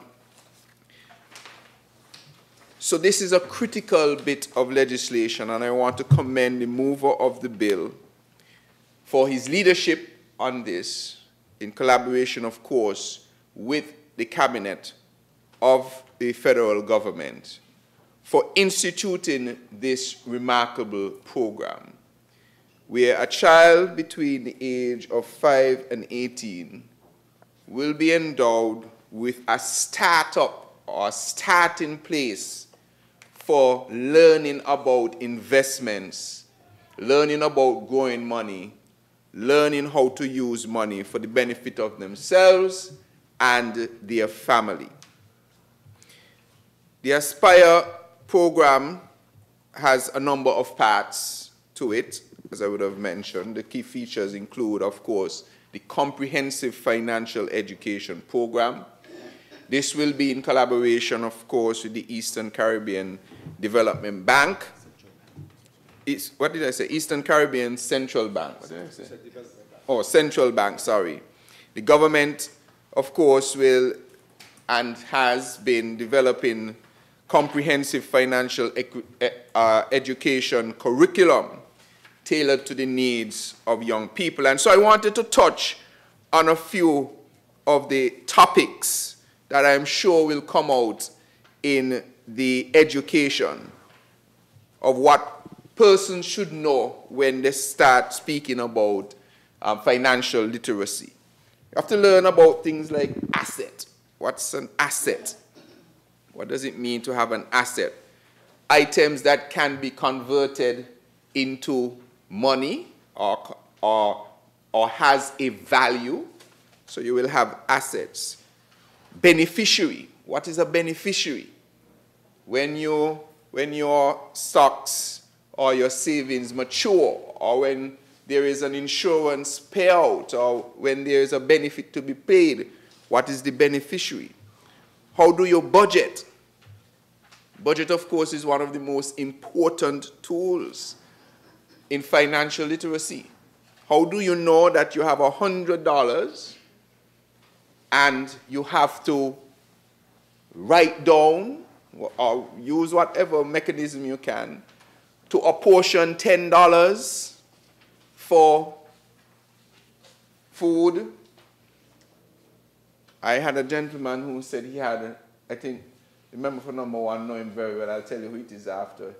He had a 10% fund for entertainment with the opposite sex. 10% fund. So he has budgeted, can't spend any more than that. I don't know if it's called a boopsing fund, I'm not certain. Entertainment. Entertainment. 10%. He said he cannot go over 10%. 10% fund, no matter what. Parliamentary language. You would have X amount of percentage for education and so on. And I, as a mathematician and so on, and someone who always numbers, I had spreadsheets coming up. No, not for that. No. Down to everything, you know, I had how much is entertainment, how much is to save, how much is to this, etc. When I was going to university, every week I'm following up because I know I have a budget. I can only spend this amount. If I have to catch bus or do whatever, I can only catch it this amount of times. I can only spend this in the supermarket. If we have Friday night lime and we go on liming, we only could buy, what the barbecue place name around the corner in Cave Hill? Forget what the name is now. Just by Royal Bank there. What you say name? No, not Oystins. I can't remember. My wife would remember because she used to hammer that one. I should remember. Eddie's. Eddie, I think it's Eddie's. I think it's Eddie's. You know how much you have for that? You know how much you have for this, etc. Budgeting is extraordinarily important. And if you don't understand how to budget, you can realize that you can overspend on things because you just didn't take the time to appropriate how much money. In the old days, the old people might have used to have different bags. They used to put the money in one bag is for this, one bag is for that. So when the bag money finish, it's done. Compound interest. This is a big one. A lot of people do not understand the impact of compound interest and how it can help your money to grow exponentially. I remember once, I was in another jurisdiction at the time. I give this story all the time to when I'm speaking to especially young people about savings and so on. And this gentleman used to play a special lottery every week.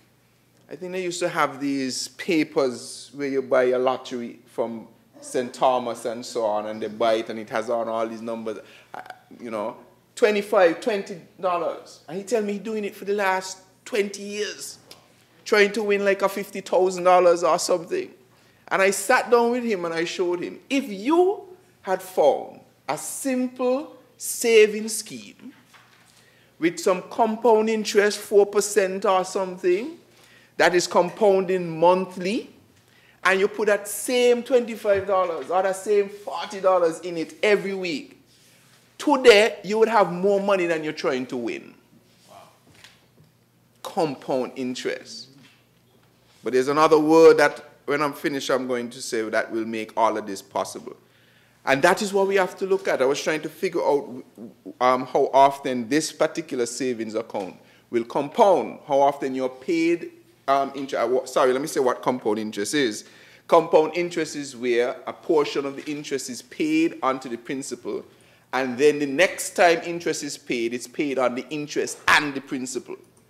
Some savings accounts or some accounts will not allow you to compound it, right? It separates. But if you have like a monthly compounding of interest, then you get more every month for the same money. This is very, very critical, and I'm excited for our young people to learn about this. Terms like credit. What does credit mean?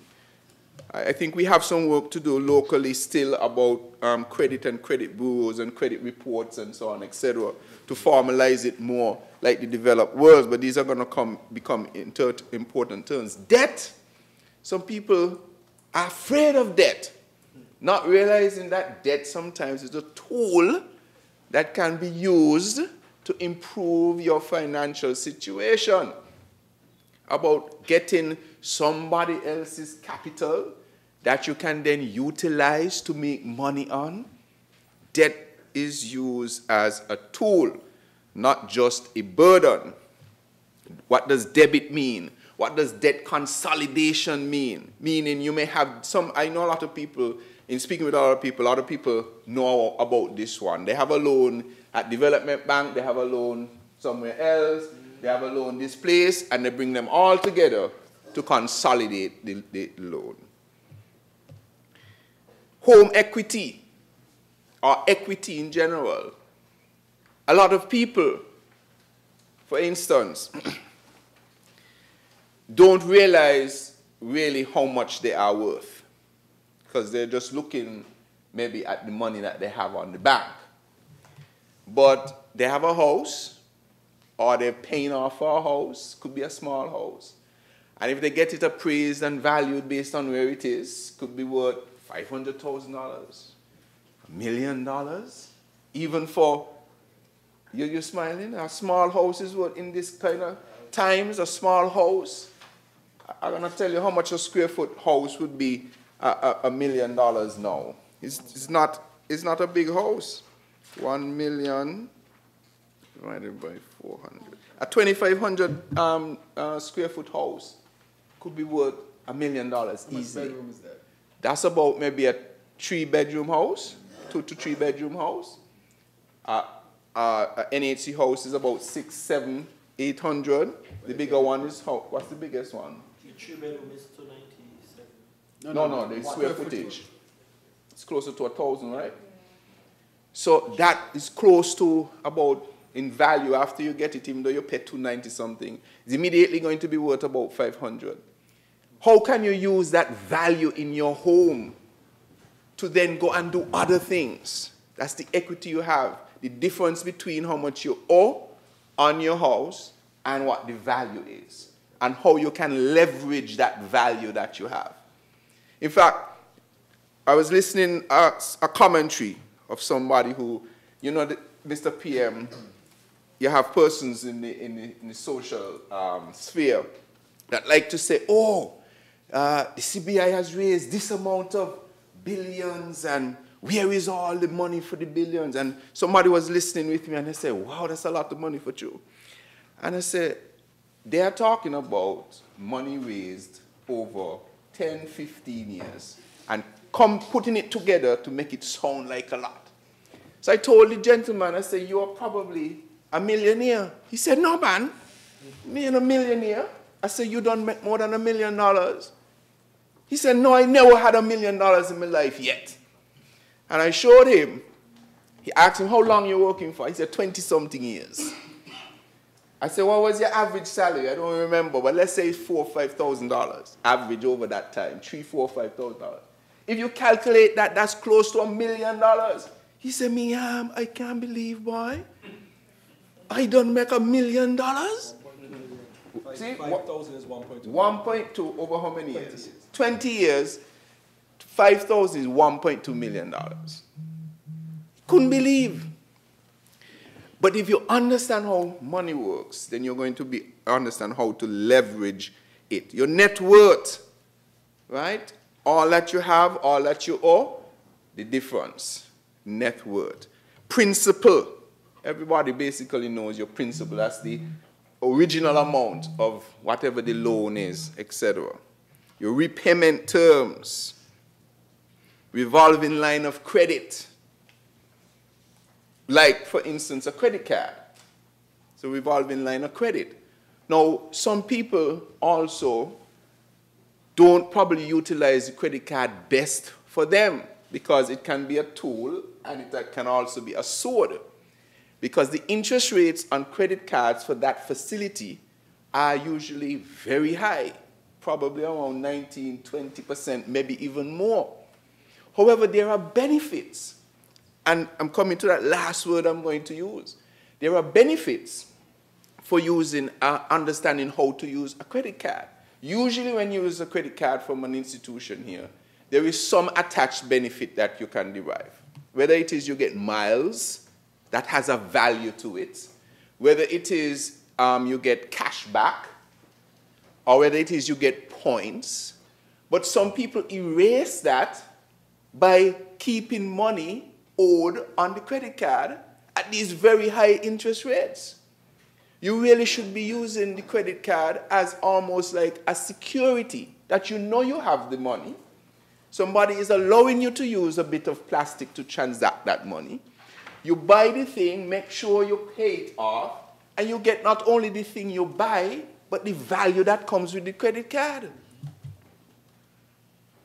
But some people leave their credit card, money on the credit card, as opposed to a debit card, for instance, and I don't want to sound too bankish here, but a debit card, when you use that, you can be exposed, right? Because a debit card is directly linked to the cash in your account. So God forbid something happen with your debit card and so on, etc. There's usually not the easiest way to get back your money from the bank. Credit card, however, is different because it gives you that time to make your purchase or to observe something that is wrong with the card and tell the company, look, I am not responsible for that.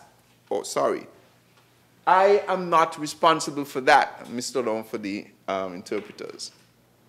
And so that is a tool that you can use if it is used well. Then, of course, we spoke about stocks. You can buy a stock, shares in companies, and watch them grow.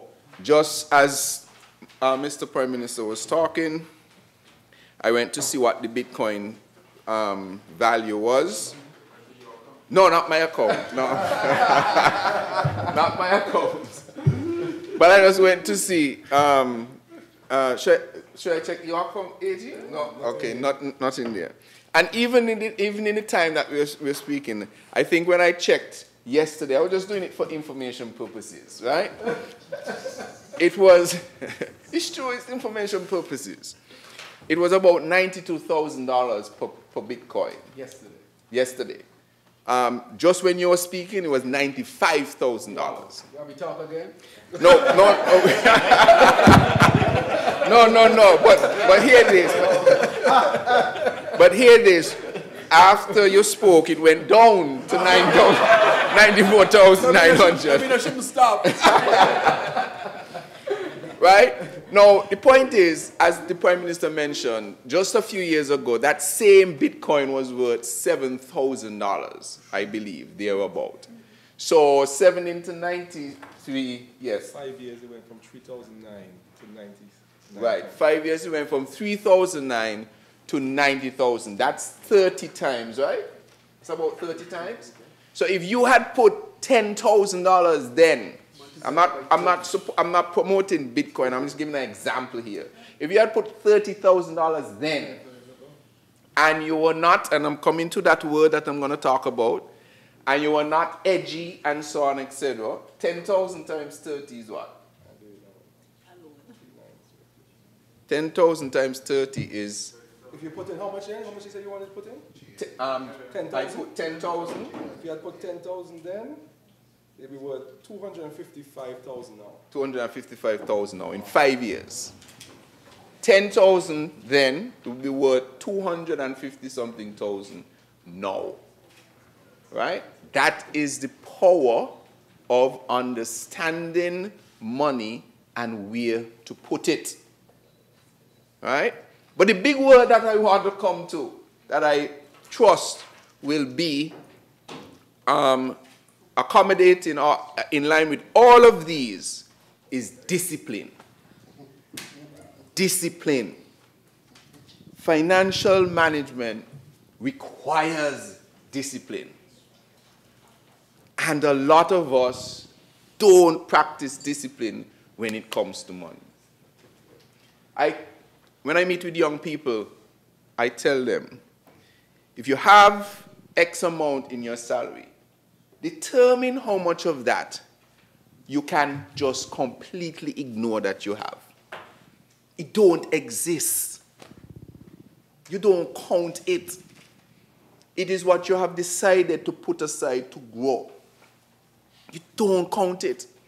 They will be fed up of me telling the story when I first got my first little job. I'm still at home, taking advantage of the fact that just coming out of CFB, parents ain't gonna charge you no rent, right? So, fortunate to still be in your mother's house, getting your first small paycheck. I only counted a small percentage of the money that I got. So everything had to fit in that. Dating. So you walk from St. Paul. Right? Everything had to fit in that. Whatever it is I was gonna do had to fit in that portion that I count as available. And the rest, saving for, at that time, for university. And in 1 year, I was able to save enough by doing that metric from a small, less than minimum wage right now, at that time, small amount to buy my plane ticket, buy my laptop, and pay down for my, the apartment at university. Just by having that discipline. And I hope and trust that part of the education for the financial literacy is going to be about discipline. Seeing money and not seeing it.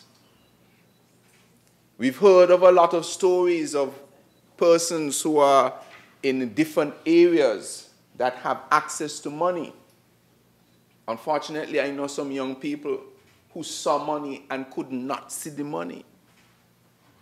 End up in jail because they did not have the discipline to see the money that is not theirs, but they have access to, and take it up, hoping that one day they'll be able to put it back, or somebody's not going to figure it out or find it out. Discipline is what is going to be critical in money management. Set a goal of what you want to achieve. I understand, I learned, as I mentioned yesterday, I was in a meeting and some young women were telling me that they're ready for carnival and that they don't spend $2,000 and $3,000 for the costumes. I said, what? Madam Clark, that's how much they cost? Wow. 2 and 3. It's going to be a grand parade. $2,000 and $3,000.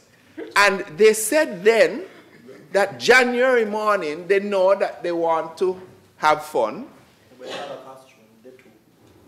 They start putting the money aside. Discipline. They got discipline for that. Right? Start putting money aside. Right? Discipline is going to be so very critical.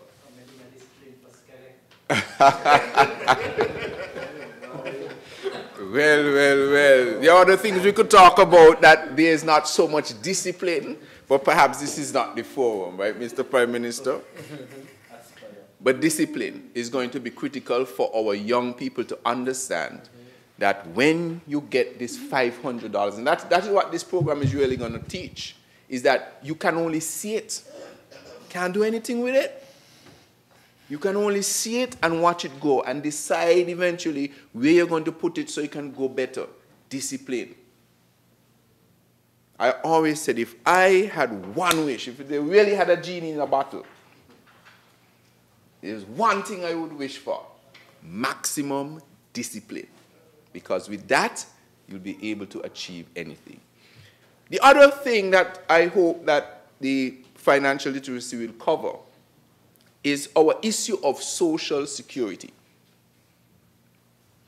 Unfortunately, a lot of people sometimes see social security as a burden, as a tax. And they don't realize how much of a great investment Social Security is. When I sat down and I did my maths on Social Security, there is nowhere under the sun, no matter where I am, what I'm doing, I am always paying my Social Security.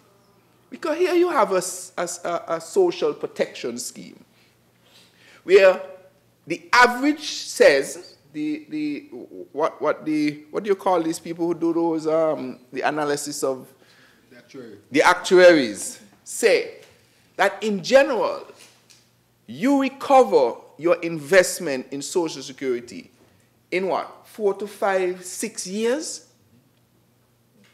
That you recover the amount of money you put in Social Security? Well, if you retire right now at 62, you're healthy and so on, etc.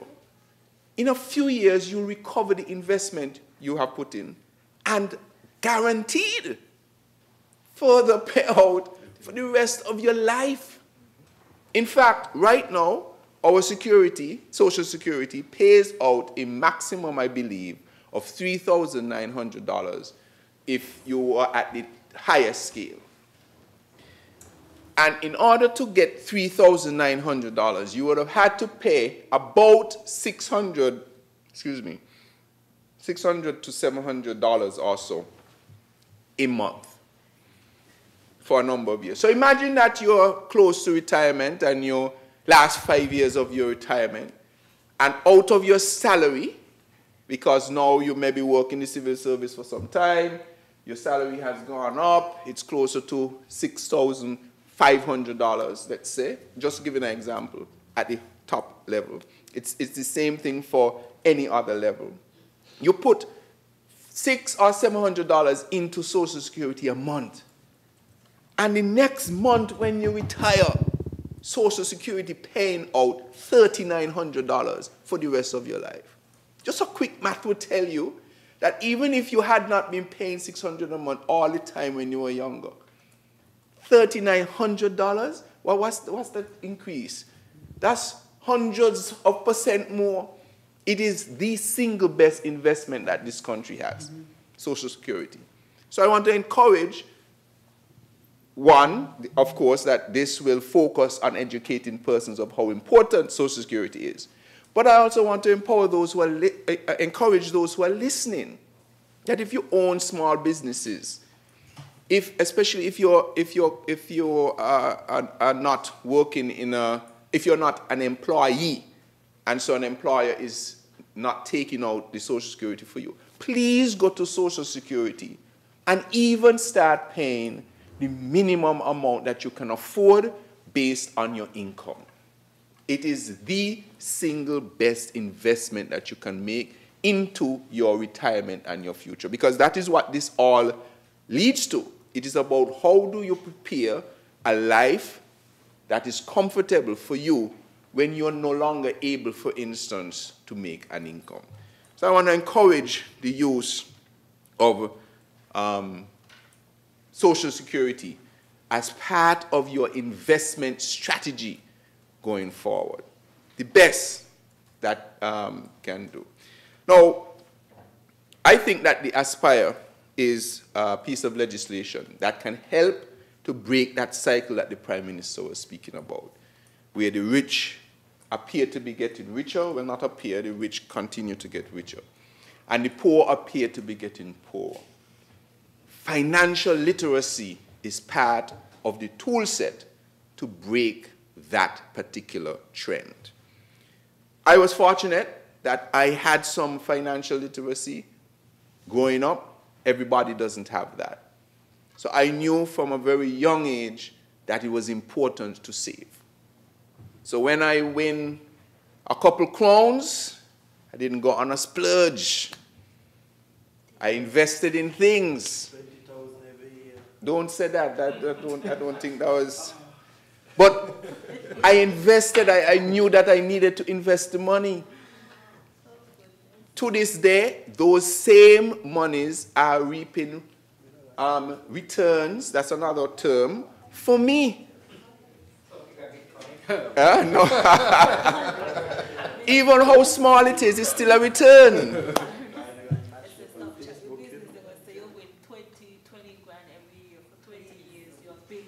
Oh, Lord of mercy. But no, you see, and another thing that the Prime Minister spoke about, it sometimes appears to be a sin to be prudent and responsible with your money and doing the things to invest properly and to be disciplined about it. So yes, I've had some opportunities, I've won a few crowns, I've performed and so on.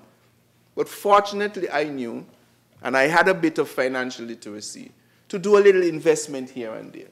Even now, I continue to encourage and participate in discipline and not paying attention to a certain part, whatever small it is. If it is $1, if it is $10, it all adds up. That don't count. I don't see that. It's not there. Everything I do has to be budgeted on this amount, because that day will come when you have to tap into it for some sort of emergency. The investment literacy will also have to speak about insuring oneself through health insurance and life insurance, and how much those cost and the returns you get on them and the tools that they have. That they are also forms of investment that you can evaluate to see if they fit your needs, no matter what your salary is, whether it is minimum wage or a large wage.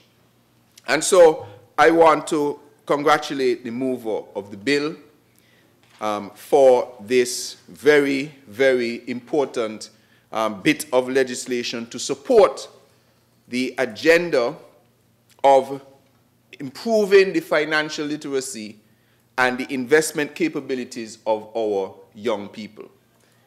I am happy to learn that our young people now will be having discussions about what they have stocks in, what they have shares in, how much they are saving. In fact, the other day, I don't remember if it's my 8-year-old or my 10-year-old, had a little money in their piggy bank. And they said, whatever the amount was in the piggy bank, they said they had $1,000 and something. I said, 1,000 and something? I said, where you get $1,000 from? They said, the government is giving me $1,000. What? My daughter told me that. She doesn't count that. So the money she has in her piggy bank or saving, whatever she has, she add on 1,000 and she says, I have 1,000 something. And I wonder, I said, where you get $1,000 from? She said, the government giving her $1,000. So they are ready and anxious to be a part of this process. And I know it's like that for others. I think when we went to the Independence, I think a student had said something like that as well. Right? So they are aware, they are ready. And we are very pleased that this Labour Party administration continues its universal effort for the good that we can do in empowering our people to move them from one stratosphere of life to the next. And I'm very pleased to be a part of this. So may this bill have safe passage to this honourable House. May it please you. Thank you, Honourable Member for St. Christopher 3. I recognize the Honourable Member for Nevis 9. Yeah. Thank you. Thank you very much, Madam Deputy Speaker. Madam Deputy Speaker, I think that all that needed to be said has been said.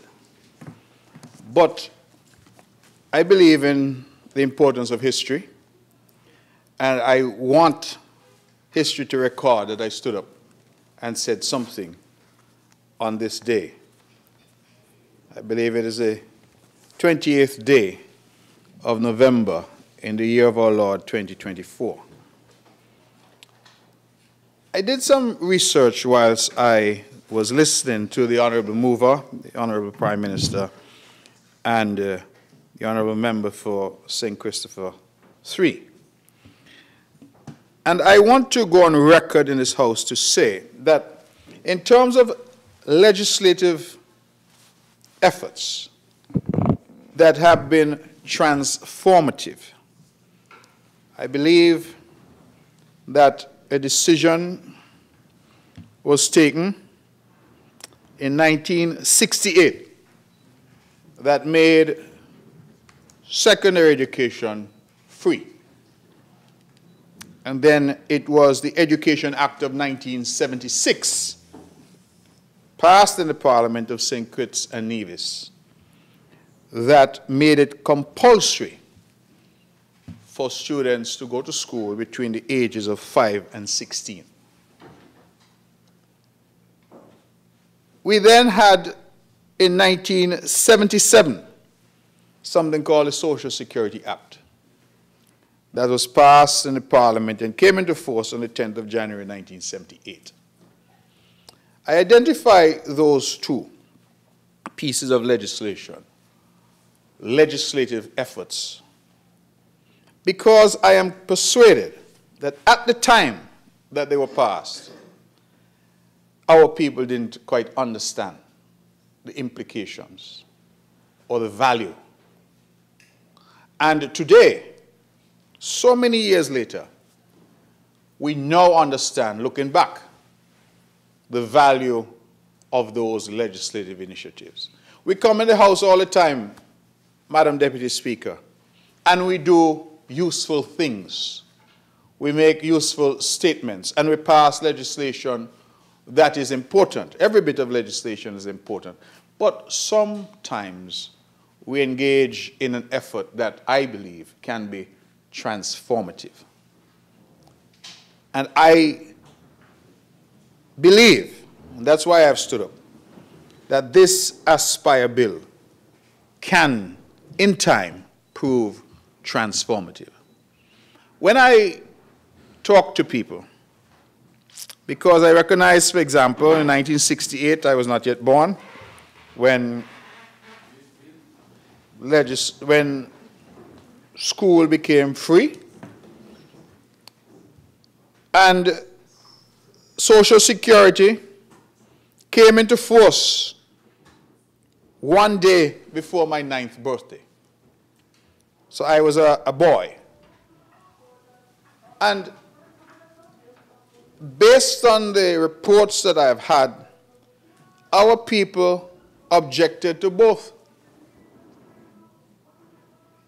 The Honorable Prime Minister said to us that people back then would have been upset. How dare these little black children, he said from St. Peter's, I would say from Hanley's Road or Brownhill or Cox, dare to come to school with children who perhaps came from some money, descendants of the planter class.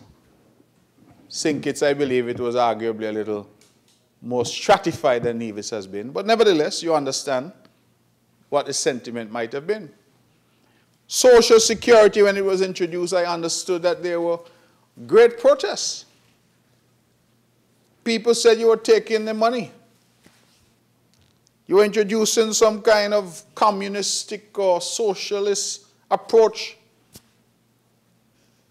But as the Honorable Member for number 3 has spoken, and I hope that the public has been listening carefully, Social Security stands today as one of the most, if not the most important institution in our country.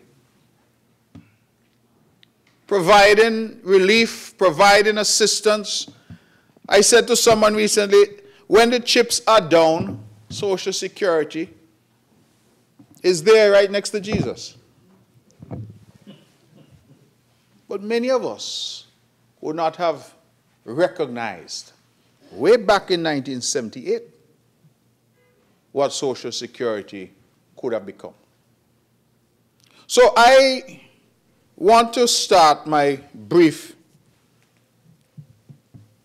intervention on this by saying that I sat here in the budget debates last year, and when the Honorable Minister of Finance said he can give every child $1,000, I was skeptical.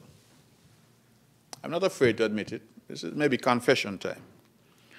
I said, man, this sounds like foolishness. And I held that view quite firmly for some time, until I saw for the first time, and I want to go on record to commend the Cabinet Secretary here in St. Kitts, Dr. Marcus Natta. Because Dr. Natta journeyed to Nevis.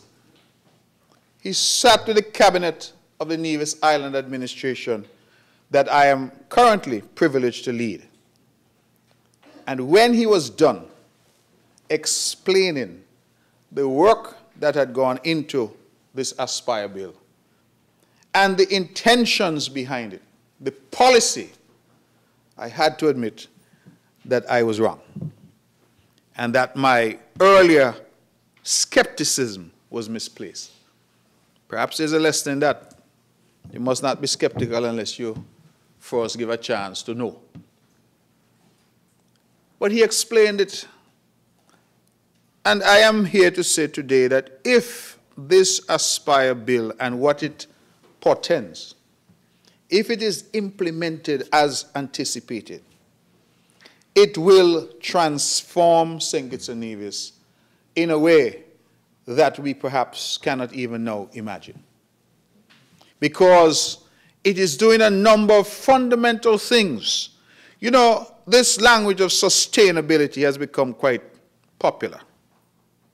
Perhaps I should give the government credit. Everything they say, they want sustainability. Sustainable island state. And I keep making the case that we cannot achieve sustainability without our people. We could do all we want to do with energy. We could build buildings better, build smart homes, build smart hospitals. But the core of sustainability for any country and for any island state has to be our people. And all that we have heard today is correct. Rich people are getting richer and poor people are getting poorer. A big part of that is the decisions that are being made by those people and the lack of education. When the member for number 3 talked about Carnival and the cost of the costumes, I am very happy to say publicly, I can't dance, so I'm not going to be in any Carnival troupe. So the cost of the costumes don't really matter to me. But what I will say is this, Madam Deputy Speaker. There is a certain recklessness that I have perceived, where people for Carnival, for Culturama, for Music Festival, are borrowing money to go and fit. And that recklessness, I'm going to use the word, I may get some licks over it, but I'm going to use it anyway. That recklessness is being in many instances actively encouraged by our banks. They must take some of the blame too. Because it's easier to get a costume loan now at the bank than it is to get a loan to build a house or buy a piece of land. The quickest loan you could get at our commercial banks now if you want to buy a car, which the minute you drive it off the lot, it starts to depreciate. The minute you drive that car out of TDC lot, they mark it down 20%. That means if you drive it down the road to Basti and say, let me carry it back right now, you don't lose 20% of the value. But if you want a loan, the bank tell you, man, take the money quick, quick, quick. When you go to the bank and you say, I want to buy a piece of land, I want to do something that will help to build wealth, that's a problem. And so, Mr. Prime Minister, I know you sit with the Monetary Council. I am concerned about the practices that are being developed by our commercial banks, which in my humble opinion are encouraging our people to get poorer. Maybe people don't like to hear it, but encouraging our people to get poorer. When you borrow $5,000, Lord, sometimes, you know, I get a letter one time, they tell me, what? Here's something for $10,000 for Christmas. I mean, I apply for no loan, you know. I didn't apply anywhere. I got a letter, pre-approved. That's the language. Pre-approved, $10,000 for Christmas. So I watched the thing, I said, well, I didn't ask for no loan for Christmas, but the bank encouraging me. Take a loan to go spend money for Christmas. And it gets back to education. Because if people do not understand how money works, it is very tempting.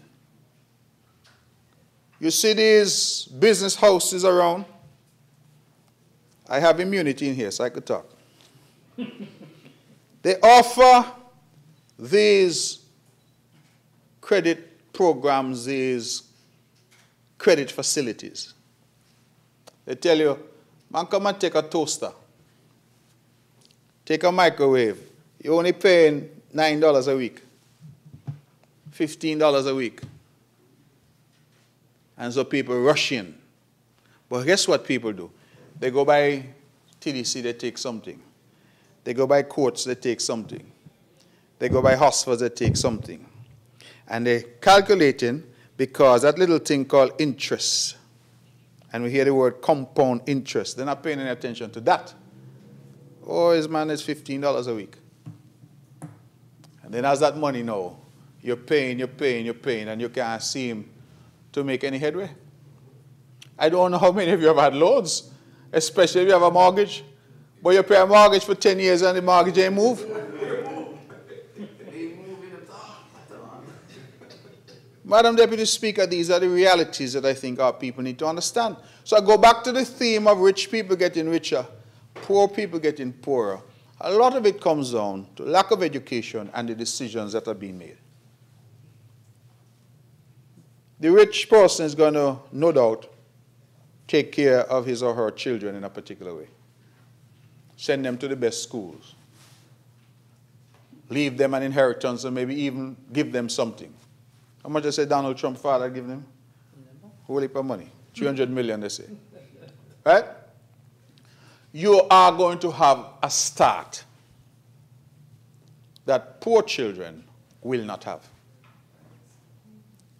And so this here, these couple sheets of paper, which is the Aspire bill, if implemented properly, if it holds true to its promise, what it will do, it will allow every child in St. Kitts and Nevis to get a start. It will allow them to get a start. And so every child now will come out of the blocks. Some who are rich people children may have a head start. But that's okay. Those who come from poorer families will have an equal start with their peers. And what I liked about it, and when, as I said, because only when Dr. Natter spoke to us in Nevis, did we really get an appreciation of the thought that had gone into this. And when I looked at it, I said, you know, the beauty of this for me, and we had some questions, Cabinet in Nevis, we questioned him quite vigorously. And one of the things we had suggested to him, as we had discussed how you lose your benefit, that if you, as a youngster, engage in criminal behavior, that one might want to say you forfeit your benefit. Has to be checks and balances in the system, and you have to encourage positive behavior. But one of the things that I noted about it is that the money is in a locked box. There may be some out there just how some criticize the compulsory education of our people to secondary level, and some criticize Social Security. There may be some out there who say, oh, I want the money now. But the money being in a lockbox is actually brilliant. Because what it says, Madam Deputy Speaker, is that those children, I believe the entry point is 5 years old. Imagine you have $1,000 available to you. 500 in cash, 500 in stocks, shares. And that $1,000 is in that lockbox for 10 years. Is it 5 to 15? That's the age group? 5 to 18, I'm sorry. So 13 years. If you start at 5. Imagine right now you're in kindergarten. You're at Prospect Primary School, you're at Tucker Clark Primary, wherever you are. 5 years old. And you have $1,000. Somebody say, let me put that in a lockbox for you.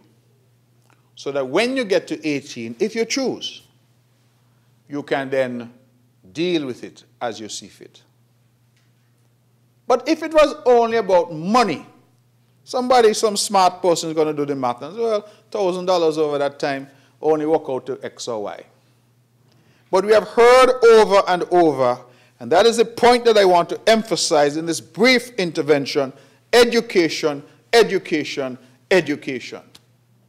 People must understand how money works. The good member for number 3 spoke about credit cards. Too many people use credit cards as if it's another income source.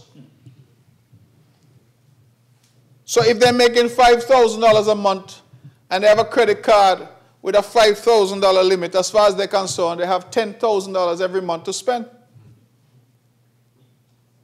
But the interest on a credit card ranges anywhere from 19, sometimes as high as 22%. And when you can't pay it off, that's when it starts to bite. But I have come to the realization, Madam Deputy Speaker, that it's not sometimes that our people are profligate or people are just bad spenders or just unwise. A lot of times it is that our people simply don't understand. And a lot of times you deal with the financial institutions, you deal with those who have these credit facilities, and there's a lot of fine print. And for people, especially poor people, they know they need $5,000. They're not too concerned with the fine print. They want to get the $5,000 to do what they need to do. The fine print now is where you start to hear about rates of interest that are high. I believe they used to have an old word for it, usury.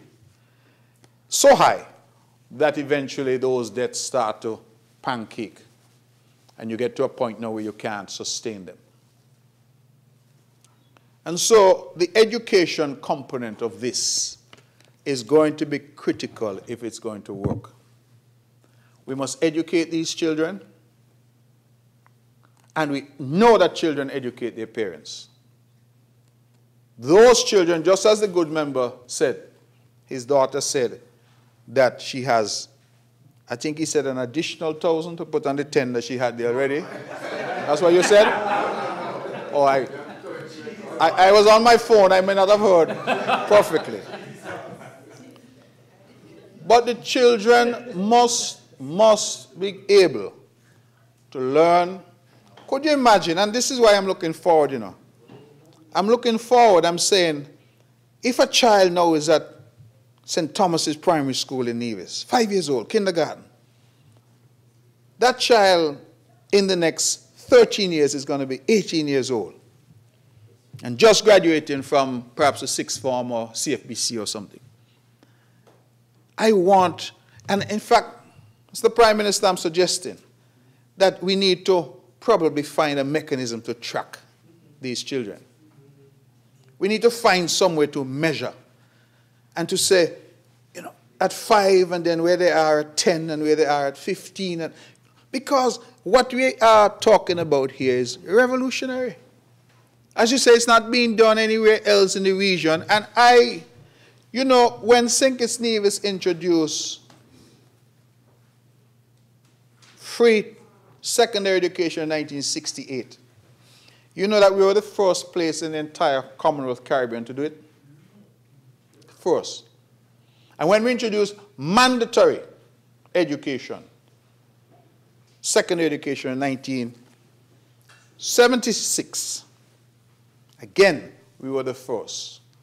In fact, just a few short years ago, I traveled to one of our OECS counterparts and was shocked to see children of school age on the street hustling.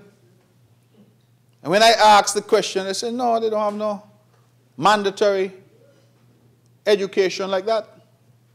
So poor families become poorer because these children aren't in school. They're out there hustling. This type of initiative, this is what I call social engineering. Social engineering. And if this country is going to achieve its ambitions, we have to engage in social engineering. It cannot be business as usual. And I am not going to be too shy to say I was wrong. I was skeptical. I am now hopeful. Because I believe if children can be brought up in the way that we want them to be brought up, if our children can start having intelligent conversations about credit, about debt, about interest, about investment, about growth, we transition the majority of our people away from simple consumption to now we're talking about wealth creation. And that's how you build societies. That's how you help poor people get out of that trap of poverty. The education in the sense of going and getting a degree is a useful step, but it is not a sufficient step. Plenty of people with degree still don't understand money. We need financial education. We need our people to appreciate that if all that they do is consume, then they'll forever be poor. They must find a way, even if it means pooling with other people, to invest. Because investing is the only way that you can supplement. If you are earning an income, you're in the upper echelons of the public service, you're in a private company, that additional income that you earn from investing, I believe they refer to it as passive income. Passive because while you're sleeping, you're earning. And that is the general idea behind it. And even that requires education because it is not every investment, Madam Deputy Speaker, that will be a successful investment. Many people have had shares in companies that have failed. But even that requires education. And so I come back to the central point of education and more education. We have to be informed about what is happening. We have to get to a point in our country where we're having conversations. Could you imagine the young people now in sixth form? I say no. In 5, 10, 15 years in sixth form, talking about how their portfolio is doing,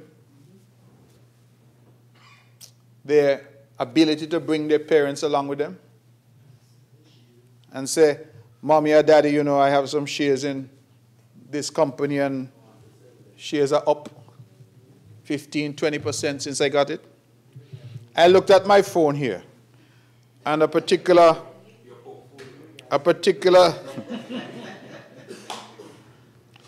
looked at my phone here. Let me see if I can find it. A particular digital currency. It's telling me here on my phone that it is up 56.96% for the year. 56.96% for the year.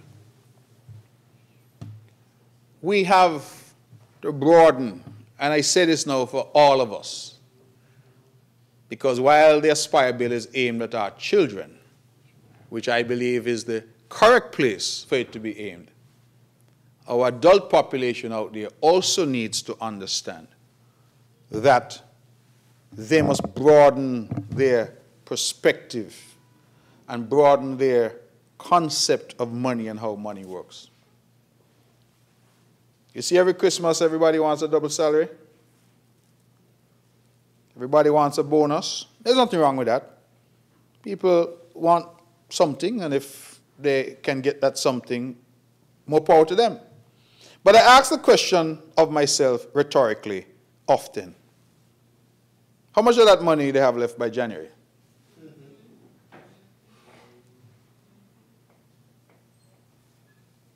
How much? What would they have done with it when they get it in December?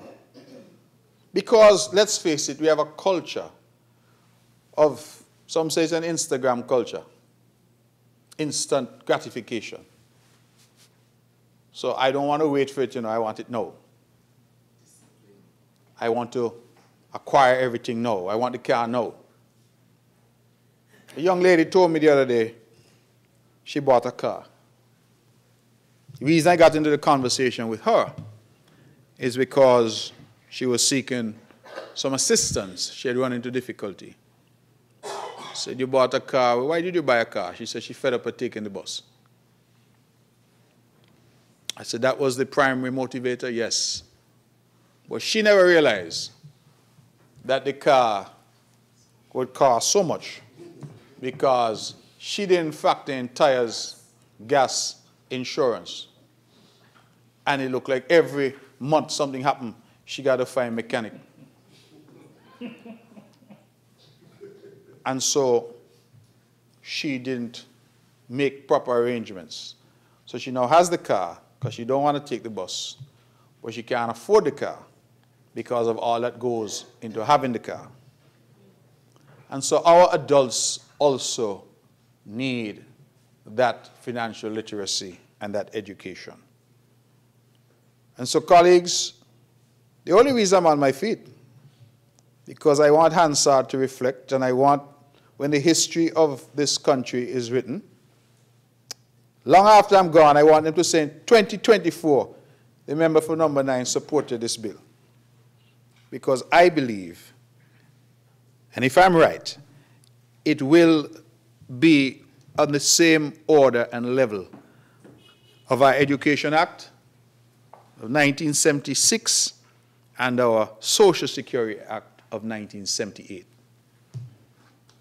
It is, in my humble opinion, one of those bits of legislation that, again, if implemented right, can be truly transformative. And I want to be around. I hope God gives me long life, that I can be around to see our young people 5, 10, 15 years from now. See the transformation in our conversations and our thinking. Because all that we have heard thus far, Madam Deputy Speaker, is 100% accurate. Our people measure things in terms of how much money they have in the bank. You know, if you have money in the bank now, if you're lucky, you might get what? 1.5%? 1.5%. And if you're not careful, the bank starts charging you now. If you don't use the account for a while, or if you fall below a certain balance, the bank starts charging you. So we need to arrive at a culture where our people are looking to alternative mechanisms to save, to invest, and to grow wealth.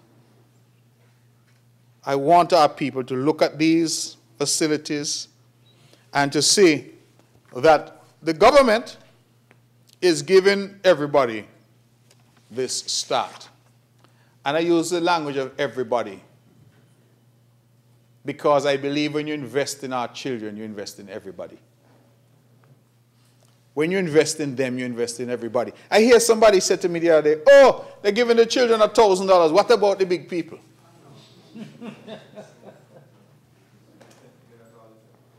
But when you invest in our children, you invest in the country. When you invest in the country, everybody ultimately benefits. And that's how I want our people to see this. And that's why I stood up, because I wanted to lend my voice to this bit of legislation and wish it safe passage through this honorable House. I will say, on the substance of the legislation, just a technical matter, that at section, if I can find it, forgive me.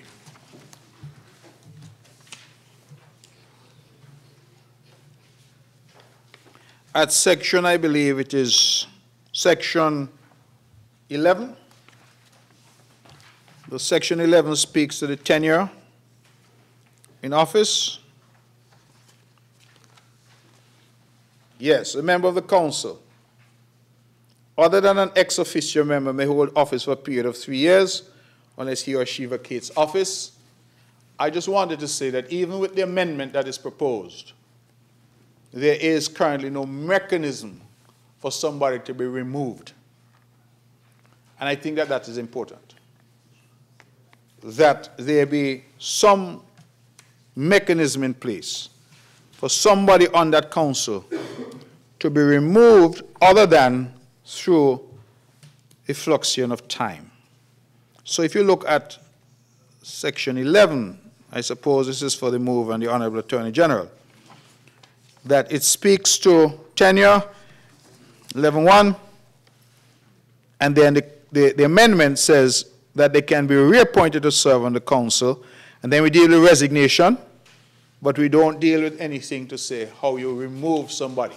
What I mean by that is simply, if somebody is on the council but they're not performing, somebody on the council and something goes wrong, ill health, mental health, you find out that they engage in some corrupt practice, there's some difficulty, the legislation should have a mechanism for that person to be removed. Currently, we only anticipate people being there, and the only way to get them off is if they resign or if the 3 years is up. So that is the only technical point that I would raise. I would also want to go on record to thank Ms. Janisha Daniel from Nevis. Ms. Daniel was appointed by the NIA at the invitation of the federal government to serve on the steering committee, and I must say she kept us fully informed. She was fully engaged, and she has been a champion of this Aspire program and all that it intends to do. And so I want to publicly commend her. She's a young woman, qualified, highly educated and motivated, and I'm happy that she has been able to bring her expertise to bear in terms of the discussions on this particular bill. I say lastly, as I close, Madam Deputy Speaker, that just like the Education Act, just like the Social Security Act, the Aspire Bill, which we hope today to become the Aspire Act, is a national instrument.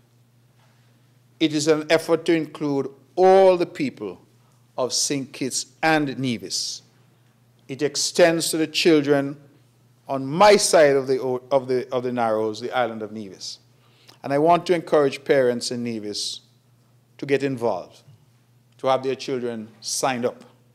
I want to thank the government, because when the Prime Minister announced this last year in the budget, he did indicate that it was intended to be a national effort.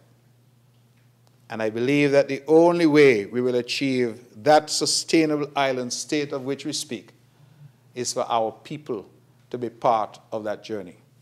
And this legislation, I predict, will ensure that those to whom the future belongs, our children, will be in the best position to advance the sustainable island state agenda that I believe is the future for St. Christopher and Nevis. Thank you. Thank you, Honorable Member for Nevis 9. Any other presenters? I recognize the Honorable Attorney General. May it please you, Madam Speaker, Madam Deputy Speaker, thank you very much. I rise simply to address the point raised by the member opposite. The reason we did not include a removal provision is because by Section 26 of the Interpretation Act, once the minister has the power to appoint, the minister also has the power to remove.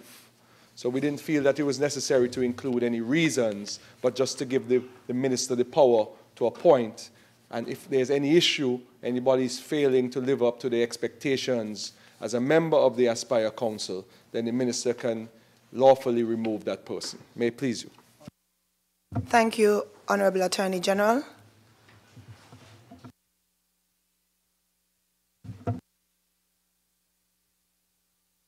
I will now invite the mover. I recognize the Honorable Member for St. Christopher 8 to do his wrap-up. Madam Speaker, with your leave, I rise once again to wind up the debate on this bill shortly entitled Aspire Bill 2024. Madam Speaker, I want to really thank the interventions by those who intervene and the support that this has had also by those in this House who may not have stood up to speak, but it's obvious that they support. I want to once again, Madam Speaker, really thank the Cabinet. I want to thank the Nevis Island Administration's Cabinet for their, of course, participation. I want to take this opportunity also to thank the Cabinet Secretary, and I wish I had the names of those who really participated with him so I could have put in the record their names. And if the Cabinet Secretary is hearing me, he can send me quickly, because I think their names should be written in the record, Madam Deputy Speaker, because they have done exceedingly well. Madam Deputy Speaker, when you look at the composition of the council, for example, you would recognize that the council's composition, let me just read it. Chairperson shall be appointed by the Minister of Finance. The 8 other members of the council shall be as follows: Cabinet Secretary as ex officio member, person recommended by the Premier of Nevis. Madam Deputy Speaker, by the Premier of Nevis. Because there should be full participation. A person recommended by the Governor of the Eastern Caribbean Central Bank. A person recommended by the St. Kitts Nevis Chamber of Industry and Commerce. A senior employee of the Social Security Board recommended by Social Security Board. A person recommended by the Bankers and Financial Services Association. Person recommended by Caribbean Confederation of Credit Union, a youth representative recommended by the ministry responsible for youth empowerment, Madam Deputy Speaker. And I would say we might have to extend it, Madam Deputy Speaker, at some point to the unions. We might have to ask the unions to recommend somebody, Madam Deputy Speaker. So that might be something that we definitely should look at in terms of amendment as well. But I want to say that this will be comprised of persons from so many sectors of our society, and also ensures that there is full participation with respect to St. Kitts and with respect to our people here, our people in Nevis. That should be a proud moment, Madam Speaker. It is a national program that will redound to the benefit of all of our people. Madam Speaker, I want to say the issue of social security, because it was touched on. And the member from number 9 mentioned it, and also the member from number 3. That when you go to the archives and you read the arguments that were made against social security, you would never believe it is the same social security that we are speaking of. All of the things that were said about it, because it could not be seen, the benefits, because the benefits were not, as we would say, immediate, but the benefits were transformative, Madam Speaker. Madam Speaker, I want to spend a little time, just 2 minutes on it, for people to understand the essence of social security. Social security is our most significant program in terms of, you consider a program to transform our people here in St. Kitts and Nevis. Our safety net is our fundamental safety net, Madam Speaker. Sometimes in our countries, because again, we don't have the financial education, we admire countries like in Europe and Asia, those developed countries in Asia, those developed countries in Europe, the United States and Canada, and we speak of how they're doing things to take care of their people, Madam Speaker. A lot of these things they have in their systems that we admire them for. But it's so difficult sometimes for us to really do them for ourselves. And we should do it for ourselves. Why not? Madam Speaker, to secure our people, I want you to know that I asked for study on a sovereign wealth fund that the IMF has helped us with. And that is something that I'll bring to the Parliament as well, because we need to establish a sovereign wealth fund that will take care a lot too of the adult population.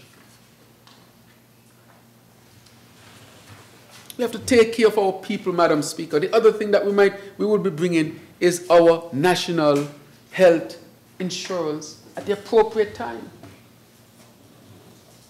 All these things will come to secure our people, Madam Speaker, our children, our adults, our retired and senior persons. But we have to have the spirit of solidarity. But the more educated our people are, the better the understanding, the best scenario for us to accept these. I was speaking when I went to Taiwan. I asked the question, how Taiwan, 23 million people, a small island of mainland China, could be the place on earth where they make the most sophisticated computer chips. 90-something% of the most sophisticated computer chips in the world, they are made in Taiwan. I asked, how did that happen? And one of the things that they said to me, to simplify it, and they are right, you can have persons who are cooking, give everybody the same recipe, and give everybody the same ingredients, and when they don't cook, all the food tastes different. Some who cook food tastes good, and those who can't cook, you know, the rice might be a little hard. Good. That's it. But that is the point, Madam Deputy Speaker. Taiwan was able to, since back then, they had a vision that they would enter the tech field. And it would be years down the road when they become among the top and the top in the world in a particular area, Madam Deputy Speaker. They did that in Taiwan. Look at Singapore, and you go to the founder of Singapore. When he established his sovereign wealth fund and set up the system and so forth, because he said, we are nothing to that discarded little country the size of St. Lucia, but we're going to put things in place because 20-something years down the road, 30 years down the road, we will be one of the best countries on earth. These are islands who are bold enough to take serious decisions that at the time may not have seemed to be a decision that would really be a decision to give the benefits that the decision seeks to give. But look at them today. And what do they have that we don't have? Absolutely nothing. Except the will to make the right decision.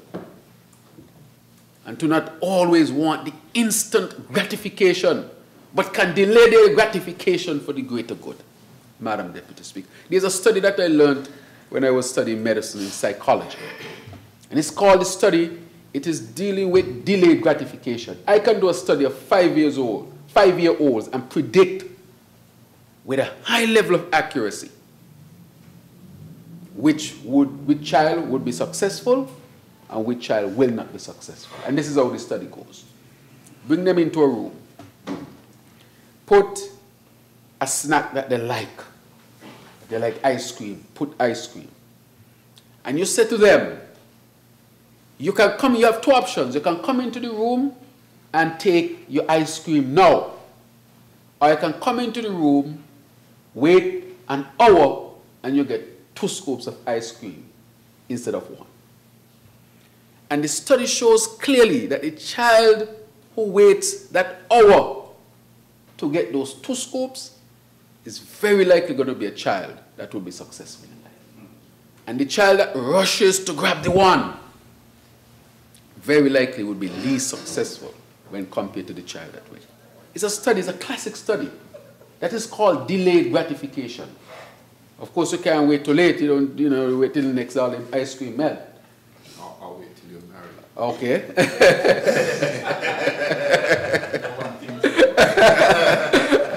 But it's a famous study. Trust me, you can do it with your children. and find out how their brain is working. And if you realize they are in the zone of the quick gratification or the instant gratification, you start to work on them so that they can start to delay that gratification.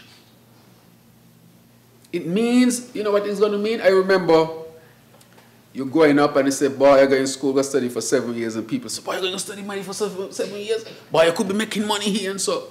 But why got me back in my mind, boy, I'm going to take a little knockout for 7 years and keep booting here. But at the end of the 7 years, I think they're going to be much, much, much better. That's delayed gratification.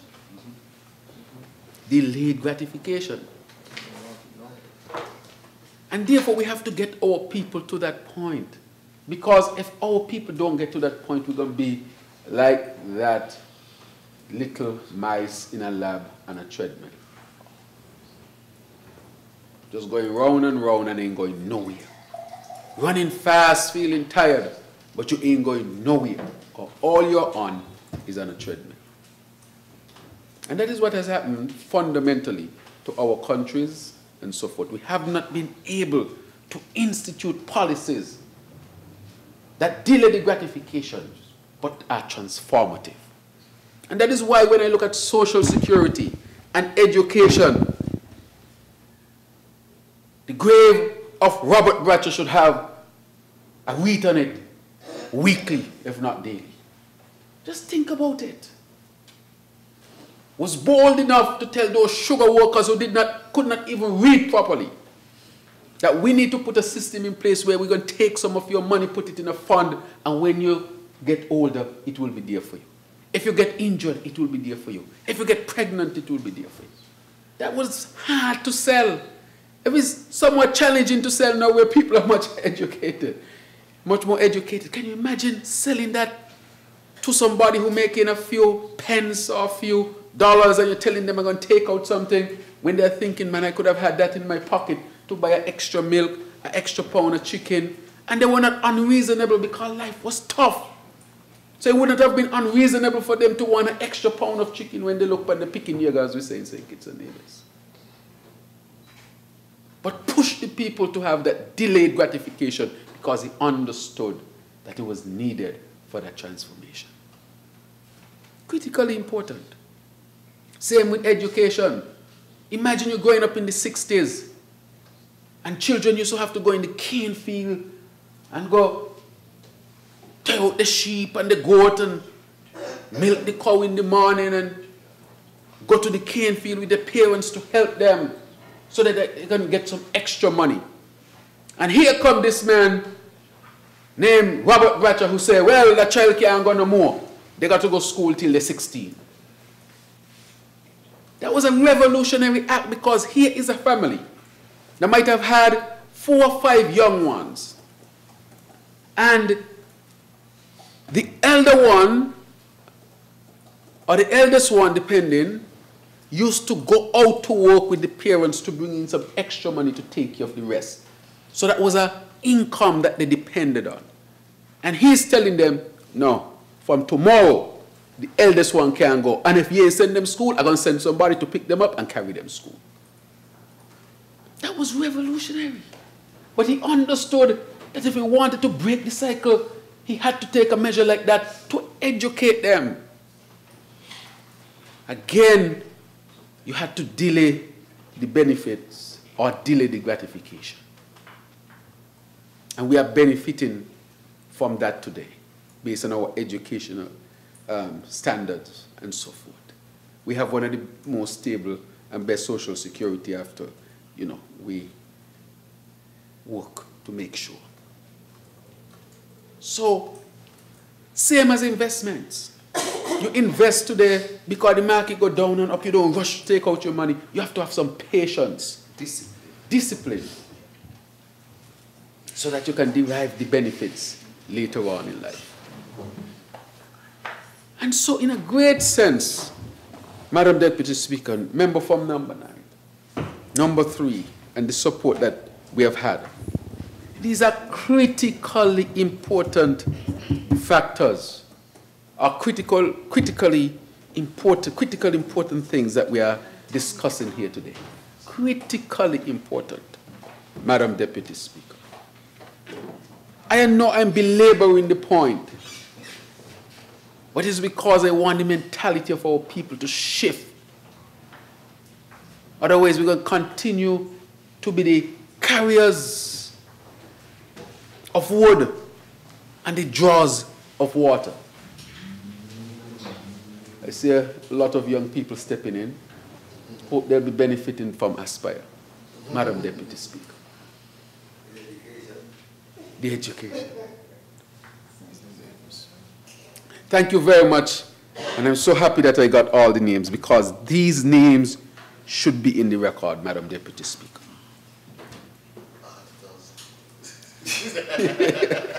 I'm so happy I have them. I'm going to read every single one of them and thank them. And I know the member from number 9, thank the counterpart from Nevis. But Madam Deputy Speaker, that is what we are talking about. This is where the thought of this comes from. How can they do it, but we can't?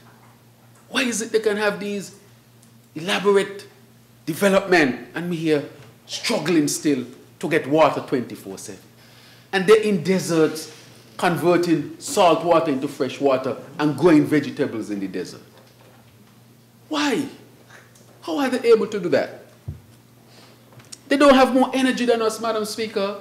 They got oil, but we got sun. Why is it the technology developed to derive energy from oil and not sun? Why is it that was the first step, Madam Deputy Speaker? Why is it we have not been able to develop our technology to derive our energy from the sun and the wind and the waves? Why haven't our civilization been able to do that? We're not lacking anything. It's just the resources that we have not developed a system of how to derive what we want from the resources that we have. We have to think differently. Our education has to be such so that we can use what we have to advance ourselves. I mean, each time I go to Saudi Arabia or the Middle East, and you see these people in the desert eating fresh fruits and vegetables. And you say, really? You see them bring rivers into the deserts. And you say, wow, extraordinary. These are things that we can do as well. They're not doing anything that we can't do, but we have to make sure that we have the right mindset. And we have to transform the way we think. We have to transform the way that we do things. And I can say, and I would like to say, that we have the possibility. Let me make this last point. In the 1970s, this development of St. Kitts and Nevis, or the Caribbean, was on par with some of the Asian countries. Of all of these regions that we were on par with, our growth has been the slowest. Has been the slowest. These people just took off at some point. Why is it the Caribbean did not take off? It's not our size. Singapore is the size of St. Lucia. It's not our size. Taiwan is a little small island of mainland China. It's not our size. It is because, Madam Deputy Speaker, that we did not put the necessary things in place that will get us to the next level. And so therefore, it is time that we do it. And so this is what this is all about. So I want to ask the young people to delay their gratification, to become educated, to understand how it works, but we have to make sure that they get the necessary education. They get the necessary knowledge and the impetus to move forward, so that even from this generation, we can start to see the advancement and the difference and the advancement that we really would desire as a people. So, Madam Deputy Speaker, I want to start wrapping up by calling the names and to read these names into the record. First, Dr. Marcus Natter, Cabinet Secretary Chair, Aspire Task Force. Mrs. Hilary Hazel, Financial Secretary, Ministry of Finance. Davinia Tomlinson, Finance or Finance and Investment Expert, Rosewood Advisory Services. Janisha Daniel, Audit Manager, Nevis Island Administration. Pat Walters, Chief Executive Officer, The Cable. Sheldon Mitchell, Chief Financial Officer.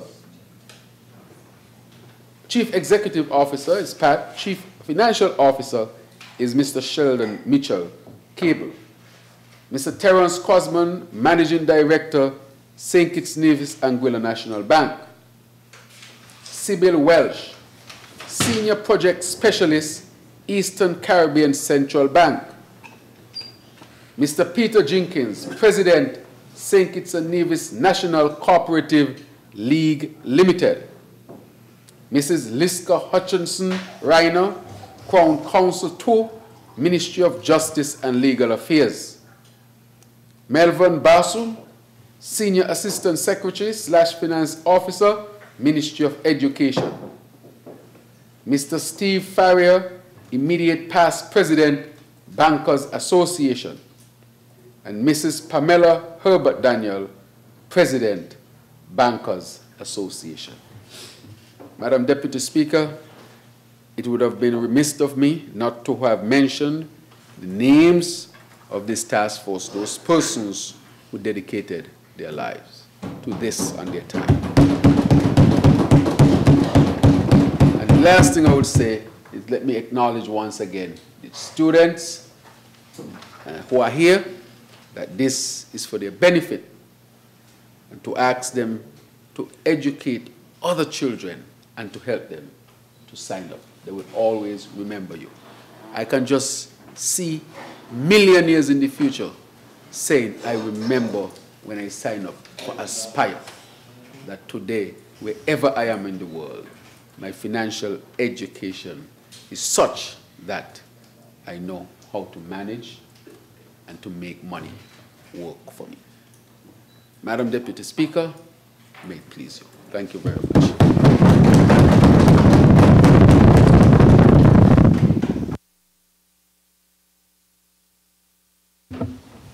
Thank you, Honourable Member for St. Christopher 8. The question is that the bill entitled Aspire Bill 2024 be read a second time. Those in favor? Aye. Those against? The ayes have it. A bill to provide for the establishment of the Aspire Fund, the Aspire Council for the management of the Aspire Financial Education, Savings and Investment Program for the benefit of youth within the Federation of St. Christopher and Nevis, and for related matters, otherwise known as the Aspire Bill 2024. The bill entitled Aspire Bill 2024 has been read a second time. House moves to committee stage.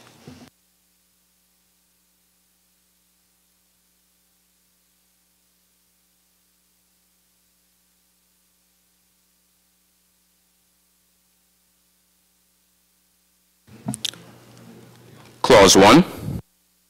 The question is that Clause 1 stands part of the bill. Those in favor? Aye. Those against? The ayes have it. Clause 2. I recognize the Attorney General. Madam Chair, I wish for the amendments circulated to all members that reflect amendments to Clause 2, Clause 7, Clause 8, Clause 11, and Clause 17 be adopted en bloc, as the members are fully aware as to what those amendments are.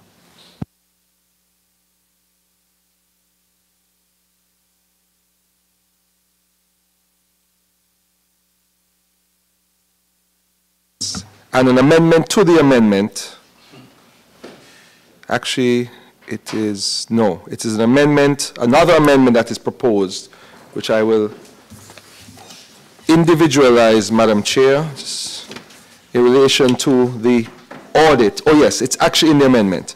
It should read at paragraph 17(2), the accounts of the fund shall be audited annually by the Director of Audit, not the Accountant General. So it is an amendment to the amendment, Madam Chair.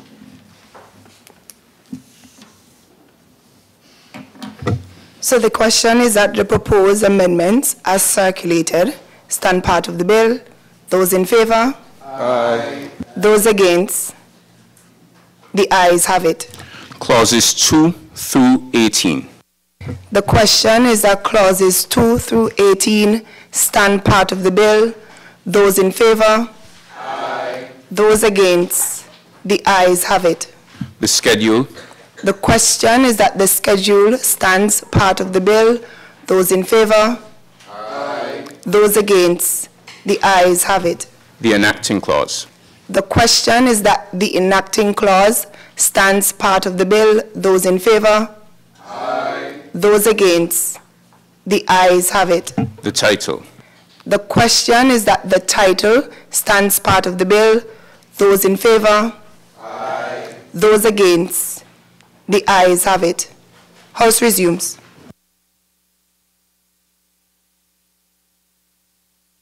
I recognize the honorable member for St. Christopher 8. Madam Speaker, with your leave, I rise to report that the bill shortly entitled Aspire Bill 2024 has passed through committee stage with amendments. Madam Speaker, I further move that the bill shortly entitled Aspire Bill 2024 be read a third time and pass into law.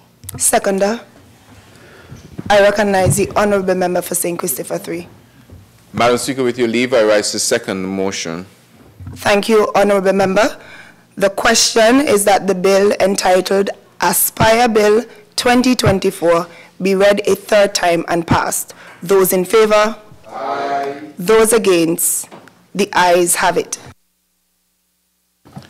A bill to provide for the establishment of the Aspire Fund, the Aspire Council for the management of the Aspire Financial Education, Savings and Investment Program for the benefit of youth within the Federation of St. Christopher and Nevis and for related matters, otherwise known as the Aspire Bill 2024. The bill entitled Aspire Bill 2024 has been read a third time and passed into law.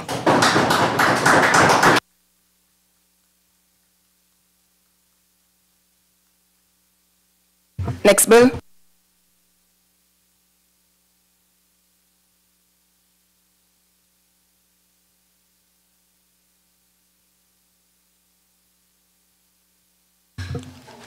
I recognize the honorable member for St. Christopher 2.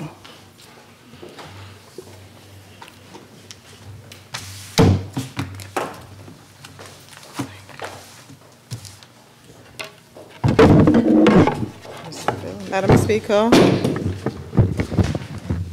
I rise this time to second the motion to have the bill, the motion to have the bill read in this honorable house for a second time, and of course to lend my voice and with it my support. Madam Speaker, I think this bill was first read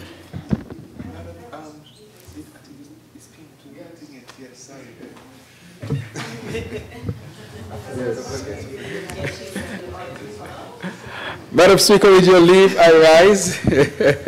Okay, we are starting over. Yes. I recognize the honorable member for St. Christopher 8. I rise, Madam Speaker, to lead a debate of and have read for a second time in this honorable house the bill shortly entitled Advanced Passenger Information and Passenger Name Record Bill 2024. Madam Speaker, this bill was read for the first time on the 8th of November 2024.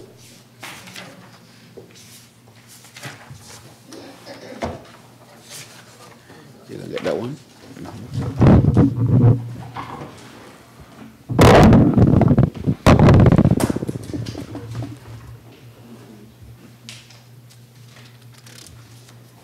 Madam Speaker, okay.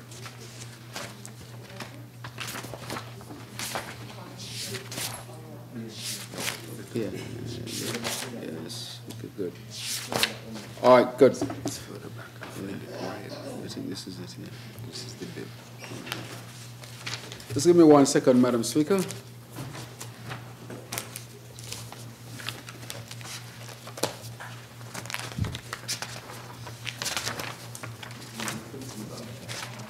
For the what? Okay, good. All right. All right, good, Madam Speaker. To all the papers, it's here. So I rise to have read, as mentioned before, a second time and lead the debate of the Advanced Passenger Information and Passenger Name Record, API/PNR Bill 2024. This bill, Madam Speaker, if enacted, would serve as a cornerstone in securing our borders, safeguarding our citizens, and reinforcing our journey toward becoming a sustainable island state. Madam Deputy Speaker, let me first outline the essence of this bill, provide context to its evolution, and explain why it is vital for the future of our great nation.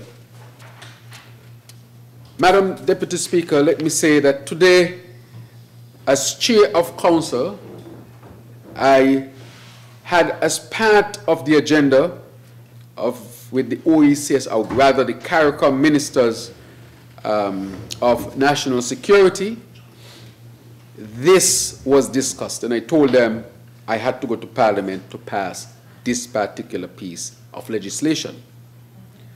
The purpose of the API/PNR bill, Madam Speaker, this is designed with a clear purpose, and it is to collect, transmit, regulate, and protect data on passengers traveling to, from, and through St. Kitts and Nevis. It is to repeal outdated laws, such as the Advanced Passenger Information Act of 2017, and to replace them with modern, internationally compliant provisions, Madam Deputy Speaker. To establish a legal framework for the operation of passenger information units, PIUs, which will process and analyze travel data for enhanced border security. At its heart, the bill serves two critical objectives, Madam Deputy Speaker. One, strengthening national security by identifying potential threats before they reach our shores, Madam Deputy Speaker. This is critically important. Why?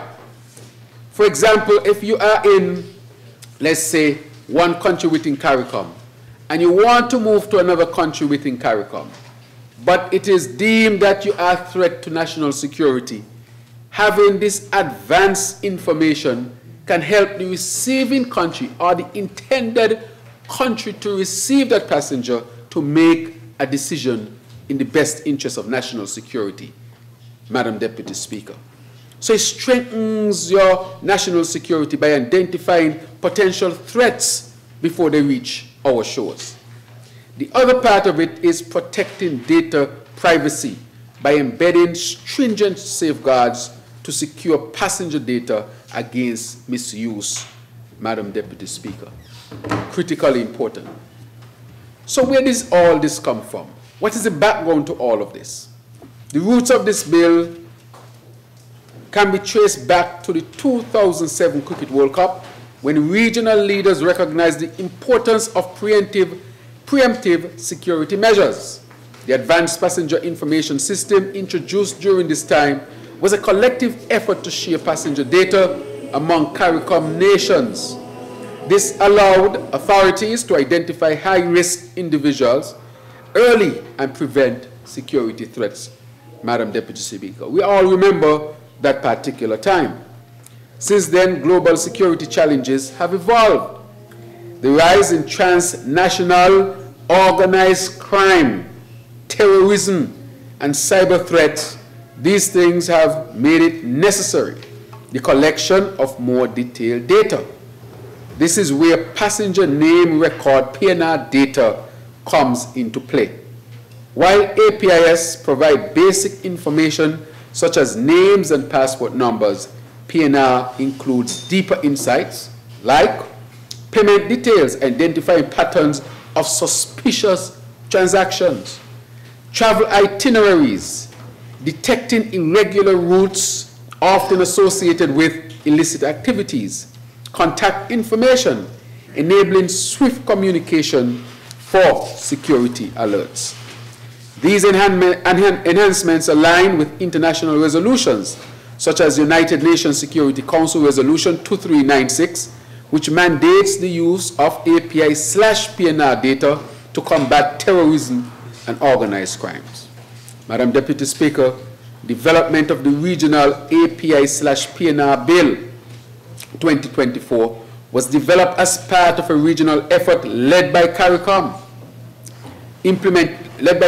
Implementation Agency for Crime and Security, CARICOM Impacts, to establish a harmonized legal framework across CARICOM member states.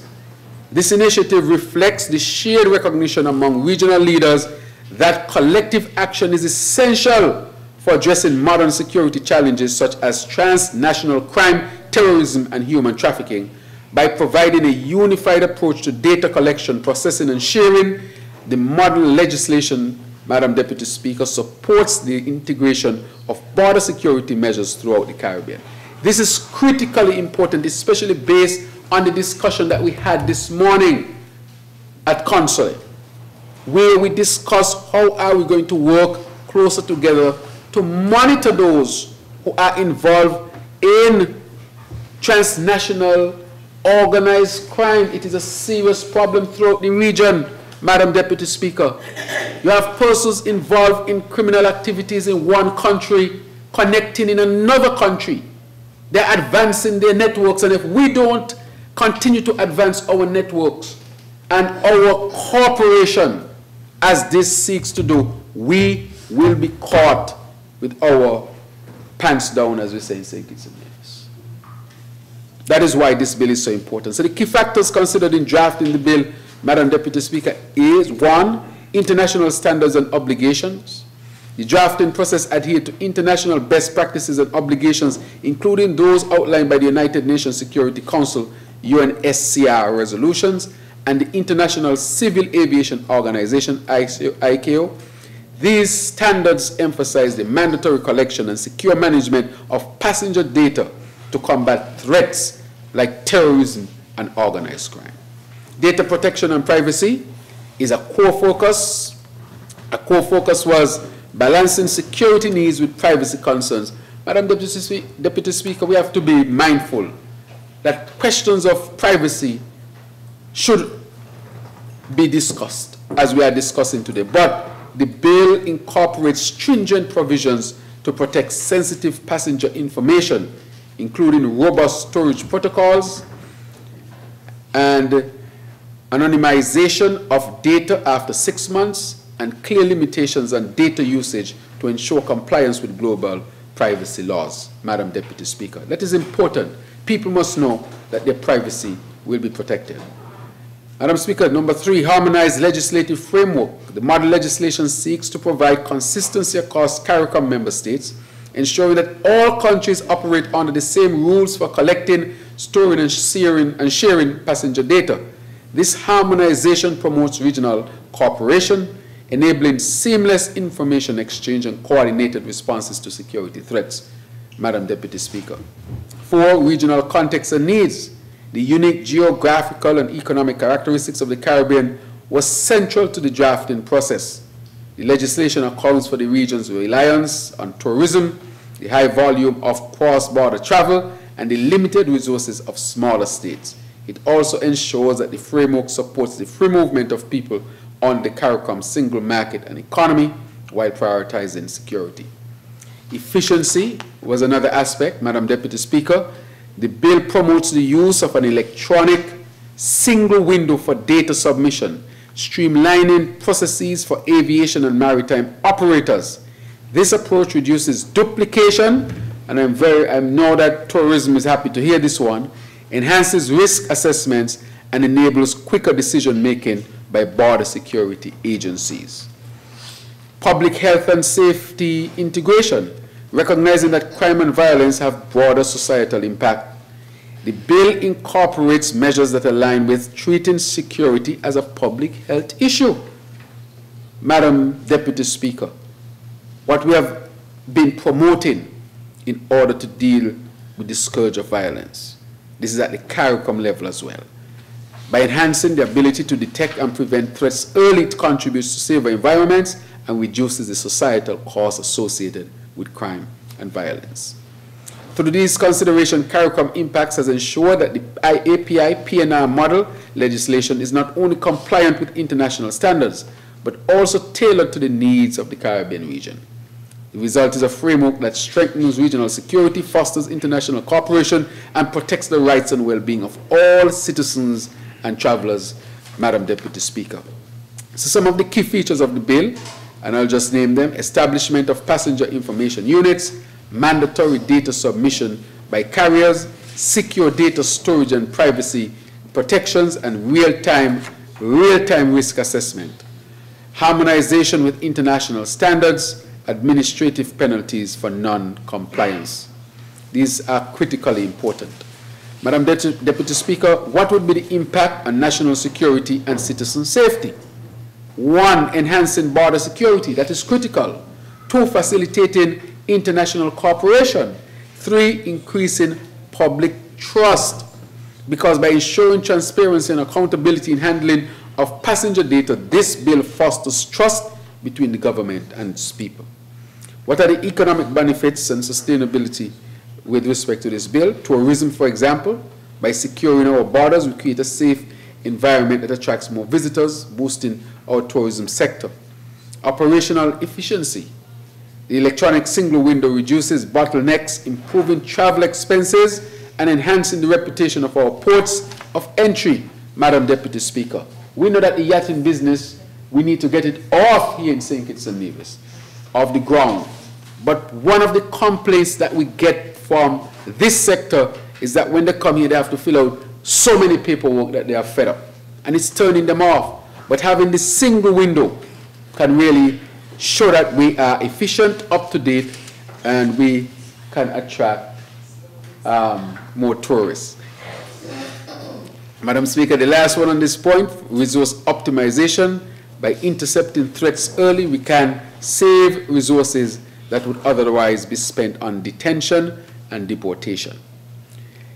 So I just want to conclude, Madam Deputy Speaker, and say that the tabling and passage of this bill represents the National Assembly's vital role in safeguarding citizen security as part of our broader all-of-society approach to reducing crime and violence. Critically important. By integrating this legislative action into our national strategy, we reaffirm that security is not solely the responsibility of law enforcement agencies, but a collective endeavor involving government, communities, and individuals. That is why, Madam Deputy Speaker, I said that all of us need to come together, and we had, of course, that call where all of us came and made our contributions to deal with our citizen security matters. So this bill is a proactive measure that addresses crime and violence, not just as criminal issues, but as public health concerns that require preventative interventions, Madam Speaker. This is part of dealing with violence and crime as a public health perspective. This is at the prevention end of the whole approach, because we learned already that 1 ounce of prevention is better than a pound of cure. So through enhanced data-driven security mechanisms, the bill helps to disrupt criminal networks, mitigating threats, and create a safer environment, ultimately fostering the well-being and resilience of our society. This unified approach underscores our commitment to treating the root causes of crime and violence while building a sustainable framework for peace and security. Madam Speaker, I spent a few days with past Prime Minister of Great Britain, and we were talking about issues of security and citizen security and our efforts here in St. Kitts and Nevis. And he said something, and I asked him if I can use it, because it was critically important how he put it. He said, and I quote, that his slogan was tough on crime and tough on the causes of crime. A beautiful balance. For those who are going to commit criminal activities, we have to be tough on crime. But we also have to be tough on the causes of crime. Because whatever those causes are, if they're social, we need to get it right. If it means more help for those who are in vulnerable situations, we have to do it right and get the help where the help is needed. That is what it means. Tough on the causes of crime. So I think that balance is what we seek to do when we're dealing with crime and violence from a public health perspective. Tough on crime and tough on the causes of crime. So, Madam Speaker, in other words, this bill supports our vision for safer and more resilient St. Kitts and Nevis. It represents our commitment to protecting our citizens, honoring our international obligations, and building a sustainable island state where security is the foundation of prosperity. That is why we don't just say national security, Madam Speaker, even though some might think it's the same thing. That is why we don't just say tough law enforcement. That is why we say citizen security, because we have to secure our people from all perspectives. It's not just about crime and violence. What about their health? What about their well-being within the society? What type of society are we creating? What are the values of the society that we are promoting? All these things come into creating a better scenario for citizen security. And that is why we are going to establish a secretariat for citizen security. We must secure our people. Aspire Bill is one of those measures. Securing our people. Making sure they get the financial education and some resources to start to build their financial empire. That is part of citizen security. When we talk about establishing a sovereign wealth fund, that is part of citizen security, social security. Says it all, citizen security. All of this, Madam Speaker, these things work together to secure our people. So therefore, I wrap up by saying I urge my fellow members of Parliament to support this bill, not as a matter of policy, but as a matter of principle. Together, let us pass the Advanced Passenger Information and Passenger Name Record Bill 2024, looking at all of the positive impacts that this bill would have on our security situation here in St. Kitts and Nevis. Let me say that we might very well be the first country in CARICOM to pass this bill. And that is because we are serious about citizen security. Prevention is critically important. And therefore, if we can put a system in place which would allow us to see those who are involved in transnational criminal activity early and act so that we can prevent what acts they might want to commit here in St. Kitts and Nevis, this then is part of the whole scenario of prevention and protecting our people. And therefore, Madam Deputy Speaker, I end it here and wish this bill safe passage. May it please you. Thank you, Honourable Member for St. Christopher 8. Seconder. I recognize the Honourable Member for St. Christopher 2. Madam Speaker, I rise once again to second the motion to have this bill read for the second time in this Honourable House and to lend my support to the bill for all the reasons outlined by the mover of the bill as it relates to border security, citizen security, and just to reiterate that those things not only help to enhance the tourism industry, but ultimately to enhance the overall visitor experience.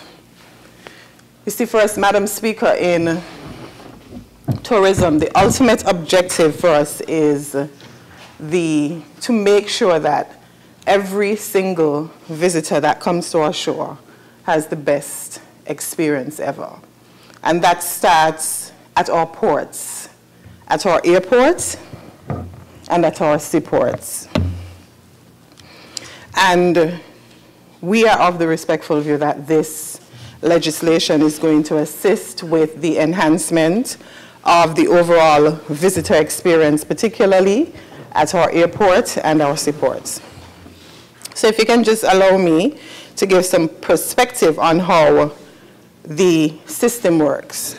I know the mover spoke a lot about the integrity of the system, the protection of data of passengers, and all those good things. But if you can allow me, Madam Deputy Speaker, to just give you an idea how it works and how it would be beneficial to us. So what is API? It is the Advanced Passenger Information System, of course, and it is the collection of biodata information from passengers and crew before the departure of any flight.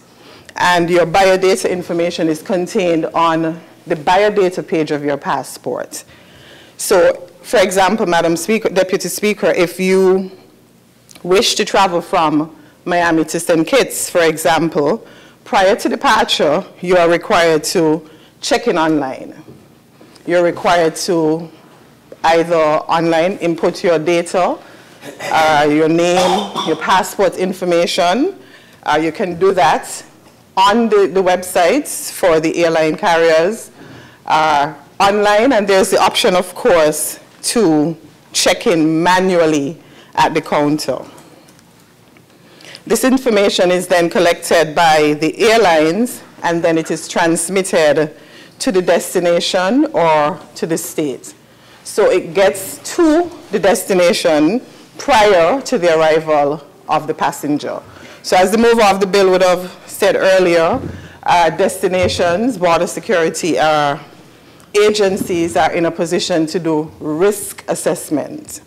For us in tourism, what we are interested in, as of course, is the issue of security, but ultimately the visitor experience.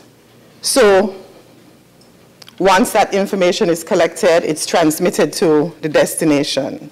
Then the PNR, which is the passenger name record.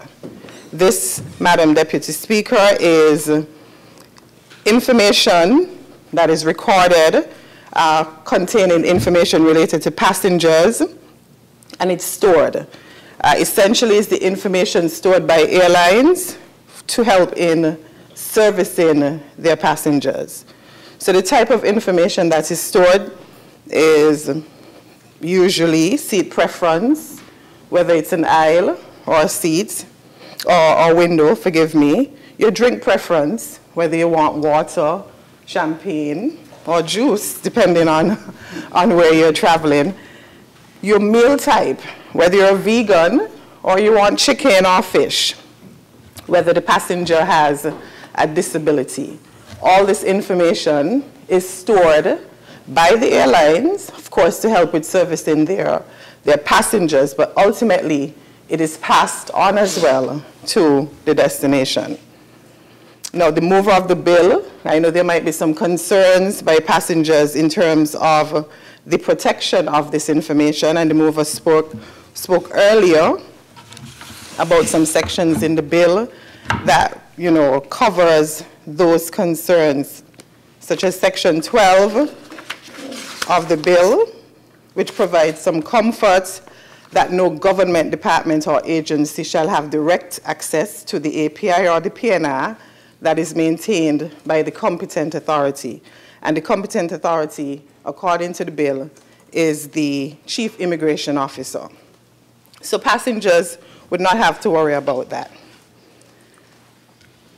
Now, for us, this information is crucial because at the ports, the airports in particular, if I can use that as an example, passengers are concerned about coming in and moving out as quickly as possible. Yes, we understand the need for, expanding our terminals and all the other nice things in terms of an airport expansion.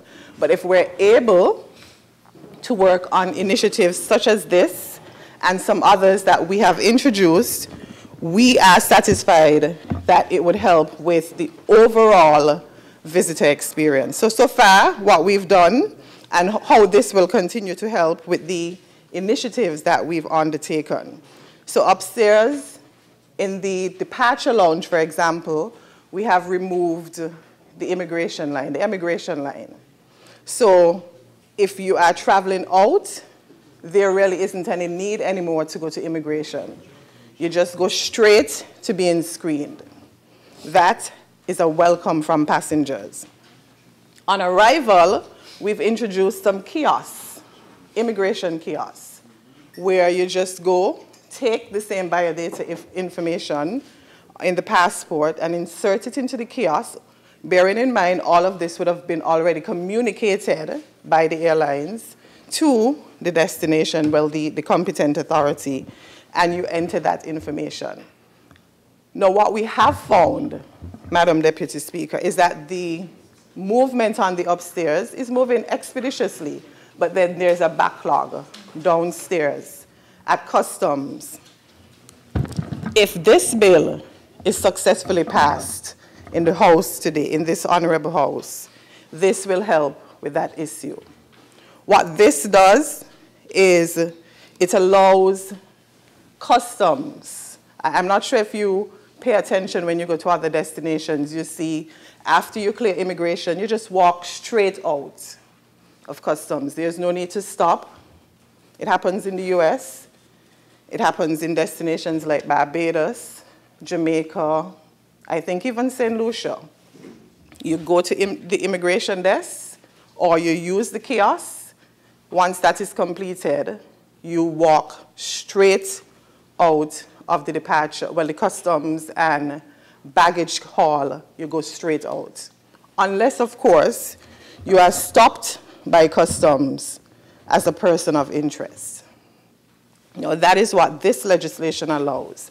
And we've been in some discussions with our customs because we've gotten some complaints from visitors and locals alike that we're downstairs. And when we say downstairs, we mean we're in the baggage claim hall forever.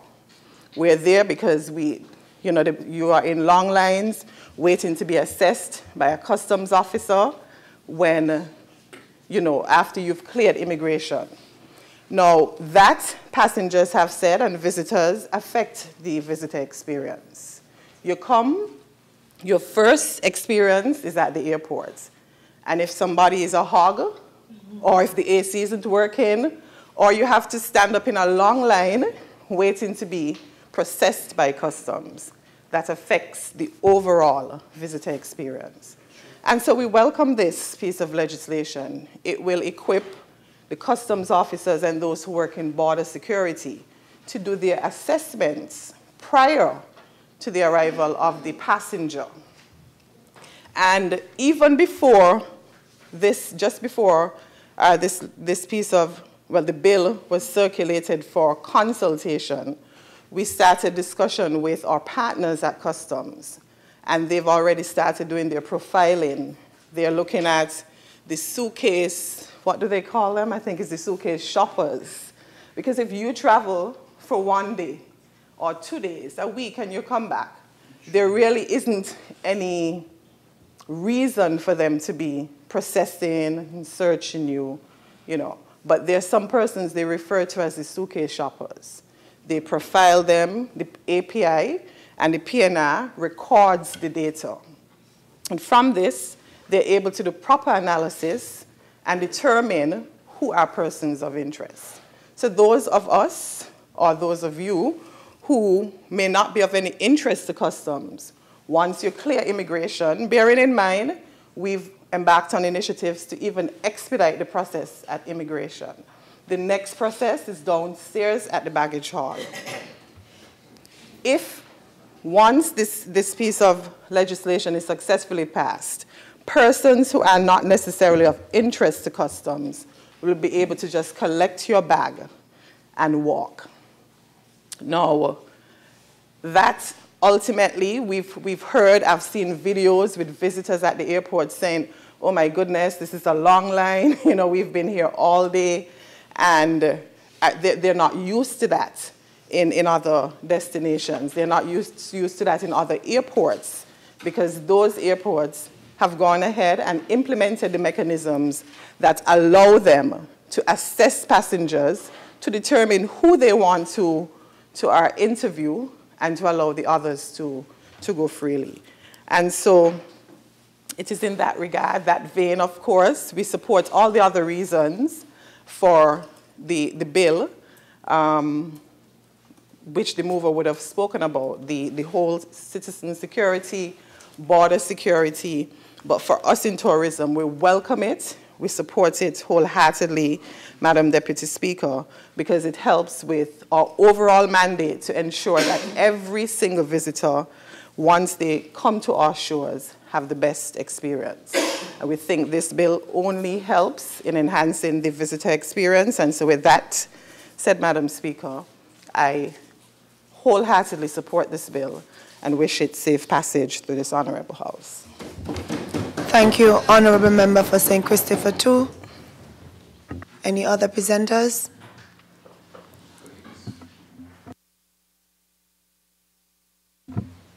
I recognize the Honourable Member for St. Christopher VIII, move of the bill, to do his wrap-up.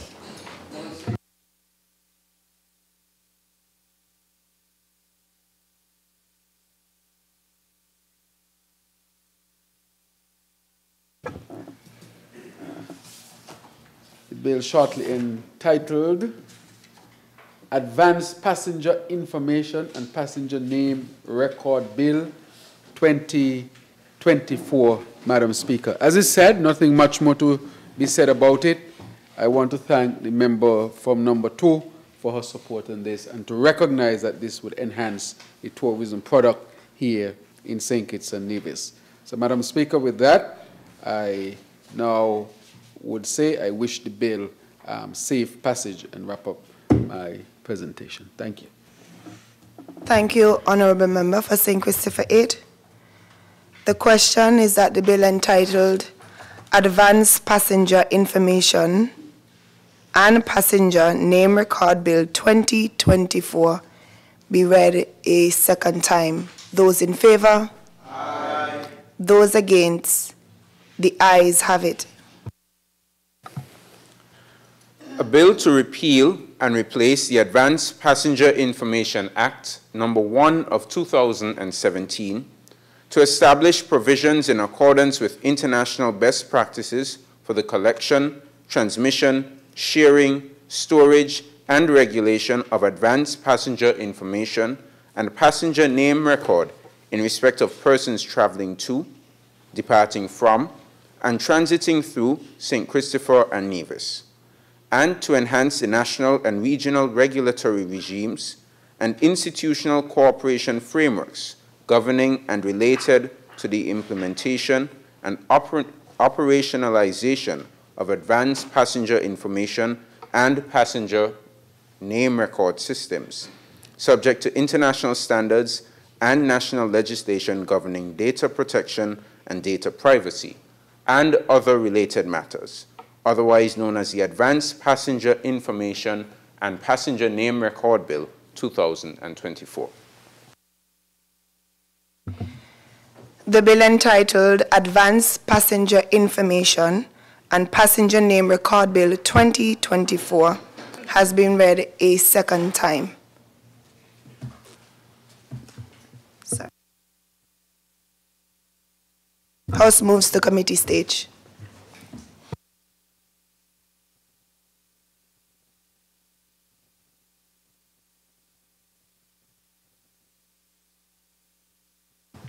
Clauses 1 through 46. The question is that clauses 1 through 46, 46, stand part of the bill. Those in favor? Aye. Those against? The ayes have it. Schedules 1, 2, and 3. The question is that schedules 1, 2, and 3 stand part of the bill. Those in favor? Those against? The ayes have it. Schedule 4. Madam Chair, it is proposed that an amendment be made to the Advanced Passenger Information Passenger Record Bills in Schedule 4 by replacing an aircraft with the expression a vessel. The question is that the proposed amendment to Schedule 4 stands part of the bill. Those in favor? Aye. Those in favor? Aye. Those against? The ayes have it. Schedules 5 and 6. The question is that Schedule 5 and 6 stand part of the bill. Those in favor? Aye. Those against? The ayes have it. The enacting clause. The question is that the enacting clause stands part of the bill. Those in favor? Aye. Those against? The ayes have it. The title. The question is that the title stands part of the bill. Those in favor? Aye. Those against? The ayes have it. The arrangement of sections. The question is that the arrangement of section stands part of the bill. Those in favor? Aye. Those against? The ayes have it. House resumes.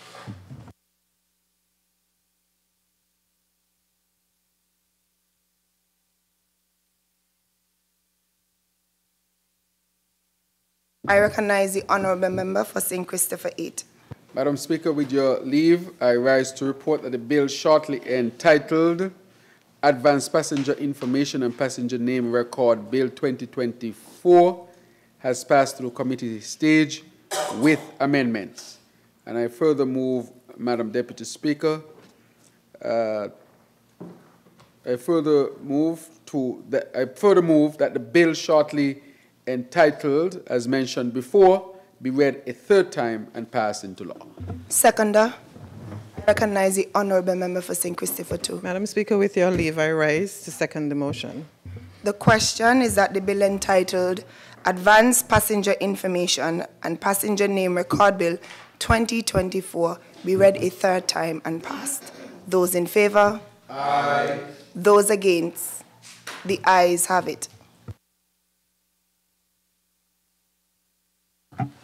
A bill to repeal and replace the Advanced Passenger Information Act No. 1 of 2017 to establish provisions in accordance with international best practices for the collection, transmission, sharing, storage, and regulation of advanced passenger information and passenger name record in respect of persons traveling to, departing from, and transiting through St. Christopher and Nevis, and to enhance the national and regional regulatory regimes and institutional cooperation frameworks governing and related to the implementation and operationalization of advanced passenger information and passenger name record systems, subject to international standards and national legislation governing data protection and data privacy, and other related matters, otherwise known as the Advanced Passenger Information and Passenger Name Record Bill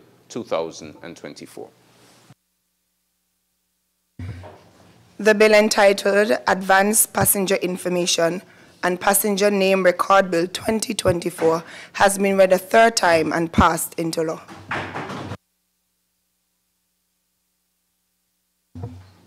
Next item on the order paper.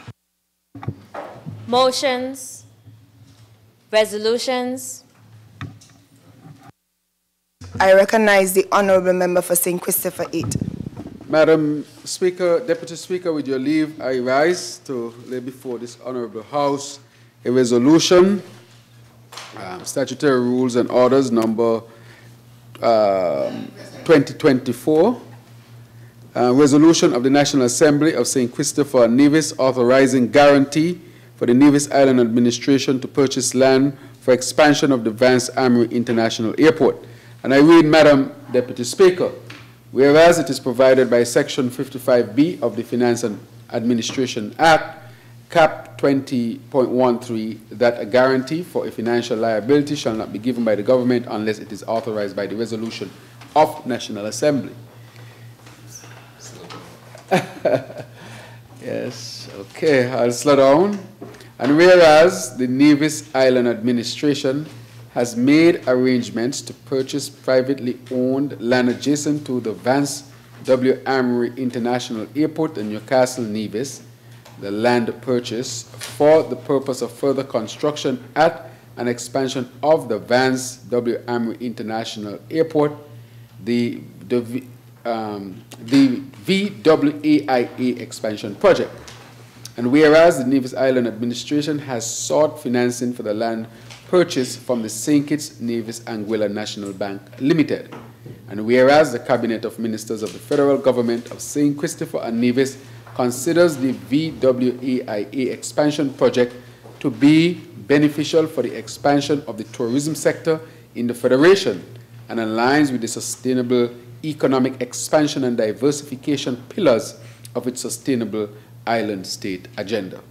Now, therefore, be it resolved by the National Assembly of St. Christopher and Nevis that the government hereby guarantees the sum of 20 million Eastern Caribbean dollars, representing a guarantee of the sums to be contractually payable by the Nevis Island Administration to the St. Kitts Nevis National Bank Limited, or to the St. Kitts Nevis Anguilla National Bank Limited, to purchase land adjacent to the Vance W. Amory International Airport at Newcastle Nevis, for the purpose of further construction at and construction of the Vance W. Amory International Airport.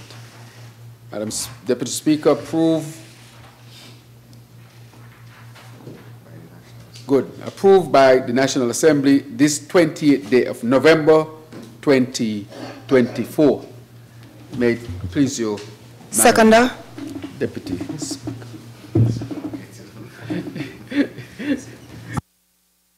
I recognize the Honourable Member for Nevis 9. Madam Deputy Speaker, I rise to second the motion that this resolution be adopted by this Honourable House, and to indicate that I don't think it necessitates any great debate, but I want to go on record to thank the Honourable Prime Minister, Minister of Finance and Member for St. Christopher 8 for facilitating this particular instrument to allow the Nevis Island Administration to proceed on a very important infrastructural project, that is the expansion of the Vance Amory International Airport.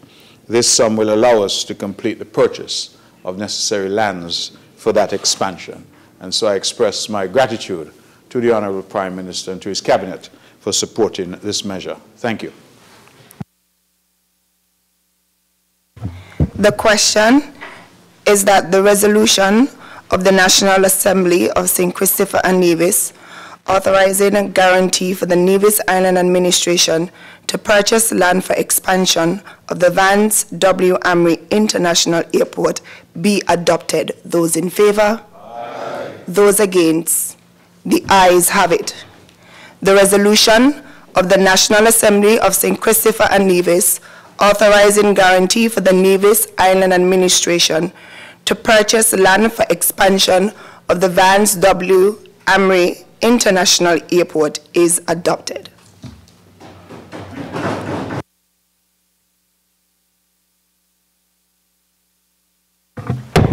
Adjournment. I recognize the Honourable Member for St. Christopher 8. Madam Speaker, Deputy Speaker, with your leave, I rise on the adjournment just to recognize and to give support to Miss Sharon Bass and the Bass family, principally of St. Peter's. Support to Miss Chanel Bass and her sister and other siblings on the passing of Mr. Jeffrey Bass. Mr. Jeffrey Bass, who is from my community, a gentleman who I had known basically all my life, who has passed on. I would say that I always maintained an excellent relationship with him. And just before he passed on, I was able to speak to him, maybe an hour before he passed on, and I knew that those were the final words that we would exchange. And I, of course, may his soul rest in eternal peace. And also to let his sister know, his sister works right here with us, Ms. Sharon Bass. You all know her very well. Sharon takes care of all of us.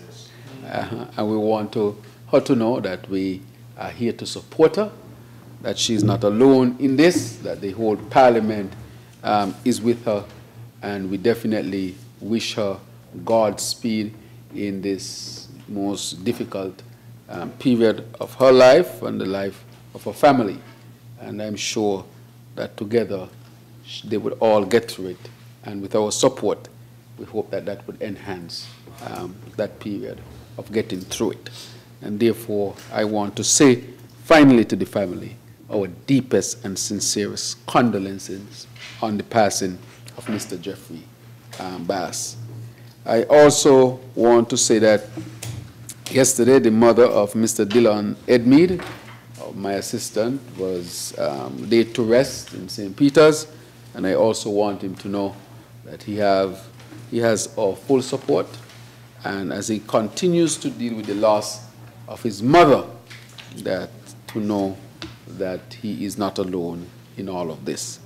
And also to support, of course, Miss Heath from the St. Johnson area who lost her son. Her son was laid to rest today, that we also want to extend our full support to the family. And to all those who are grieving for one reason or the other, we want to extend our support. And for those who are in the hospital, Mr. Desmond Hobson Tyson, Sr., who is at the Geneva Hospital, we want to wish him a speedy recovery. And I have also learned that Miss Claudette Vanterpool is there and Miss Stevens as well. So I want to wish them all the best. And the others whose the names I have not called, I think Dorrit Libert is there as well, and her daughter Keisha, who is leaving today. I continue to wish all of them well and speedy recovery. May it please you, Madam Deputy Speaker. Thank you, Honourable Member for St. Christopher 8. I recognize the Honourable Member for St. Christopher 3.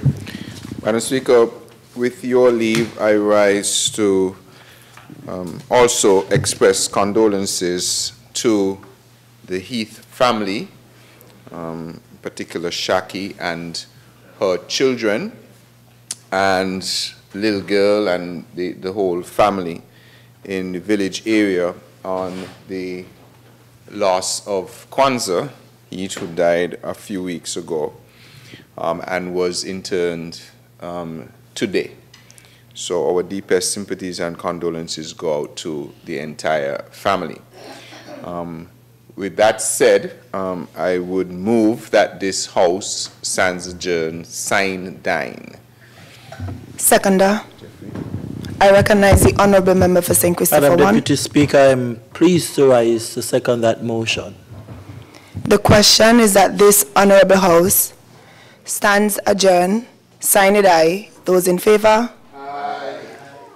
Those against? The ayes have it. This Honourable House stands adjourned.